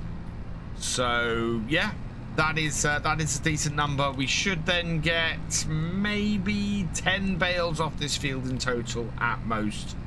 That would be good. Either way, we're not going to be in danger of running out of straw for the cows anytime soon. Once I've got this field cleared of this straw, we're going to get into the telehandler and get all these bales collected up and cleared off here. While that's happening, we'll be able to get the N series here mulching the sorghum field. We should be able to turn that round fairly quickly as well. And of course, once we've then cleared this of the bales, we'll be able to get the lime down. I'm hoping that the S series is going to finish that field in enough time for us to turn around and get it seeded with the wheat today. Because if we can seed with the wheat today, that is going to give us a lot of options when it comes to harvesting it next year. Because this year we got hit by the drought, partly because the wheat, we were waiting for it to ripen. So hopefully we'll be fine, and we can get that to go through nice and early. We're going to be getting the sorghum into this field in the spring, so we're not going to massive rush on turning these fields round, but it would be useful to do that. In fact, we might see if we can put some oilseed radish in this year. That would be good to get sort of that extra layer on here. We don't often do that, so if we can plant both of these fields this year with oilseed radish and get them going, we can then cultivate that in the spring and get a nice cheap boost to our fertilizer. Final little bit just here, and that gives us only a third of a bale to finish off, which means that's a tiny bale. Let's unload it. Yeah, there it goes. We still got round bale wrap left, which is brilliant. But what I can do now is we'll get this baler put away, and then we'll get all of this field. We'll get all the bales off this field and get them put away as well. Got a little bit of manure. I'm going to use the manure actually for doing the vines in the spring. We'll get some manure in, and then we'll cultivate it on. Or cultivate it in when we go to do the subsoiling. What we're going to need for the vines next month is going to be a trailer and a harvester. The harvester we're going to need to lease, so this is why we need to get the green bean contract done, because if we don't, then we're not going to have any money to lease the harvester. But let's get this tractor down to the sorghum and get that mulched in, and then I'll start getting these bales collected up with the Fent. So we'll unfold this, bring it over to here, and we'll set the hired worker going. Courseplay is great for adding extra control, but I think currently I prefer the simplicity of the hired worker and just getting that going. Now they do headlands, it just makes things really easy. And speaking of courseplay, let's have a look at how our harvesters are doing. So this is only 27% full. Seems to be quite a way ahead of the other harvester. They are doing a racetrack setup. Yeah, that is all good. And the other harvester, yeah, just 20% full because it's an entire headland behind. So it seems to have sorted itself out. But yeah, we do have that issue. I think after this, I'm going to go and see if there's an update to courseplay that fixes this. But certainly at the moment, there does seem to be something wrong with selecting the work mode. Meanwhile, our other hired worker in the S Series Vultra is doing a grand job of getting this field ready. So we can leave that to doing that. Yeah, that's going to do this little bit in the corner to clean up, but happy with that. So we're going to jump in our Fent telehandler here and just go and collect up those bales, get that into our bale storage. And then when the N series has finished mulching, or the S series, no, it'll be the N series has finished mulching, we will go and get this field done with some lime and then we can mulch this field as well, because we have to do the lime before we do the mulching.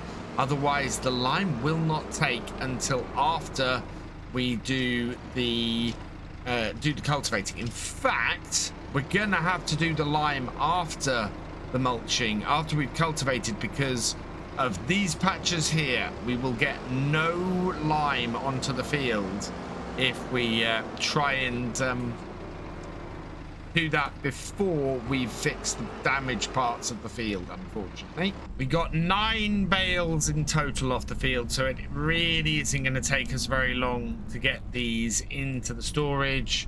Bring that in. First one goes in, pull those down, and that's the other 2. So yeah, it looks like it's going to even up our bales a little bit in there as well. Last 3 bales, so pick that one up and put it in beside this one. Yeah, getting 3 bale stacks off here at once basically just speeds everything up, especially when we're dealing with under double digits in bales. You need to line things up pretty well though, otherwise you end up with issues like that one. But there we go. Bring this over here, drop those down. Very simple method of doing this. Then we can even these up. Lift that up a little bit. And in and down. Get single, put it on top, and that will be good. How are we doing with the mulching? This is interesting. So the mulcher's got different color sets, apparently. It's a little bit strange. We may not get that field mulch today. I'm hoping so. It is already 1:30 in the afternoon though, and yeah, we may not even get the wheat in today, which is slightly concerning. I would very much like to get that wheat in early, but it looks like it might have to go in September instead. In fact, can we even plant the wheat today? No, I don't think we can. No, we're good. We would canola would be ideal to go in today, but wheat we've got next month, so it doesn't matter. We can just get that field cultivated and the wheat can go in next month. And yeah, we're actually making really good time. So last of the bales in. I'm really pleased with that. That is that extra day, so because we got to do these bean contracts, has actually worked very much in our favor. We're looking at having our fields prepared and ready well ahead of time. Now all we need is to get a bit of money in, and this contract is pretty much the only way we're going to do it. We are 52% of the way through it, which is good because that means we're well over halfway. We haven't delivered any of this yet, so I've only got 80%. So there's only really 28% left of the field to harvest, and that is brilliant because we also, well, no, we are, sorry, we're 44% of the way through. We're only 52% full, so both these harvesters should be able to go for quite a while yet before they fill up, especially as this is the harvester that's done more work than the other one. And yeah, this is actually working okay at the moment. One slight worry I do have today is we're down to just £870. So I think we're gonna borrow 5 grand just to get us through today. It's annoying, but it's really what we've got to do in order to make sure there is enough money there for our workers to keep running. So if we head over into our finances, we're currently, which is not bad actually. That takes us up to 40,000 to pay off. We should be able to do that by the end of this year fairly easily. As I said, the only thing that we're going to have to do next time is lease the equipment for the vines. I think if we continue doing contracts, then we'll be able to keep the money flowing well enough to keep the farm going. And the end series has finished its mulching, so we can move this, and we're going to go and move this over to the other field now. So we'll get the we'll get the wheat field mulched, and that will make things so much easier for us. We can then get all of it cultivated, and then get the lime on here, and it will all be sorted, ready for the new year. So we'll set that off on there then. And yeah, it's only 4:30 in the afternoon, so it looks like we're going to get everything done today. And our first green bean harvester has hit 80%. I think it might be coming down the other side, so we'll see if we can actually get it emptied without driving on any crop, but I'm not holding out much hope. Yeah, because of the way it's working, I don't think it's... I think it's coming down the middle of this patch here. So that very much means we're going to have to drive on some crop, which is fine. It's not the end of the world, especially as it's contract. So we're not driving on our own crop, but it does need to come in and round. And these two harvesters now are working impressively. I think if we got this contract started before the second day, then this would have been finished well in time. But as it is currently going to be something I think we're going to be working into the evening on. The one thing I've got to be very careful of is where I tip this. Field 5 is also a contract we have at the moment. And if we have more than a trailer's worth on here, and we go and tip Field 5, go and tip this, and this goes into Field 5, then that is going to cause quite a bit of a problem for us. The S series is done up at this corner here, so I might get that actually going on the sorghum field on 88, so that's all nicely cultivated and ready for us, and then we'll be able to get some oilseed radish into our 2 spring crop fields. As I said earlier, that will make a huge difference for us.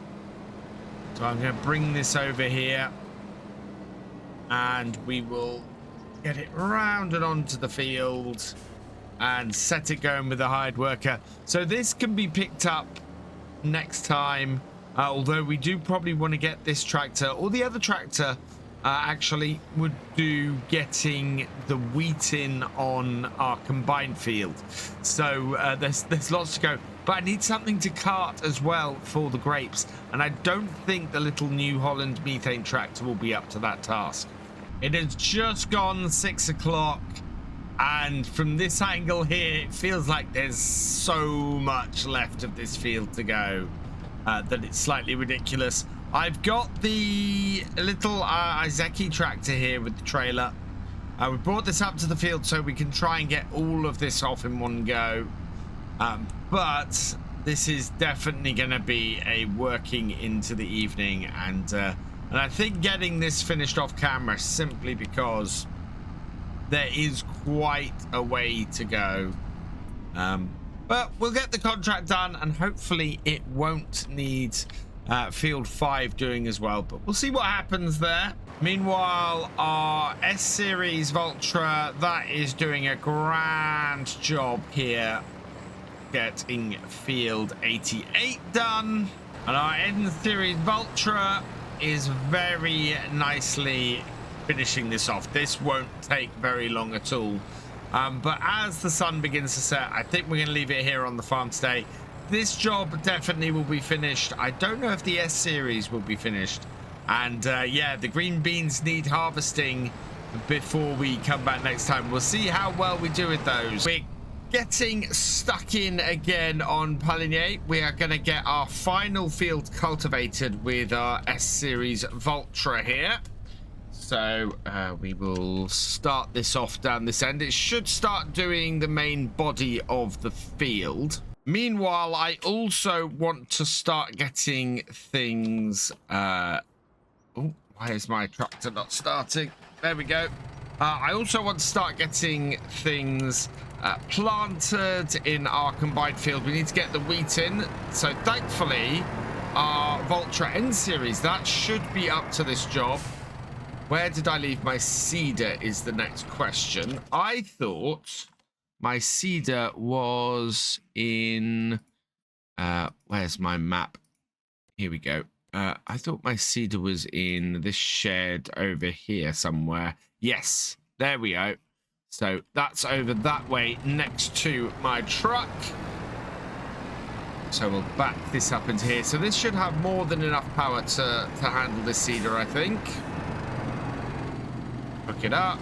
Do we have any seeds in? We do. We've only got peas in it, interestingly. I think we were considering peas at one point.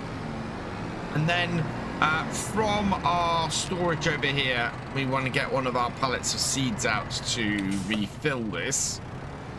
If we come over here like so,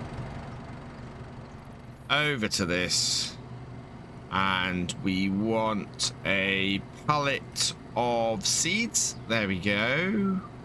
Yeah, we'll start with the small pallet. I think we should have enough in that. What's this? Oh, this is our first lot of unsalted butter. Fantastic. So we're getting some stuff together now to start selling, which is brilliant. We'll need to find out when best price is, but that is fantastic news. So we will refill our seeder with this. There we go. And that gives us 567 litres of wheat. So we'll set this going over here and get the wheat planting. So set a hired worker off on that. And they have started that job. And then we can turn our attention, now the farmer's up and running, to this here. This, of course, is the fent from the contracts we were doing with the green beans. And thankfully, I managed to complete both sets. In fact, I had to complete Field 5 in order to complete Field 82. So I had to go well into the night on both of those. 2,788 for Field 5. Wasn't a big field at all. So we'll collect that. And then 26,369 for 82, which is very good as well. We'll have a look and see if there are any contracts today, and there's two 10,000 pound cultivating contracts. So taking all three of these will bring us in a huge amount. And looking at this, the middle one, Farmland 63, is the one we want to take the contract on. Now, somebody mentioned in the comments they think they know why this equipment is so much cheaper to lease than this set. It's the weight. This has 3 pieces of equipment and this has 2 pieces of equipment, which is a little bit mad. So yeah, that's a bit weird. But we're going to accept, we're going to borrow the items for that one then. And we will accept the contract on that. And we will accept the contract on that. So that's Field 1, Field 63, and Field 70. And now 63 and 70, I don't think are massively far from each other. Yeah, they're not. Yeah, I can see 70 on the map down there. So we'll take it and we'll do Farmland 1 first. We will have to transport this ourselves because it is just way too wide to get down the road otherwise. So into the case, Steiger. Massive, beautiful quad track. This is the 715. Managed to drive one of these while I was over in the States, as did, if he hasn't told you, Mr. Sealy P. And we just had a fantastic time over there at the end of last year. And this is so much easier of a machine to drive than you would ever expect. It didn't feel heavy. It didn't feel cumbersome. It just felt really, really nice to drive. Look at how gorgeous this valley is at this time in the morning. It's absolutely incredible. And we're out here right at the fringes, heading down to Field 1, which is here, enveloped in mist at the moment. Should clear fairly early in the morning, I think.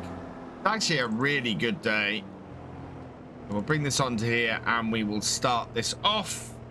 So hired worker onto this as well, and then this will be going in the background, earning us another 26,000. And with all of our equipment working, we can now turn our attention to this. This is the vineyard. The grapes are all ready to go, and we're looking really, really good. We need to start getting these harvested. So that means we're going to need a trailer and a harvester. We're also going to need somewhere to store them. So time to head up to the shop and get this sorted, I think.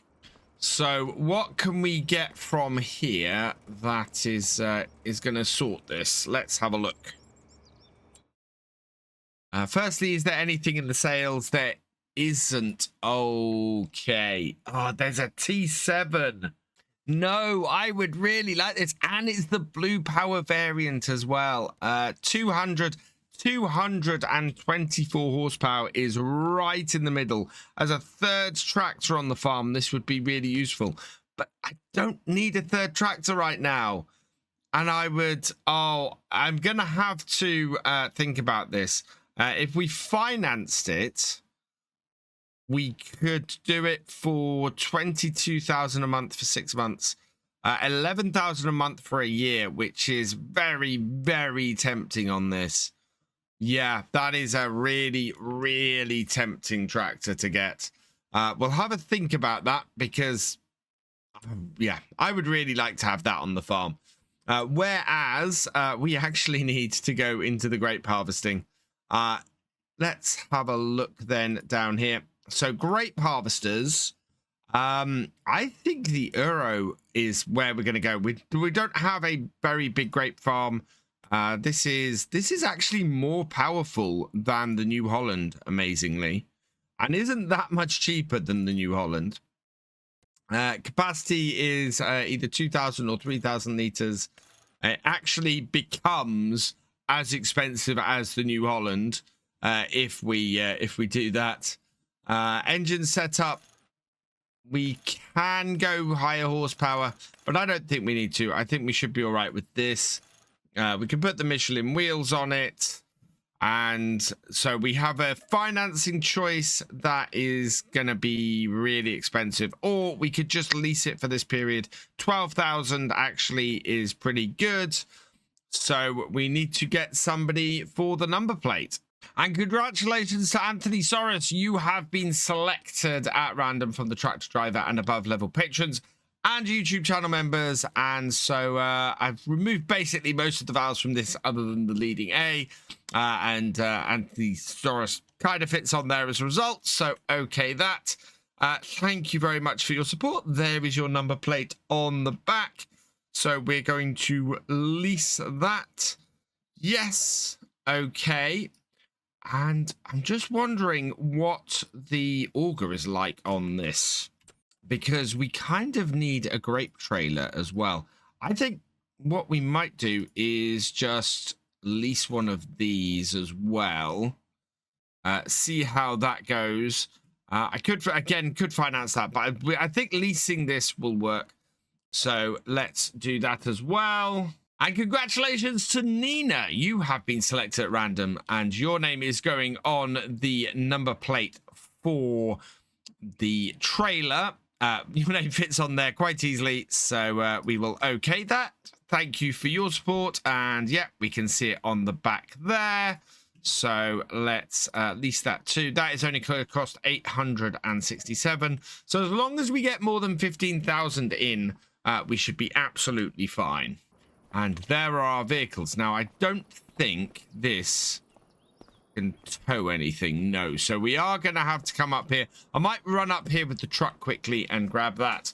Let's get this back to the farm first, though, because we want to get started on the grapes as quickly as possible.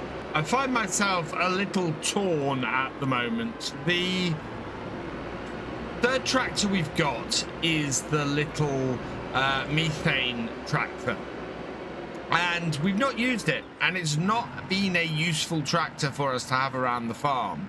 How much is it worth? Let's have a look. New Holland up here. Where is it? Down here. There we go. So it's worth 27,000. So it's probably worth about 35,000 once we've sold it. We can do everything that the methane tractor is trying to do with the N series Valtra. We can get down all of the rows and everything. And I just don't know if it's worth having this around and whether getting that money back would be a better idea. And while that wouldn't actually allow us to outright buy the New Holland, it would get us a very long way to doing it, and would minimize the amount of money we would have to borrow to add that tractor to the farm. I'm really, really unsure. I hope this will hook up to this. I really, really hope this will hook up to this. Let's try it. No, it won't. This has the wrong type of hook on the back. The tractor that has the right type of hook is the methane tractor, but that to drive up here is going to take forever. Yeah, maximum speed on this methane tractor is 7 miles an hour. I don't think this tractor is actually of any use to us. I'm gonna sell it off. It was a nice idea, but I think our N series fulfills the role, and as a result, we can do that. We got a broken tractor. I need to fix that as well. Yeah, our S series here needs repairs, so I'm gonna get this field finished while the New Holland methane tractor's heading up there, and I think we're gonna borrow the money, because borrowing the money is cheaper than doing the financing. We'll be able to pay it off a little bit less strictly, and once we've done that, we can get the New Holland doing the planting. We'll get the N series doing the carting for this, for the grapes, and we're got the S series for doing the bigger jobs, and I think that is a much better 3 tractor setup for us. So that's this field finished with the S series. We'll take this back up to the farm, and I'm gonna go and get this repaired now. I do want to replace this John Deere front weight at some point, but that's not important right now. And yeah, that cultivating job is done. And speaking of cultivating jobs being done, this quad track is finished as well.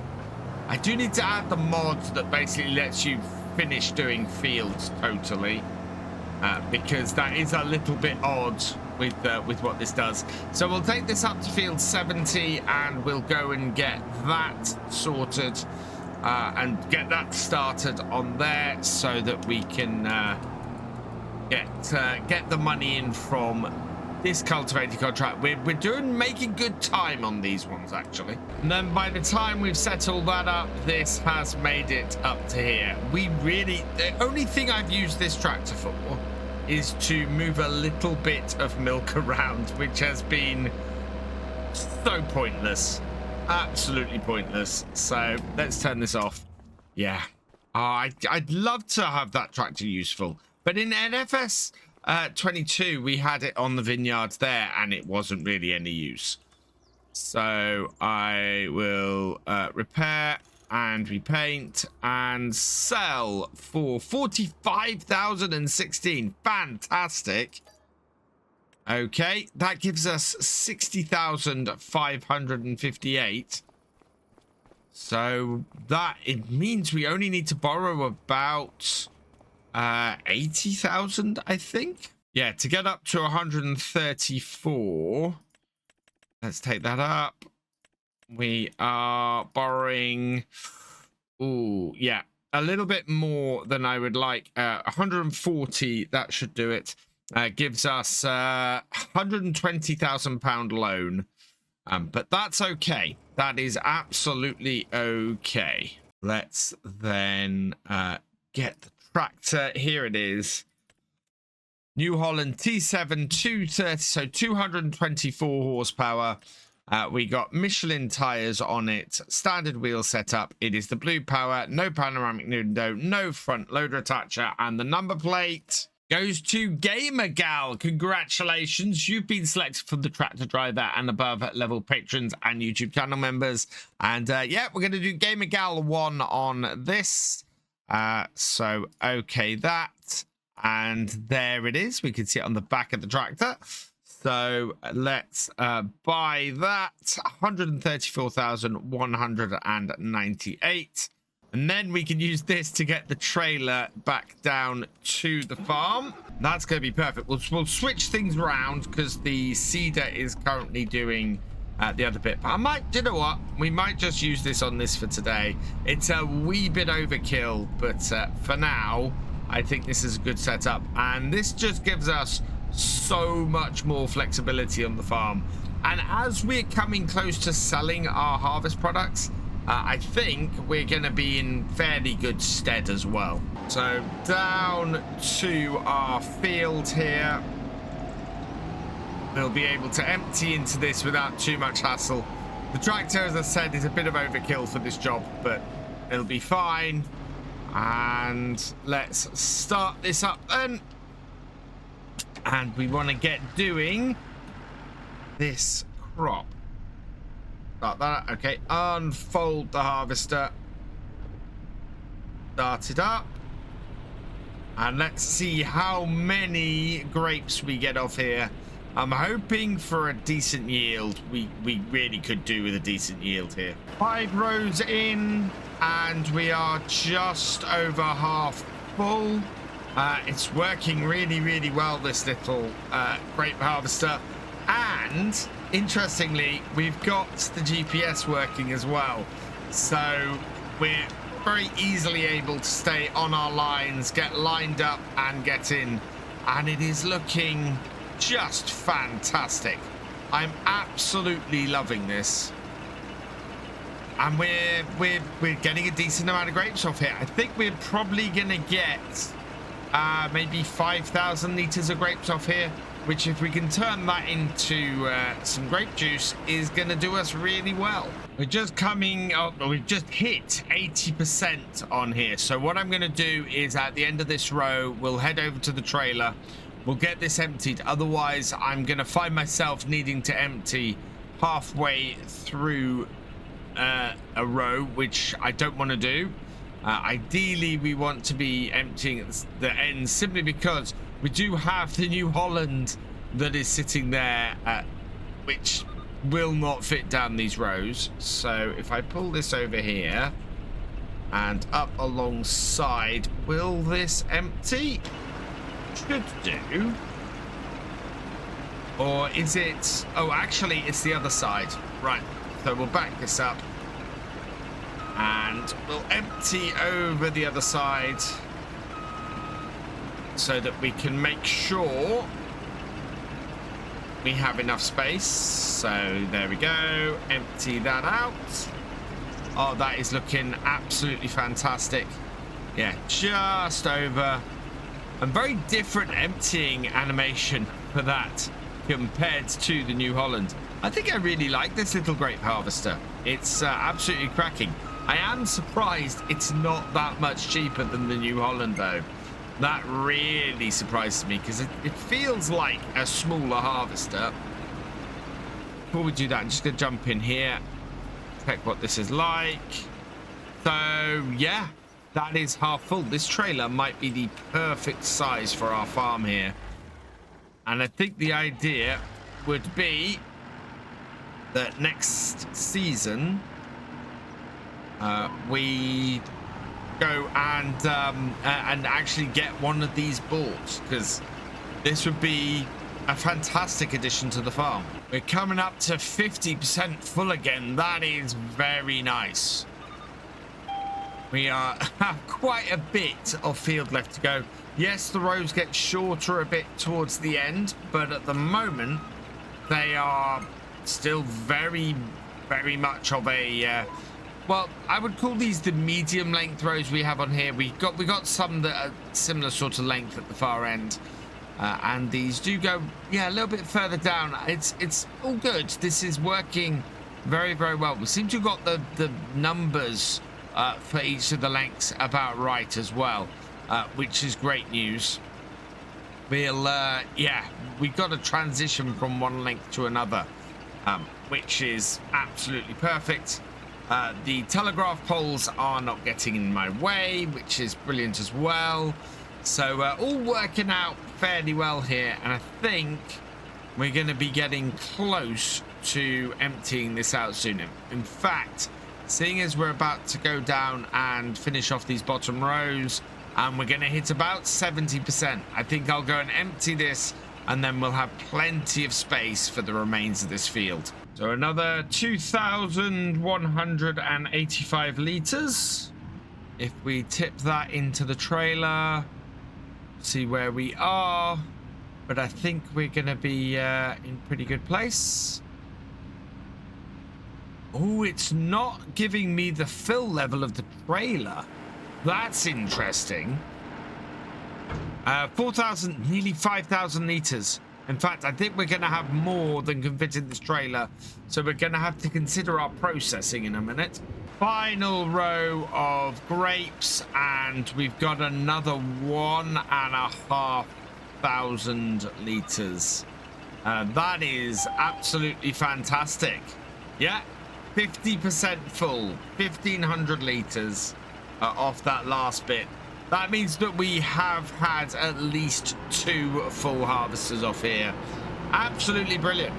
Absolutely brilliant. I could not be happier with the result of this. We're going to have a full trailer here plus a bit. So I need to go and sort out what we're going to do with these. Because, of course, we want to process these into some grape juice in inverted commas. And at the moment, that is looking like a really nice amount. Before I can do that, though, our case has once again finished its contract. So hopefully we're at the bottom end here. How close are we to the next field? Can I go across? I can go across the river right here. And if I can do that, then that takes us straight to the field. I'm just hoping the bridge and everything is wide enough. Although that has not folded up, so we won't get across here unless we actually fold up the implement. Thought when a hired worker finished, it folded up the implement. Never mind. Yeah.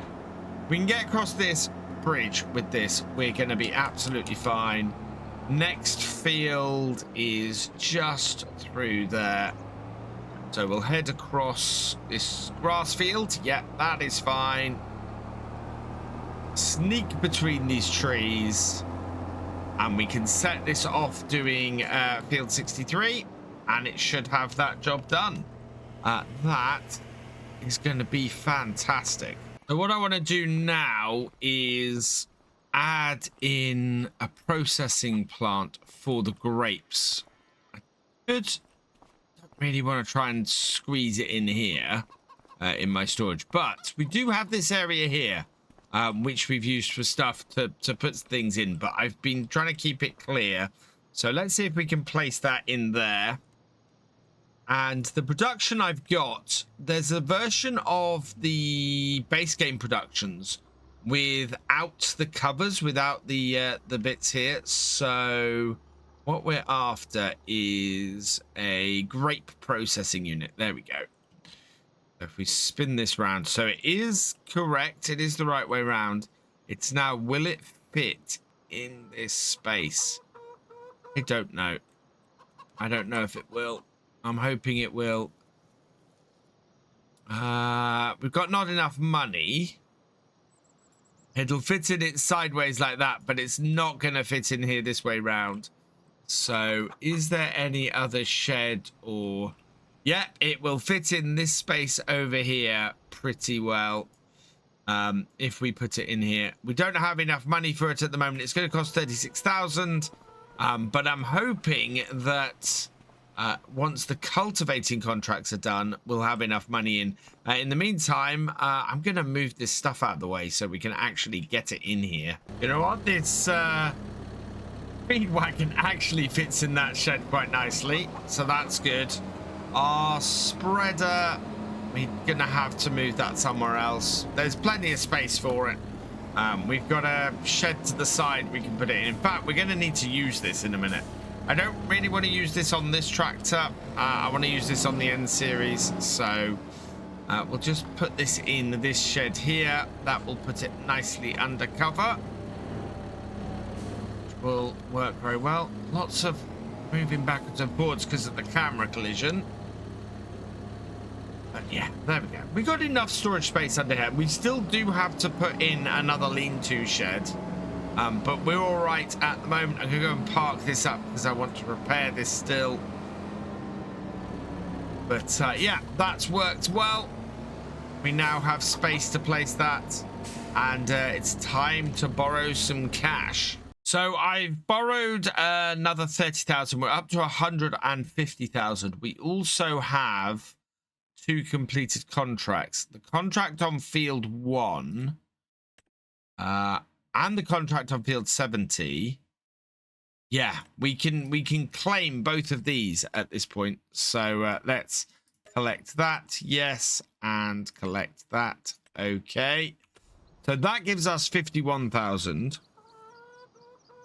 If we then come in here and grab our grape processing plant, I want to put this, we're going to come in from the side and pick these up. It says it overlaps with another object. That's fine. We are going to do that because this is flat and place that there. So there is our grape processing unit. We should be able to get this into here. Grape juice and raisins can both come out of here, but we're going to do the grape juice. And now we can take our trailer full of grapes and get them tipped. And then we can return these 2 bits of kit. The grape trailer and the harvester, because we don't need them again this year. It might just be cheaper to lease those each year rather than buy them outright, but we'll see how we go. We now have £150,000 loan to pay off on here, so we've got quite a lot of work to do. We are going to have to keep up with the contracts, and we are going to have to just keep working away on our farm. So let's tip this in there, and then we can go and get the rest and get them tipped into here as well. So remaining grapes into the trailer, like so, and then we will turn off this harvester, jump back in the T7.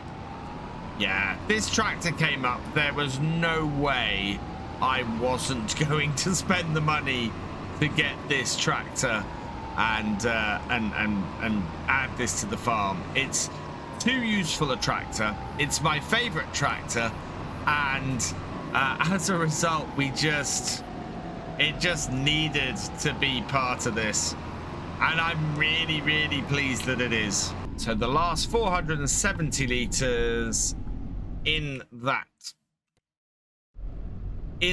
goes. We'll head over to here, turn this on. Right, we want to, so yeah, it only takes 10,000 litres, so this is perfect. Perfect size. We're going to increase the output of this next year as well, because there's lots of stuff we haven't done to our grapes this year. First year is always low, so let's select that and activate it. And yeah, we're going to start producing some grape juice, which is fantastic. And with that, we also want to get the trailer and the harvester returned. So actually, we're going to get a lot of money back for returning this harvester as well. So let's return that. Yes. Okay. And we also want to return the trailer. Yes. Okay. And we get over 5,000 in return costs. That's absolutely brilliant. So very, very happy about that. And our N series has run out of seeds and actually needs refueling as well.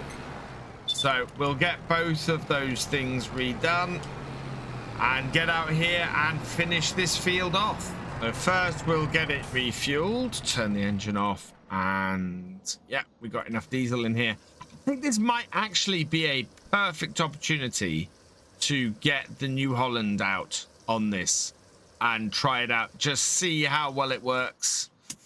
So we'll start this up again. And away we go.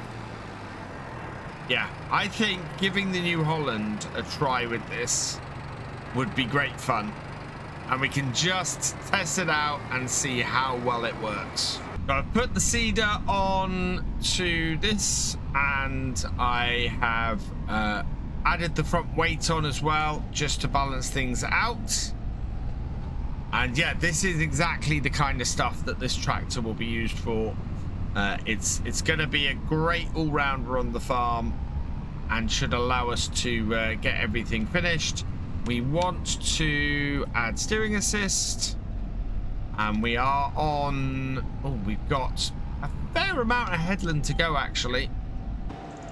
Let's start it up, down, and away we go. And I'm really impressed with how far the seeds that we had in this have gone, because we're looking pretty strong going into this final round. And when it comes to the new year and we look to plant the oats and the sorghum, we're going to be in a really good place. All in all, I think we've had a pretty productive day here on the farm. We've got our wheat planted, which was absolutely the target for today. We've got the grapes harvested, again another target for today. We've got some extra money come in from some contracts. Yes, we've had to borrow quite a bit of cash today, but it has got us set up with our grape processing, and it has given us this brilliant tractor. So I've got no regrets for that. We can start looking at getting that paid off over the next few episodes, I think, and see if we can start getting that back down below 100,000. All in all, though, this has been very successful. And yeah, I think we're done on the farm for the day. We are going to be rolling. We're going to be doing some other bits and pieces around the farm. We've got some liming to do. There's so much to do. And in fact, I'd quite like to get oilseed radish into the other two fields. I have fixed fog kicking around for the next 2 hours, so it's going to be a little bit dark around here. But I walked into the shed here, which I'm actually considering this being my shed for all my tractors. We've outgrown the space that we have over there. And I saw this little shaft of light coming in here in the fog, and it's really lovely. It's just absolutely beautiful. And just down to this little round patch here. And this is without RTX on FS25.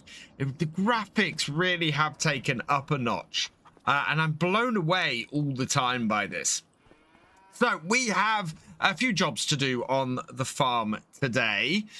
We need to deal with all of our fields, with field 31, 103, 32, and the top half of 88. I have a feeling, actually, that, yeah, the bottom half of 88 is also ready for harvesting. So, plan for today is 31 and 103. That needs rolling. It also needs weeding to prevent any weeds to come up. There's not showing any at the moment, but if we step on the field, it does say that it has weeds growing. So we'll deal with the weeds on there today as well. Field 32 needs some lime. So we're going to spread lime on there, probably with the New Holland. And then field 88 is actually pretty clear for anything at the moment. So what we need to do is we need to get that planted with some oilseed radish. So we're going to be using the Vultra, the S-Series Vultra for that. So I'm going to get that started. Let's start this up. Our biggest tractor on the farm, 280 horsepower, should easily be able to handle our seeder. In fact, it has in the past, and will be absolutely fine on this job. In fact, I think all of our tractors are able to handle this seeder. It is one thing we have on the farm at the moment. While we've got a big range of horsepower now between our three tractors, we do also have equipment that pretty much can be handled by all of them, and it's really just what I need for each tractor on a particular job on a given day. Or before we go anywhere, this is the case quad track from the contracts we were doing yesterday. I don't like to complete the contracts if they're still running at the end of the day without showing you guys what we get. Absolutely gorgeous piece of kit, this, but we have just one contract left to connect, but it is 10,000. So okay, that tractor is gone, and we have another 10,000 in our income, which is brilliant. I might get 20,000 actually repaid off our loan today, because we now do have this £150,000 loan kicking about, but we want to try and cut that down as quickly as possible. We also, I notice, have somewhere in the region of about 12,000 litres of milk, so we need to get that sold and something done with that. Look at how dark this is in this fog. It's just absolutely astounding. Right, let's get the oilseed radish then. We'll cultivate all this in the springtime, but that will go on here very nicely. So get that going off into the depth, and it gets thicker, this fog, the further into the closer to the river you get, and it's just absolutely stunning. Another hour of this, but it's going to be foggy all day on the farm. We really aren't going to see much at all. Second tractor I want to get going then is the N series. So this is going to be dealing first with the weeds, and then second with rolling. So we'll do the weeds first, and then we're going to go and roll everything that we're doing today with this tractor. So lift that up. And this is going to be the most effective way to deal with weeds ahead of them actually causing us problems. So I'm interested to see how effective this is, but you can see down the bottom right hand corner we now have weed growing down there, even though no weeds are showing. And this is what happens with weeding contracts on fields like this. And that's what's given me the idea. So we're going to set this off on a hired worker, just weeding this field, and see if that handles things and gets it sorted. And then final tractor, we're going to be using the T7 New Holland today. We're going to put this on the fertilizer spreader. We've got a lot of lime up the top, I think. Fertilizer spreader is round the other side, so we'll hook this up, and yeah, it's just the lime that we didn't get on field 32 last year, having had to get it planted with that wheat really early. We ended up missing out on getting lime on it, so we'll hook this up. This is empty at the moment, which is good.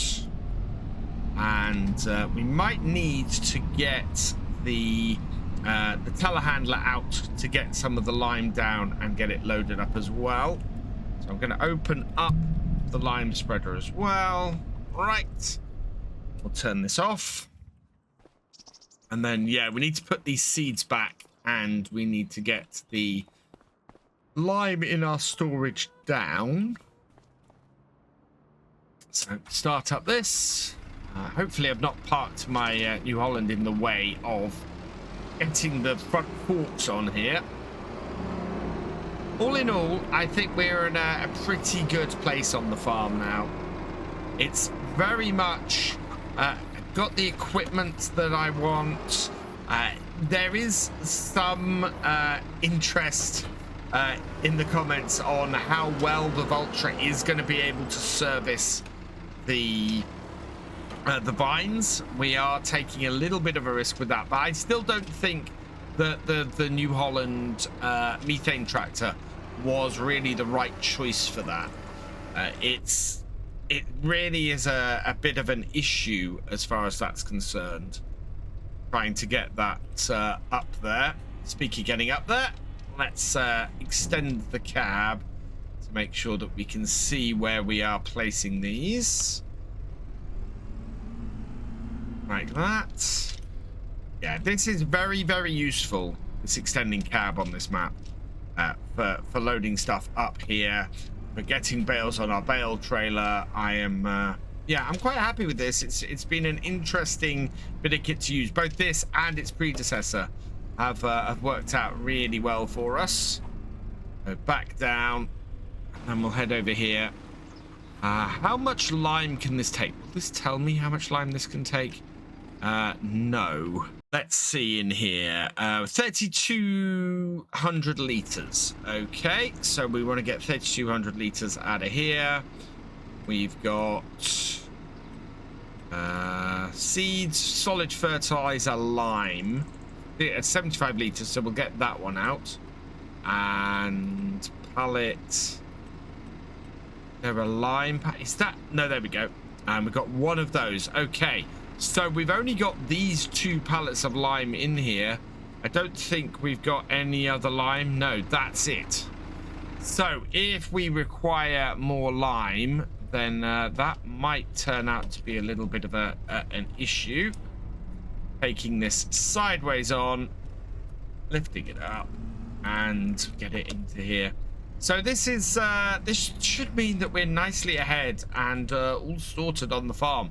I'm very pleased. 3 tractors means we can do everything we want to do, and is absolutely perfect. Last little bit of lime in. That's all of it done. So we'll just park this over here. We'll park this back in the shed because we've no use for this. I need to check on the feed levels for the cows as well. We possibly need to feed them today, and there was a really cool mod released, which enhances the mixing wagons, makes them more realistic, and I am very much looking forward to trying that out. I think that is going to be an absolutely fantastic mod for those of us who are doing using mixing wagons and getting them working. Right, let's line up on the field. We will set ourselves up with this, with the steering assist. Oh, wow. I think we don't want to go the full 42 meters. I think that's just going to make things more difficult. Let's go with a much narrower spread on this. In fact, we've got a 15-meter spread on this at the moment. So let's take this right down to a 15-meter spread. Oh, 21 is the lowest I can take it, really? Oh, no, there we go. Right, if we're doing this, we can take it down to 15. That's good. I wish I could type in here. This, having to use these arrow keys is a little bit annoying, but 15 meters is there. Allows us to be a little bit more nuanced. We will do 2 headlands. No, we'll do 1 headland. 1 headland will be fine. And work directional. Yeah, okay. All right. So let's go and get main body of the field done first, and then we can go from there and get the headlands done after that. We're getting very low on lime here, and we're only on our 3rd row. I think this is going to require us to go and get a refill. We might take our truck up to the shop and just get this refilled, because with only 181 liters of lime left, that is not going to be enough to finish this field off. And yeah, the thick fog is still here and is going to be here for a while yet. Yeah, there we go. Right, we'll back this up on the road that we're on, get out onto the roadway and head back to the yard, and we'll head up to the shop and grab ourselves another couple of pallets of lime. I don't think we're going to need any more than that. So the reason why I've kept this truck around is because it's great for just popping up to the shop and grabbing little bits and pieces when we need to. We'll just drop the back down and head into the shop. Also worth checking out what is in the sales today. And not a lot. There's the Scorpio 550 for 20,000. Actually, that would be fairly good. What kind of amount of money can we get for stone picking contracts? Let's have a look. I don't think there are any stone picking contracts actually today. There's one cultivating contract. Yeah, there's nothing for stone picking contracts today, which is really interesting. But that would be that'd be quite a useful thing. Otherwise, bigger tanker trailer for 6. That might be worth grabbing. We do have a decent sized tanker trailer at the moment, but this would allow us to take a lot more milk and transport a lot more of that. So I might pick that up actually. I think that would be wise. We've got the chrome on it. Yeah. I'm happy with that. And selecting somebody at random from the tractor driver and above level patrons and YouTube channel members, the J-Man. Congratulations, you have been selected and your name is going on the number plate and fits really nicely actually. So, okay, that is on the back and looks really good on the back as well. So we will buy that 6,922. And then we've got what we actually came down here to the shop to buy. And that is a couple of bags of lime. So 450 doesn't really make much difference. We can load this at the same time, though. So we'll grab 2 bags of that. Buy that. And okay, that is only 900. So now I am going to need to get into this. So this might not be quite so easy to load into the back of my my truck. We might have to jury rig this a little bit. And oh, that is a big tanker to get on the back of the truck as well. Might be something that we come and pick up later once we hook up this smaller tanker. Had I known, I would have brought the smaller tanker with me. There we go. That picks that up. This Manitou actually lifts stuff quite high, so we might be all right with this. Bring it round. And yeah, I think we're going to be all right. We can angle it forwards. And then pull it back a bit. If I can, yeah, shift those like that.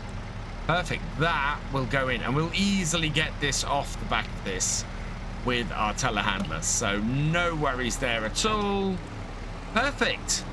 This is why we have the bigger one of these up at this shop and not the smaller ones, because this can handle the big bags and everything so much better. So we will lock that down, lock this down. Yeah, there we go. And then close up the back.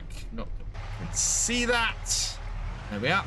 And now we'll try and hook this up. I think this is empty and should have no issues with this. Yeah, there we go. I think if it was full, there might be a bigger problem. But this tanker is going to be perfect for the farm, especially as our cows now seem to be producing milk at a really good rate. Back down into the farm. Can I go through here? I can go through here. Don't often like driving over bits like that. Yeah.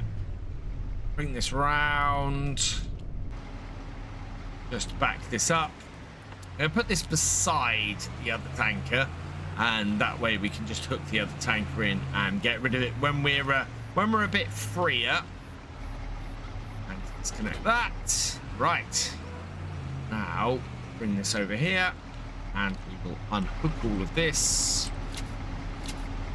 Wow, so many straps available on this. And we'll get our telehandler out again. So our spreader won't actually take all of this lime. It only takes 3,200 litres. So we're expecting it to leave about 800 litres in one of these bags. We'll take this over and up. Yeah. And that goes in there. Again, without too much hassle. We can't tell how empty these bags are. I'm going to put both of these into the storage. They've got about 400 litres left in each, as I said. There we go. Those are in there. Nicely cleared away, and we can go and spread the rest of the lime. Before I get back to spreading the lime, I just want to see if this has had any effect on here. I am not... Oh, so we had... Did I see something there? Yeah, weeds growing at this point. So into the field, weeds growing there. The tractor started here, and yeah, look. No weeds. This should be a completely weed-free field. I think this is the case, and I need to test this a little bit. I think that might be the case if you go and weed a direct seeded field as well. Hitting it early with the weeder means that you just prevent the weeds from growing at all, and should work out really, really well for handling that on a field. You know what? I'm not sure that I needed 4,000 litres. Whoa, of lime. I'm glad I did, but we only had just over 1,000 litres and probably got about halfway through this field. So I think we might actually have been all right with just one bag. But we'll see how much we have. We've got 3,200 litres. If we're left with more than 1,200 litres, then yeah, we didn't need to buy more than a single bag of lime for this field. Main body of the field is done. So I'm going to head up and start doing the headlands from up by the farmyard. That way we'll finish off where we start, or where, you know, coming straight back into the yard, and start that up. And hopefully we've got enough overlay at the ends to completely cover this field. If we have, that would be really good. And we are coming up to 1,500 litres. Yeah, in fact, I think buying a second big bag is about to be vindicated. In fact, I'm not even sure we've got enough lime in this spreader to finish this field. We might need that final 800 litres that we've got sitting in the shed, because we are down to 400 odd litres on this row. So yeah, I think we're gonna need extra lime, because right now we don't have enough to do the very last little bit of this field, which is odd. I thought this would be enough. Yeah, in fact, clearing up the bits I've missed, it's definitely not going to be enough. I've picked the two remaining, or the last sort of 800 litres we've got. We'll put that in here as well, and hopefully that is going to be enough. It is slightly concerning that we can't, that didn't get the whole way around the field. Other thing we've got is, we've got in here where we're loading this up. We covered this last time. This is our first lot of butter. Getting this telehandler in here, we're going to have to reverse it into here.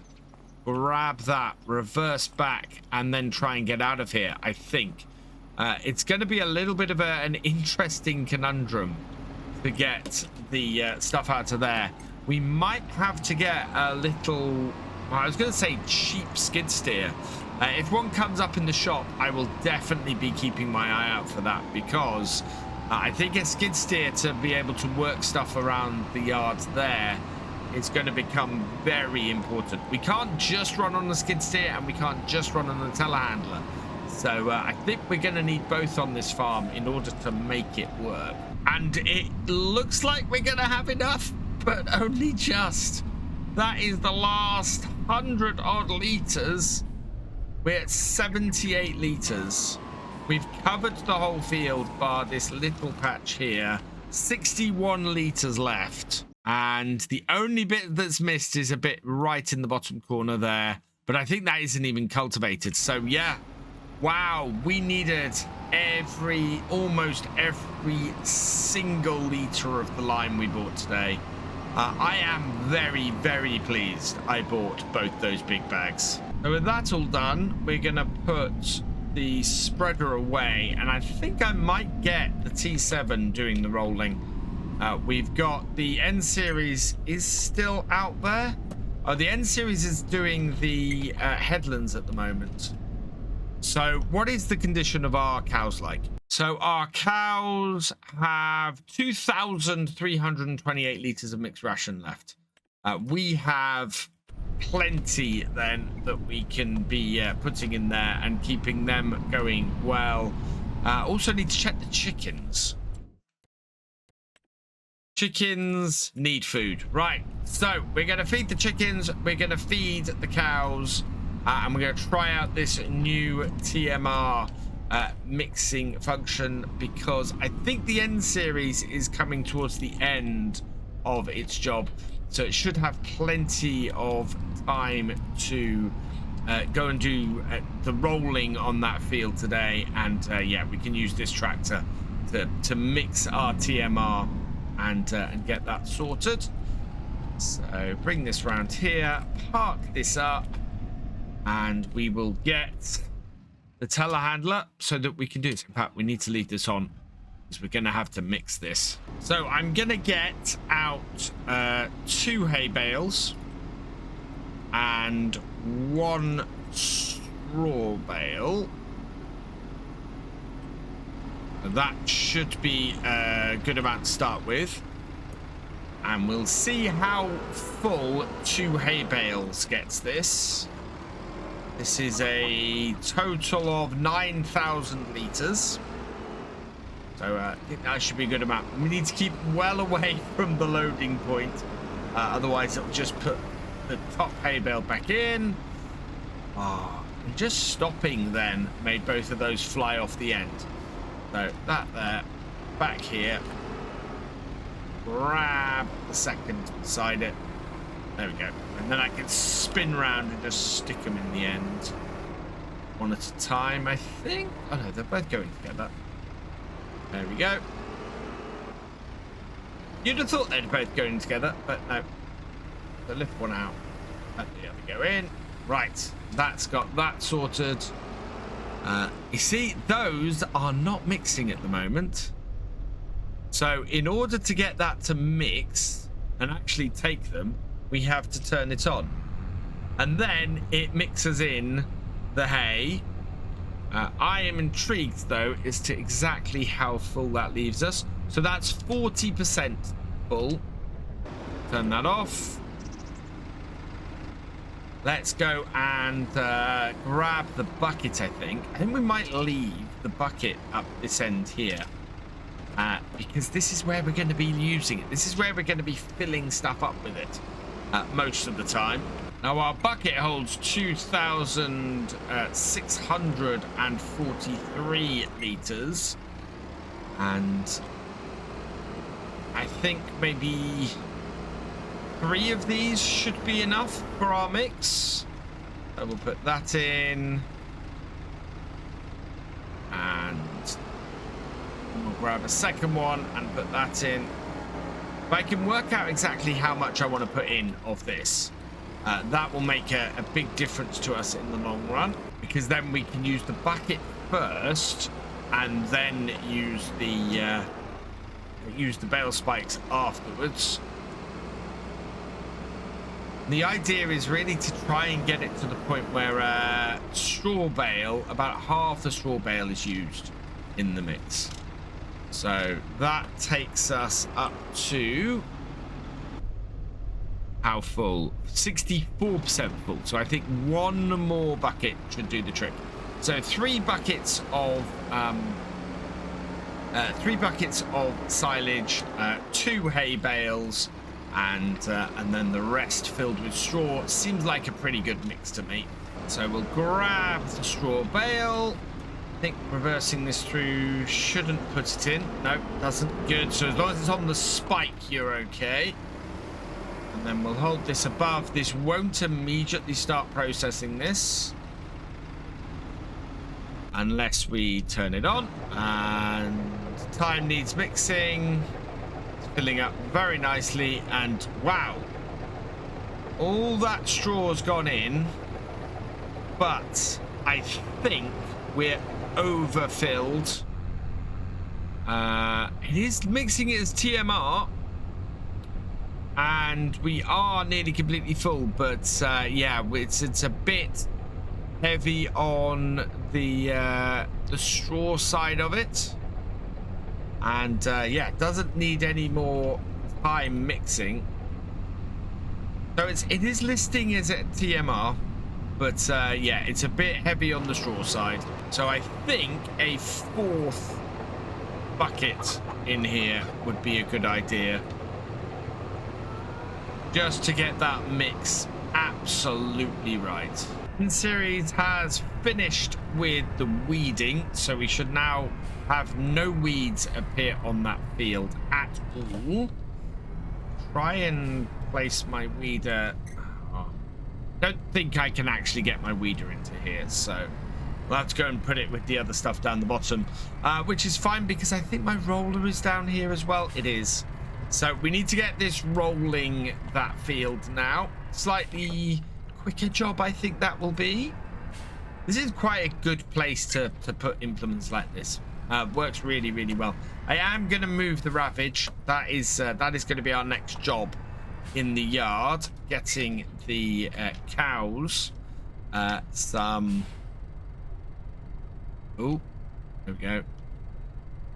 Yeah, getting the cows some straw. At some point, we really need to start getting stuff done with slurry, getting some fertilizer down. That would be really good, actually, next year for the wheat field. Getting some slurry down as quickly as possible. Right, let's get this field then going. Hired worker. And away goes the roller. We'll grab 2 straw bales out of our storage here. And we're going to put them into the back of the ravage. Like that. I'm hoping they're going to fit side by side. Yep. 10,000 litres of straw. So we put 5,000 litres of straw into the TMR then, which was a bit much, I think. Okay, with that loaded into there, we can then close that up.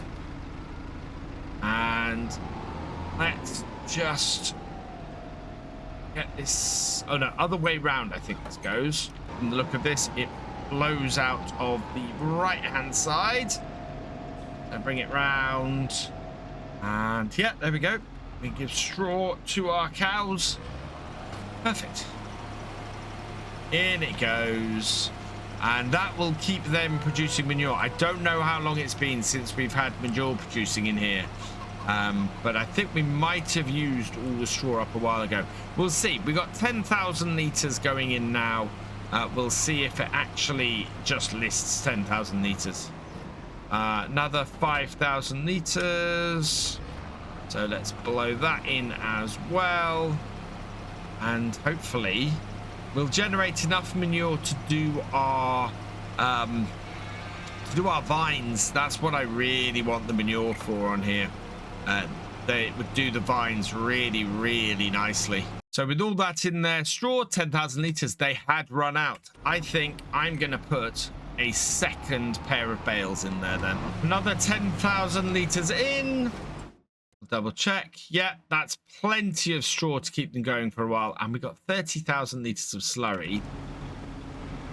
Don't know how much manure we got. How much does it tell me? Manure, 5,000 litres manure. That is not going to go very far at all. Now, can my ravage fit in here? I'm not sure it actually can. I would love to have these 2 bits of cow equipment here. It's a little bit wide, but it might fit actually. It might just fit because it's short. Yeah, actually, there we go. Forward a little bit because we're riding up on the wall, but that is under there. Awesome. That means all of our cow tools then are here, and this tractor, I think we're done for the day. Oh no, not quite. Let's hook this up and refill with milk. We'll get some more milk into our dairy, and then we'll go sell the rest because we're producing milk at a really good rate, and getting the extra money in, we might be able to pay off some loan today as well. It's taken almost that entire trailer's worth. That is a lot of milk. I think the dairy's going to take a while to process it as well. So yeah, I think we'll go and sell the rest of this, and then we'll go and get rid of this trailer, and then we'll give some feed to the chickens. Best price for milk is actually just round the corner from us. £2,000 per 1,000 litres, so we'll get 10,000 off this, which is amazing. I also managed somehow to fill the little trailer, so I'm going to have to come and empty that here before we head off and sell it. Oh, riding all over the car park here. But yeah, so we should make about 14,000 just off milk today, which is fantastic. So that's 11,549. That is just brilliant. I'm moving the milk from this one into the larger trailer, and we can take that later. For now, I'm going to drive this up to the shop, and we're going to go and get it sold. I don't think we're going to get a massive amount for this trailer, but we should get at least a little bit. We might pick up a new front weight while I'm down here. This trailer would probably pay for a new front weight, but I think we need something a little bit heavier.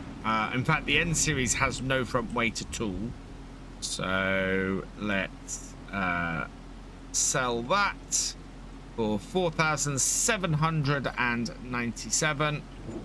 Perfect.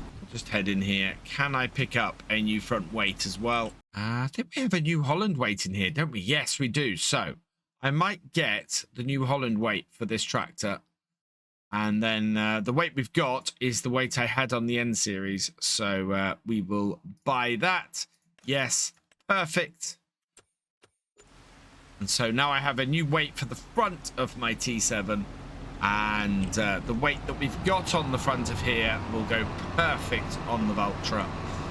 We can switch things around once we get back to the farm. And then with everything sorted, we can sell off the last 2,080 litres of milk.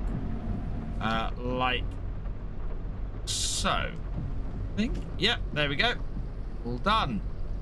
Right, for another 4,288. That is brilliant. I'm also going to repay 30,000 of our loan, leaving us with 7,569. But that should all be good. And yeah, where are we with our tractors? So I think the N series here, that is still going around with what needs rolling. So that will continue on into the evening. And then our other tractor, I think that has just about finished with the all-seed radish. So that's perfect.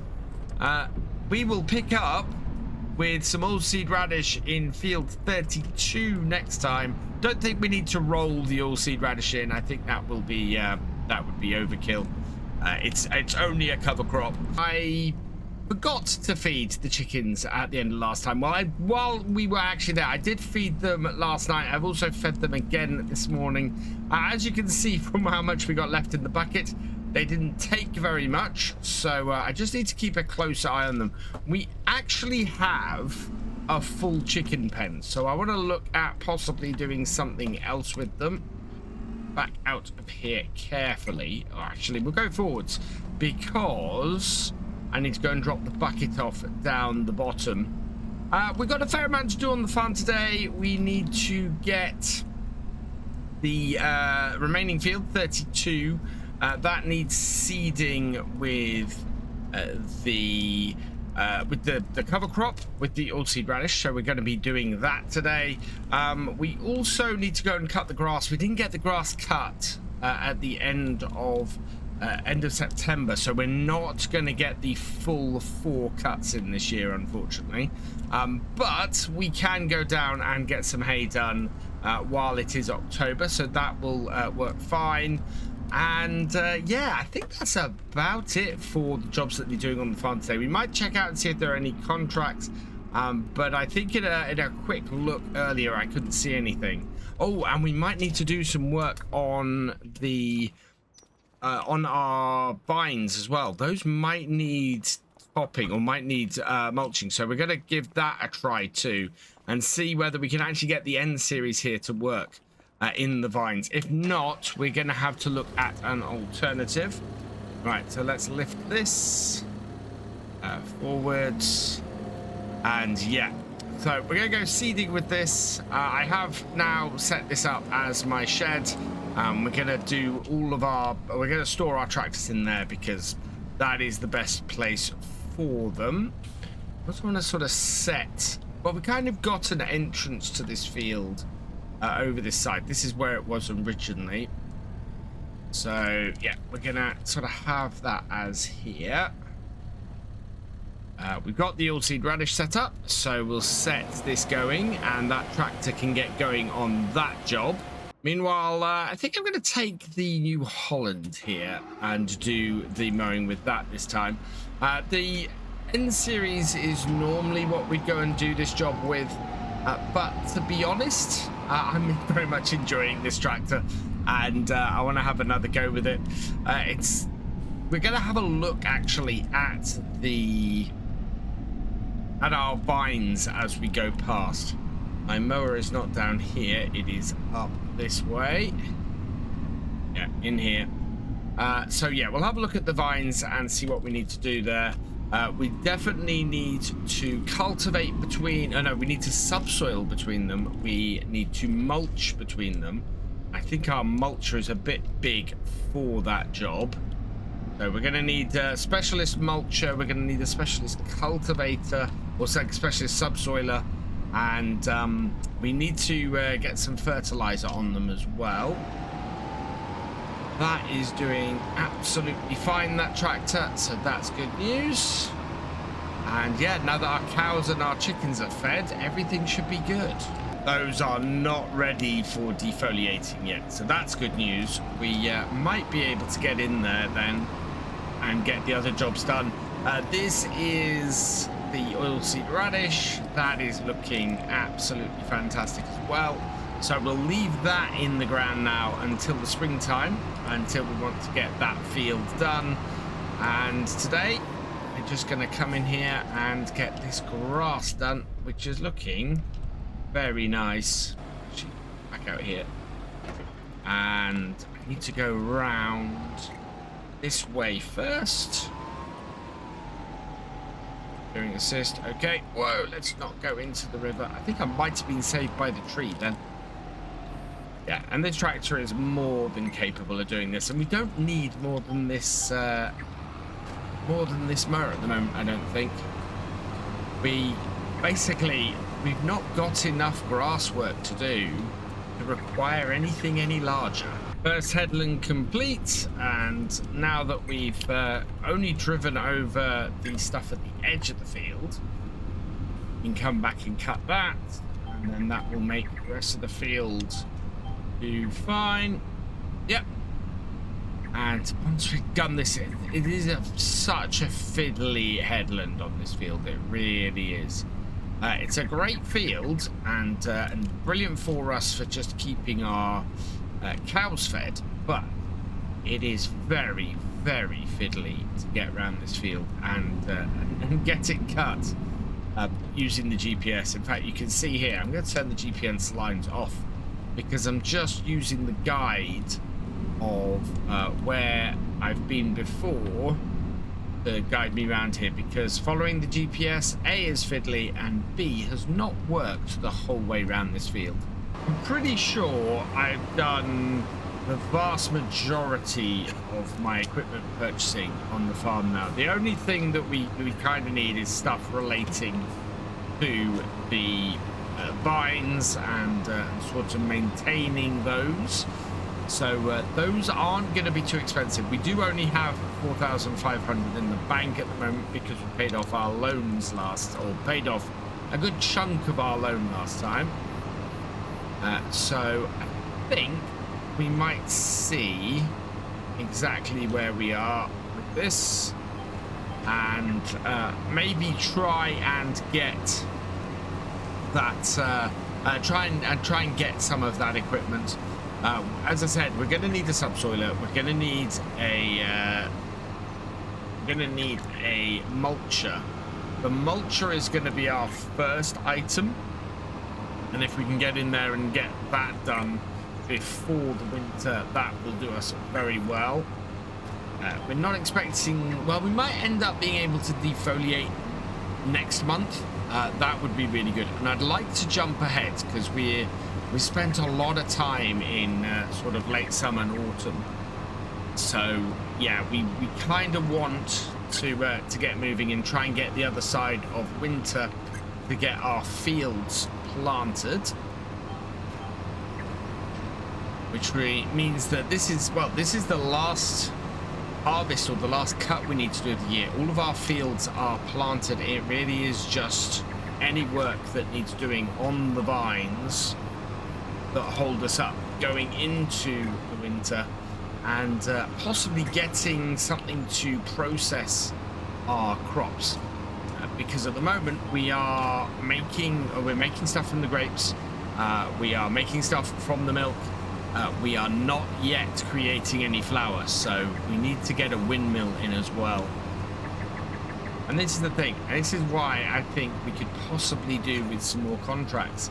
There isn't really anything available for us that is worth the time to go and have a crack at them. If we have a look in here, there's a massive cultivating contract on field 40 that I think we could get the other two as well, and as usual, it's the big tractor.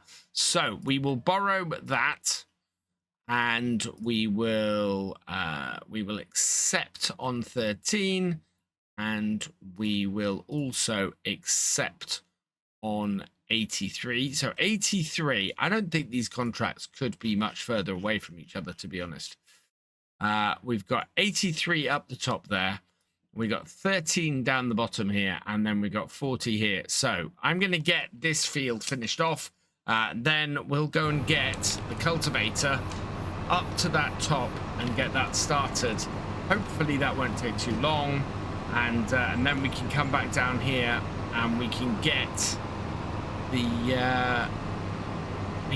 this field tethered, make some hay, and go from there.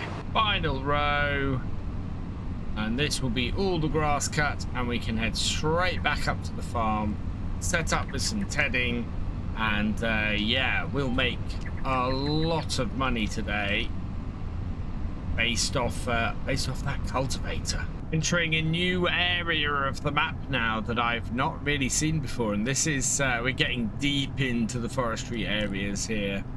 I do love this about contracts, and I actually was just thinking as I was driving over here that these contracts, running them in the background like this, are just a fantastic way of getting extra money in on your farm and being able to do bits like this. And this, to me, is the best type of contract to do.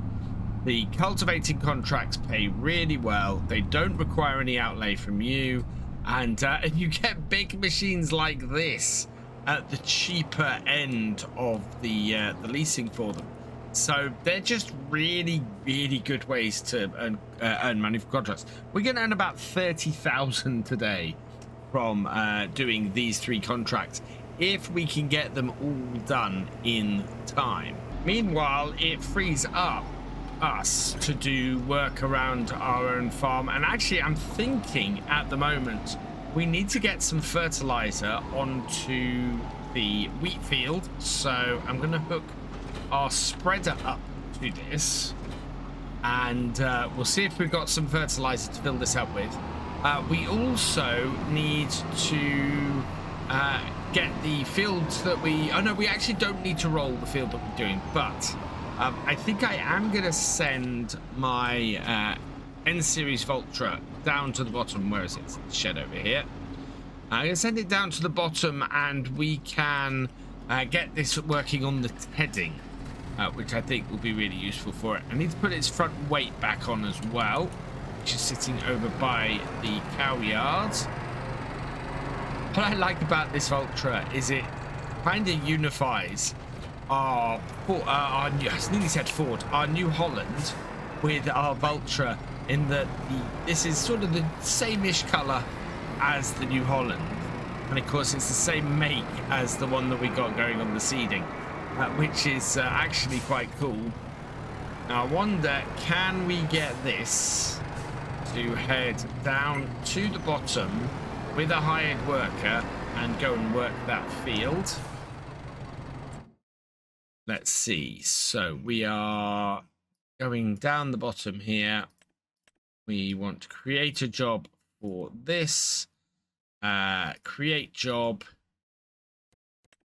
Target position is here. And start it. No, it can't get down there, unfortunately. So I need to send it down there and just set it working. So that's what we'll do. Down to this corner and set it off. Seems to be doing okay. Yeah, unfolding. And we'll just leave it to it. Meanwhile, I think we got a fair amount of fertilizer sitting up top. So let's bring this here. We're going to leave this at 15, width of 15, because that seems to work fairly well for us on our fields. Don't want to jump into my truck. Let's jump into the fence. Right, and I need to add the forklifts onto this. And get two of those. Two of the fertilizer pallets down. See if there's a partial fertilizer pallet as well. We've got silage additive, seeds, silage additive, fertilizer 21 liters, solid fertilizer 600. Oh, wow, we've got some serious variation. So that would be, we can take 3200. I think if we take that one, and two of these, that should do us. How much is that? That should be just more than 3200. So we've got 688, 841, 1,000 and 1,000. Yes, that should do it. That will be just over, which is fine. That's kind of what I expected. Only downside to the way these pallets spawn is they spawn sideways like this. Makes it a little bit more difficult to get them, but not impossible, so we're fine.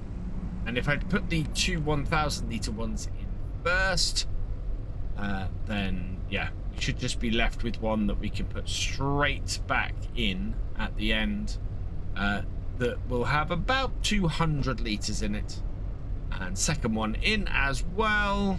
Then after that, we're going to grab the two partials that remain. This in here. Yeah, it's good other than the direction in which they spawn. I think I'd love to take it into the Giant's Editor and just turn that spawn direction around 90 degrees. Because to me, that would make more sense. And that's it. It's full. So let's back up the top, get it out of the way, and then we should have enough, I hope, to do the whole field. It doesn't get used as quickly as the lime does, so it should go on. There it is, and it's in. Perfect. So yeah, let's go spread some fertilizer. So like last time, we will need to fertilize this, or we'll need to set this up properly. Doing assist, we are going down to 15. There we go. one headland. We'll sort of be going around there, and that looks good to me. So okay, that go, and away we go. Yeah, I think doing going round the island up here should pretty much get everywhere, and this will just make all of this really, really good. We should be able to get a sizable yield off here from this as a result.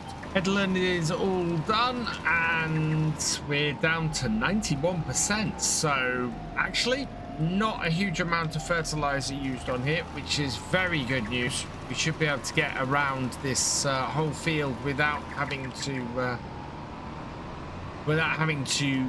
refill, which is very good, and will keep our costs down. We hopefully will next year we'll be using some organic fertilizers as well to help keep things going. But to be perfectly honest, the amount that we're using on here and the fact that we've got a cover crop in on our other two fields should mean that our fertilizer costs are pretty low this year anyway. That is gonna bode very, very well going into the next year's worth of work on the farm. Next one is a little bit fiddly. We're going either side of the island, so start that up there, and stop that, stop that, and yeah, doing well. So everything is going according to plan at the moment. Small width on this does seem to be about right for what we're trying to do on our farm. I think a bigger width would be overkill. It's slightly funny that we are keeping this at the smallest width it can spread at to get this job done, and that we are going to be nowhere near using all of the fertilizer that we've got in here. So much so, in fact, that I think I might try and refill this with the fertilizer that we've got in the shed. It's not going to make not going to take it over 3,000 liters, and as a result, we'll be in a good place with it when we come to empty later. We should end up with just 3 big bag pallets in the shed, and that's much easier to manage and when we come to reload this. And I think we only really need to put in here 1,000 liters for any field we're doing, because yeah, we've not used 1,000 liters on here. And with this last row, our field will be finished. Just coming up to the top end here, and we'll go up onto the road so we're not driving on the whole field. Let's check our progress. So looking over here, fertilized. Wow, I've missed a couple of small spots, so I'm going to go and fix those. And then I noticed that our contractor, our quad track has finished, so we need to move that on to the next field because yeah, time is ticking away. Let's fold this up. I think we can nip down the side of this field here, as long as it lets me. It is not too bad. And we're going to head down to field 13 with this. This field is not as straight along that edge as I thought. So I'm on my way over to field 3, and something has turned up in the shop that I can't really ignore. We've got an Antonio Carrero Mac R, which I think, if I'm correct, is a well, I think that's a vine tractor, and actually a useful vine tractor for us. So we're going to nip between this field here with the other side of field 14, and we want to be at field 13, but there's a roadway over here. I don't think we're running over any crop at the moment, so that's good. But yeah, so if that's sitting up at the shop, we want to go and check that out. We'll go drop this off and see what that's about. Really, what I want is a subsoiler and stuff. So we might have to go and test some stuff. We've got an entirely withered field here on 13. So we'll let that get to work there. We're going to pop in here and see exactly what this offer is for. It is for the Mac 4R. This would be a perfect little tractor for us to use in our vines. And can we put... Yeah, we can put a front 3-point on it. Yeah, this would be hugely useful for our farm. Really would. And at 39,000, that is very, very good. So that might take the whole thing out of our hands about what we're going to do. 98 horsepower. We have a look at the Grape tools. 98 horsepower is enough to run our defoliator.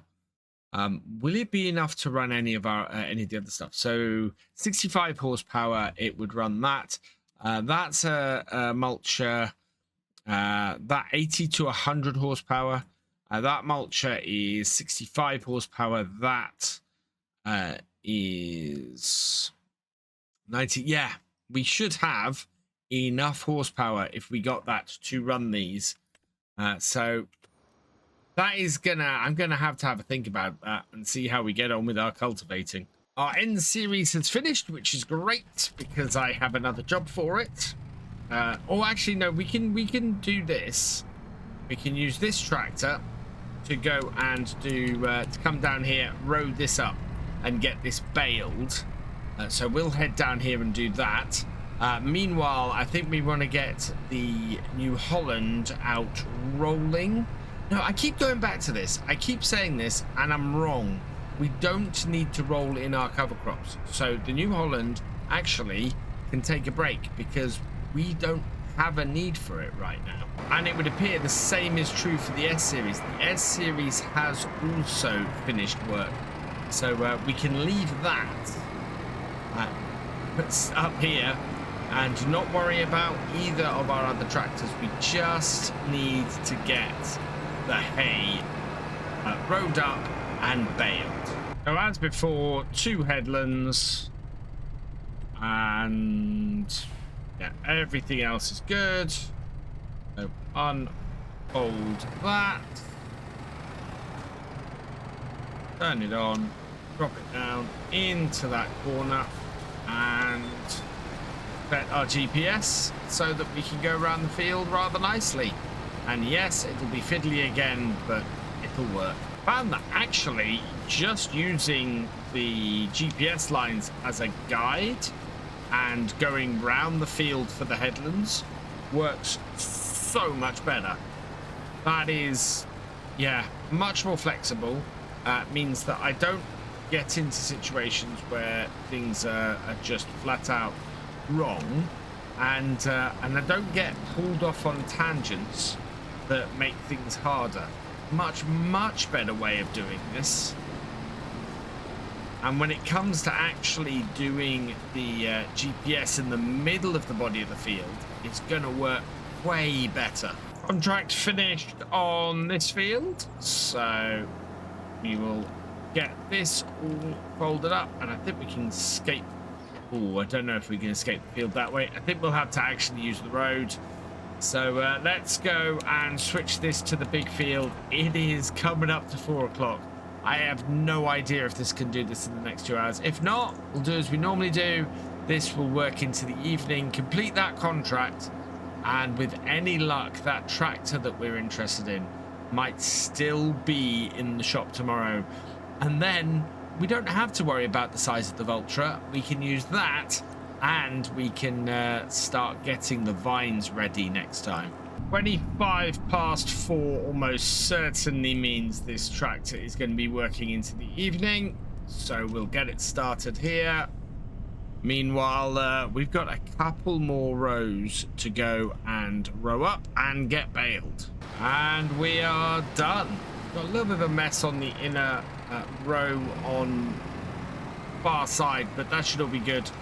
So now just need to fold this up get back up to the farm, and I think we'll stick the baler on the back of the New Holland to get these baled up. Looking this up, I'm hoping we've got enough bale net left in it to do this field. I think we have. It hasn't. It took most of 2 fields to get it from just above 2 down to where it is now. So I think this should be enough bale net left for the rest of our work this year. And so let's start it up, drop it down.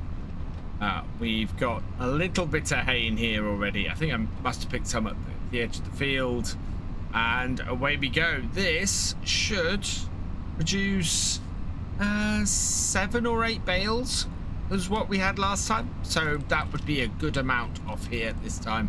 I don't think we did any fertilizing this time, so may not be quite as good. A lot fewer bales this time off this field. 1, 2, 3. I think we'll be, if we're lucky, we'll get a 4th. Yeah, not many bales at all. That is such a big difference. We had so many more bales off here last time. I need to make sure we get down here with something to fertilize this field, because that is an incredible difference. Yeah, I think we're going to be lucky to get 4 bales off here. We've got the very last row here, and 92%. Wow. So yeah, not a complete bale, and only 3 and 92%. That is bad. Unload unfinished pallets because I had the automatic drop on, that's why. Okay, we're all done, and our hired worker, our contract is still going. It's about a third, just over a third of the way through the contract, so we'll leave that going overnight. We'll pick up where that is in the morning, and yeah, it's gonna be all systems go on getting those vines ready next time. And I think we might see if we can afford that tractor. For now though, we're gonna leave it here on the farm for today. Thank you for watching. I hope that you've enjoyed this video. Please give it a like, drop us a comment, and give it a share. Huge thank you as well to all of my patrons and channel members. These videos are only made possible thanks to your support. If you want more from Virtual Farmer, please check out the videos on screen now, or subscribe for more. And I will see you next time.